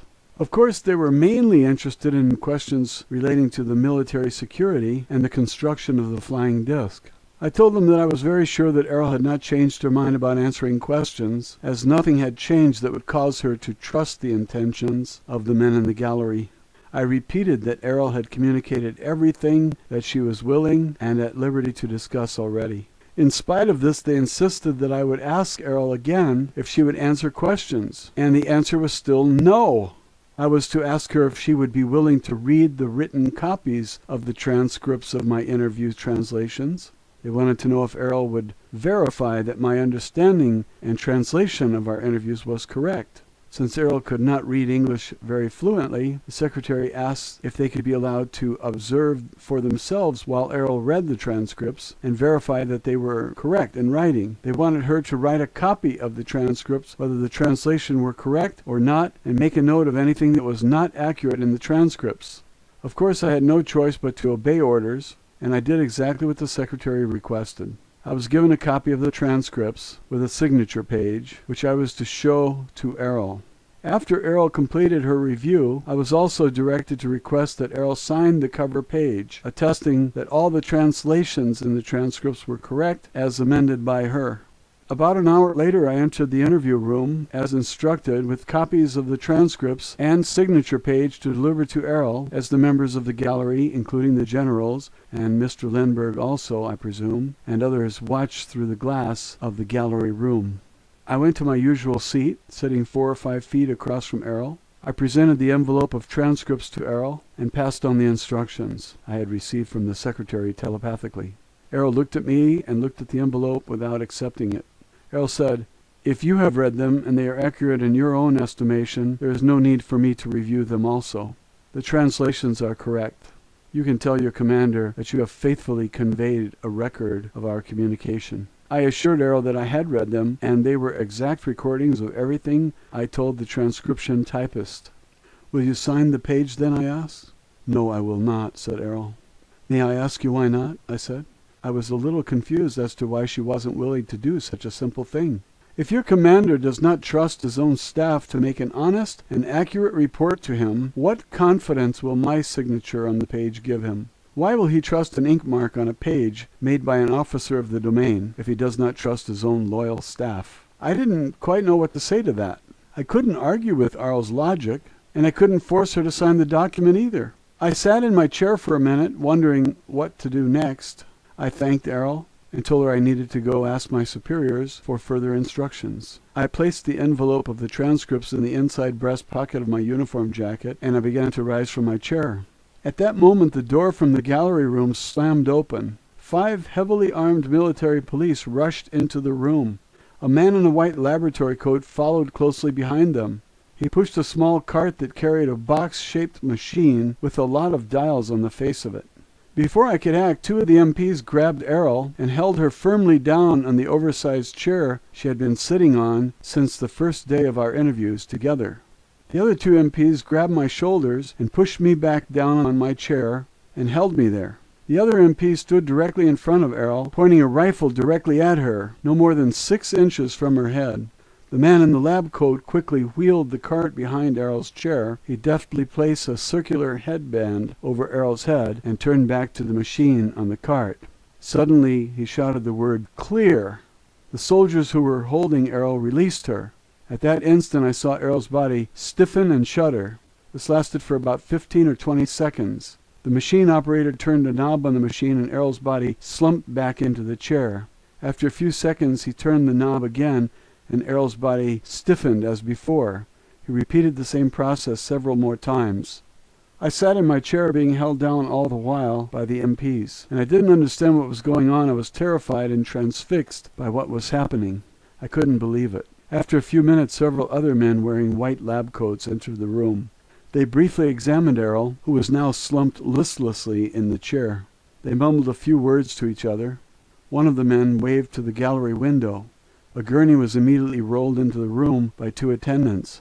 These men lifted Errol's limp body onto the gurney, strapped her down across the chest and arms, and rolled it out of the room. I was immediately escorted out of the interview room by the MPs and taken directly to my quarters, where I was locked in my room with the MPs remaining at guard outside the door. After about half an hour there was a knock at the door of my quarters. When I opened it, General Twining entered, together with the machine operator in the white lab coat. The general introduced the man to me as Dr. Wilcox. He asked me to accompany him and the doctor. We left the room, followed by the MPs. After several twists and turns through the complex, we entered a small room where Errol had been wheeled on the gurney. The general told me that Errol and the domain were considered to be a very important military threat to the United States. Errol had been immobilized so that she could not depart and return to her base, as she said she would do in the interview. It would be a very grave risk to national security to allow Errol to report what she observed during her time at the base, so it had been determined that decisive action was needed to prevent this. The general asked me if I understood why this was necessary. I said that I did, although I most certainly did not agree that it was the least bit necessary, and I certainly did not agree with the surprise attack on Errol and me in the interview room. However, I said nothing about this to the general because I was very afraid of what might happen to me and Errol if I protested. Dr. Wilcox asked me to approach the gurney and stand next to Errol. Errol lay perfectly still and unmoving on the bed. I could not tell whether she was alive or dead. Several other men in white lab coats, who I assumed were also doctors, stood on the opposite side of the bed. They had connected two pieces of monitoring equipment to Errol's head, arms, and chest. One of these devices I recognized from my training as a surgical nurse as an EEG machine, which is used to detect electrical activity in the brain. The other device was a normal hospital room vital signs monitor, which I knew would be useless since Errol did not have a biological body.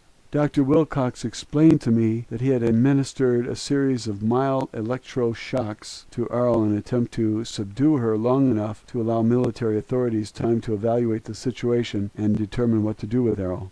He asked me to attempt to communicate with Errol telepathically.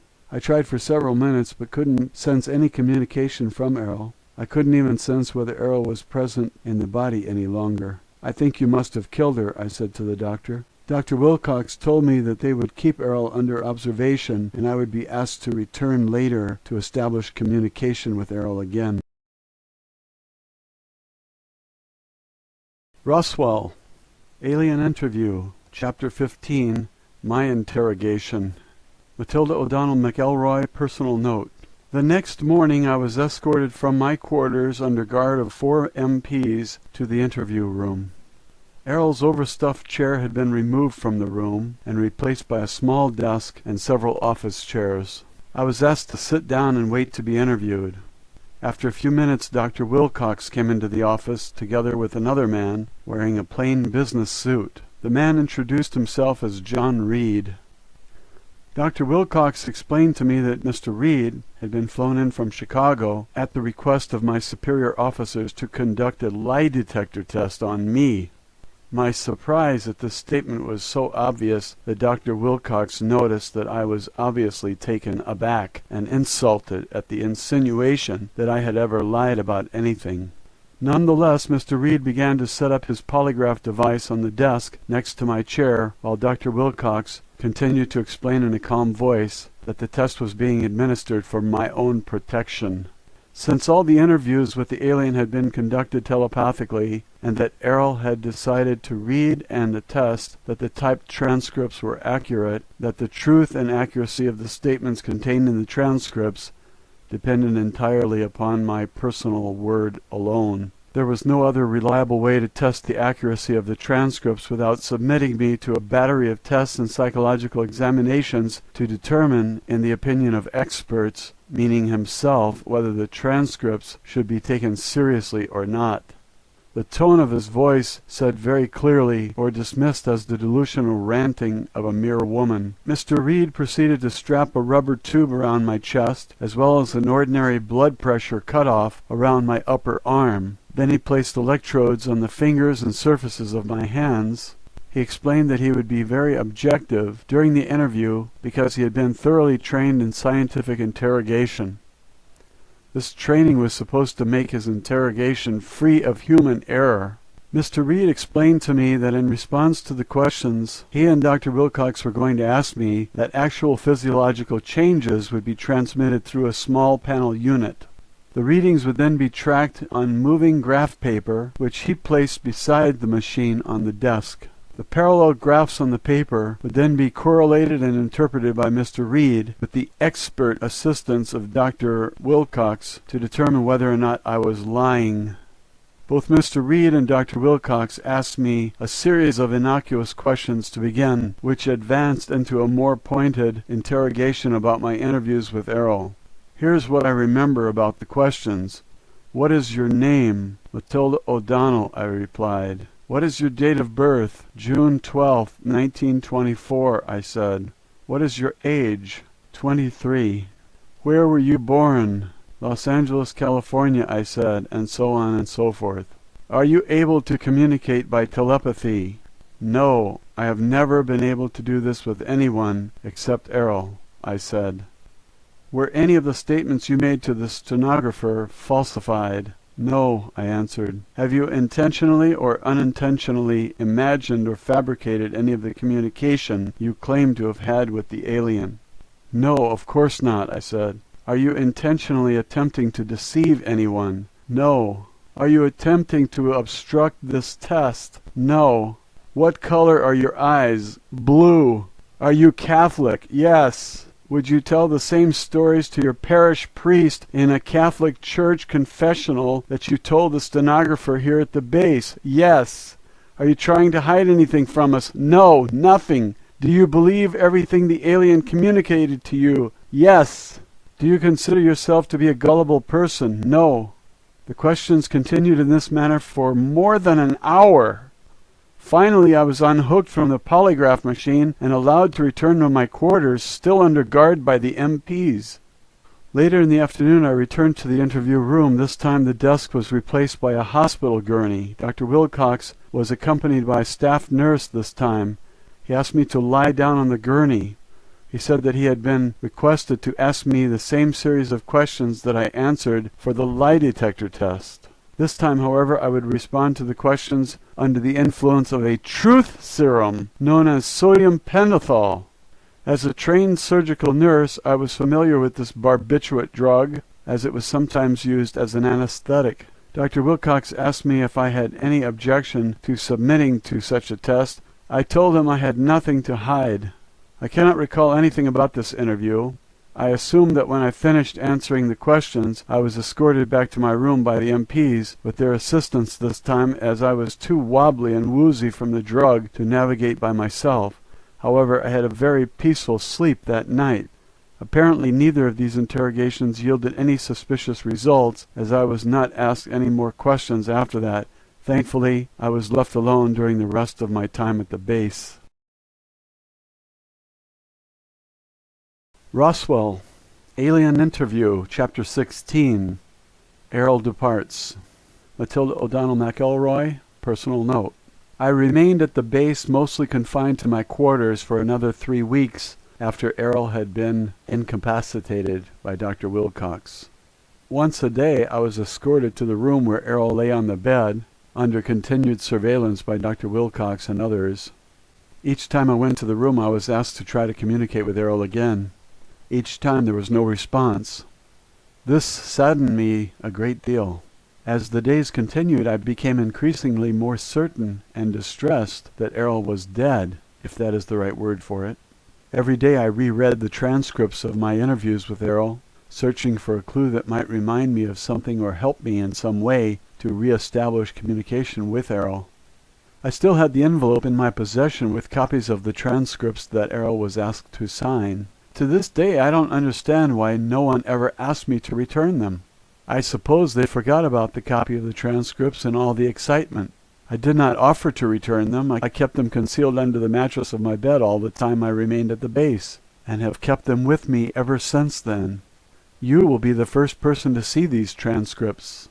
Since Errol's body was not biological, the doctors could not detect whether the body was alive or dead unless it moved. Of course, I knew that if Errol was not consciously animating the body as an Isby, the body would not move. I explained this to Dr. Wilcox. I explained this to him several times. Each time he just gave me a patronizing sort of smile, patted my arm, and thanked me for trying again. At the end of the third week, I was told by Dr. Wilcox that my services would no longer be needed because it had been decided by the military to move Errol to a larger, more secure military medical facility that was better equipped to deal with the situation. He didn't say anything about where the facility was located. That was the last time I saw Errol's doll body. The following day I received written orders signed by General Twining. The orders said that I had completed my service to the U.S. military and was officially discharged from further duty, and that I would receive an honorable discharge and a generous military pension. I would be also relocated by the military and given a new identity with the appropriate documents. Along with the orders, I received a document that I was instructed to read and sign. It was an oath of secrecy. The language of the document was full of legalese, but the point was very clearly made that I was to never, ever discuss anything whatsoever with anyone about anything whatsoever that I had seen, heard, or experienced during my service in the military under pain of death as an act of treason against the United States of America. As it turned out, I was placed into a federal government witness protection program, except that I would be protected from the government by the government. In other words, as long as I stayed quiet, I could stay alive. The following morning, I was placed aboard a small military transport plane and flown to a relocation destination. After being shuttled to several locations for short periods, I eventually ended up in Glasgow, Montana, near Fort Peck. The night before I was scheduled to board the transport plane, I lay in bed, contemplating the whole affair and wondering what happened to Errol and to me. I suddenly heard Errol's voice. I sat bolt upright in my bed and turned on the light on the nightstand. I looked around the room frantically for a few seconds. Then I realized that it was Errol, the Isby. Her body was not in the room with me, of course, and it didn't need to be. She said hello. The tone of her thought was plain and friendly. It was unmistakably Errol. I did not have the least doubt about that. I thought, Errol, are you still here? She answered that she was here, but not in a body on Earth. She had returned to her post at the domain base when the doctor and the MPs attacked us in the interview room. She was pleased to perceive that I was well and that I was going to be released unharmed. I wondered how she escaped from them. I was worried that they might have injured Errol by the shock machine. Errol said that she was able to leave the body before the shock was administered and avoid the electric current running through the body. She wanted to let me know that she was safe and not to worry about her. I was very relieved, to say the least. I asked Errol if I would ever see her again. Errol reassured me that we are both Isbys. We are not physical bodies. Now that she had located me in space and time, we would always stay in communication. Errol wished me well, and my communication with her ended for the moment.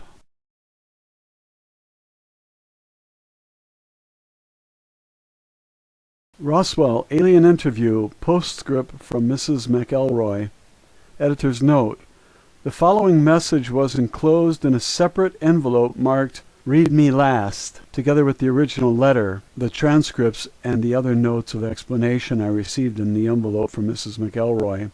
This is what the message said. The other documents in this envelope are the end of the story as far as what happened back in 1947. However, several months after the government got me settled at my final relocation destination, I continued my communication with Errol on a regular basis. It has been almost exactly 40 years since the crash at Roswell. Since then, it has become obvious to me that I have been able to communicate telepathically with Errol for one reason. I am one of the 3,000 members of the Lost Battalion. At this time, all the members of the Lost Battalion have been located on Earth as a result of the Domain Anunnaki mission and their use of the Tree of Life detection device. Through my communication with Errol, I have recovered some of my memory of lives I've spent on Earth over the past 8,000 years. Most of these memories are not especially important compared to the long backtrack of events, but it has been a necessary stepping stone to regaining my awareness and ability as an Isby. I can also remember some dim patches of my life in the Domain Expeditionary Force. I was a nurse there too. For the most part, I've been a nurse over and over and over again down through the ages. I stick with being a nurse because it's familiar to me, and I enjoy the work of helping people, as well as the members of the race of biological beings in the domain whose bodies look more like insects than mammals, especially their hands. Even doll bodies need some repair once in a while, too. As I remember more about my past, I realize that the rest of my life is in the future. Eternity is not just in the past, eternity is in the future. At this point, I'm still not able to fully return to the domain. I am sentenced to eternal imprisonment like all other Isbys in the living hell called Earth, until we can disable the old Empire force screens. Because I won't keep my biological body much longer now, I am intensely aware that very soon I will be recycled through the amnesia process of the old Empire and stuck back into another baby body to start all over again without any memory of what went before. As you know, members of the Domain Expeditionary Force have been working to solve this problem for thousands of years. Errol said that even though the Domain has located all of the lost battalion officers and crew, the success of freeing them depends on the Isbys who are already on Earth. The Domain Central Command cannot authorize any personnel or resources at this time to conduct a rescue mission, as this is not the primary mission of the Domain Expeditionary Force in this galaxy. So if Isbys on Earth are going to escape from this prison, it will have to be an inside job, so to speak. The inmates will have to figure out how to get themselves out. Various methods of recovering the memory and ability of the Isbys have been developed over the past 10,000 years on Earth, but none have proven to be consistently effective so far.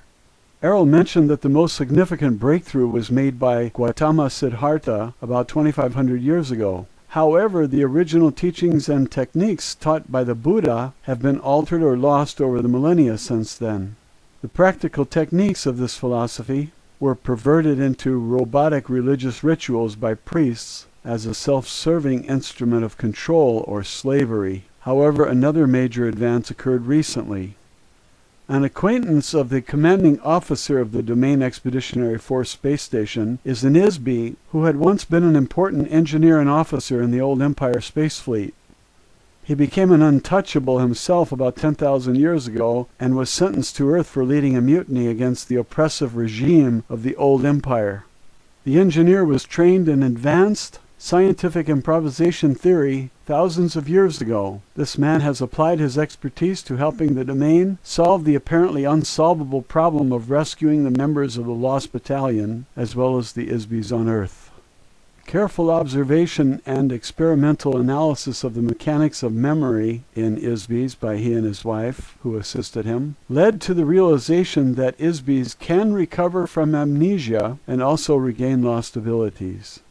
Together they discovered and developed effective methods that they used to rehabilitate their own memories. They eventually codified their methods so that others can safely be trained to apply them to themselves and others, without detection by the old Empire thought control operators. Their research also revealed that Isbys can occupy and operate more than one body at the same time, a fact that previously was thought to be uniquely limited to officers of the Domain. One example of this fact is that the engineer in a previous lifetime on Earth was Suleiman the Magnificent. His assistant was a harem girl who rose up from slavery to become his wife and rule the Ottoman Empire with him. Simultaneously, she inhabited another body and ruled her own empire as Queen Elizabeth. As the Queen of England, she never married because she was already married to the Sultan of the Ottoman Empire. In a later life, he was incarnated as Cecil Rhodes. During his life as Rhodes, she was again a princess, this time from Poland.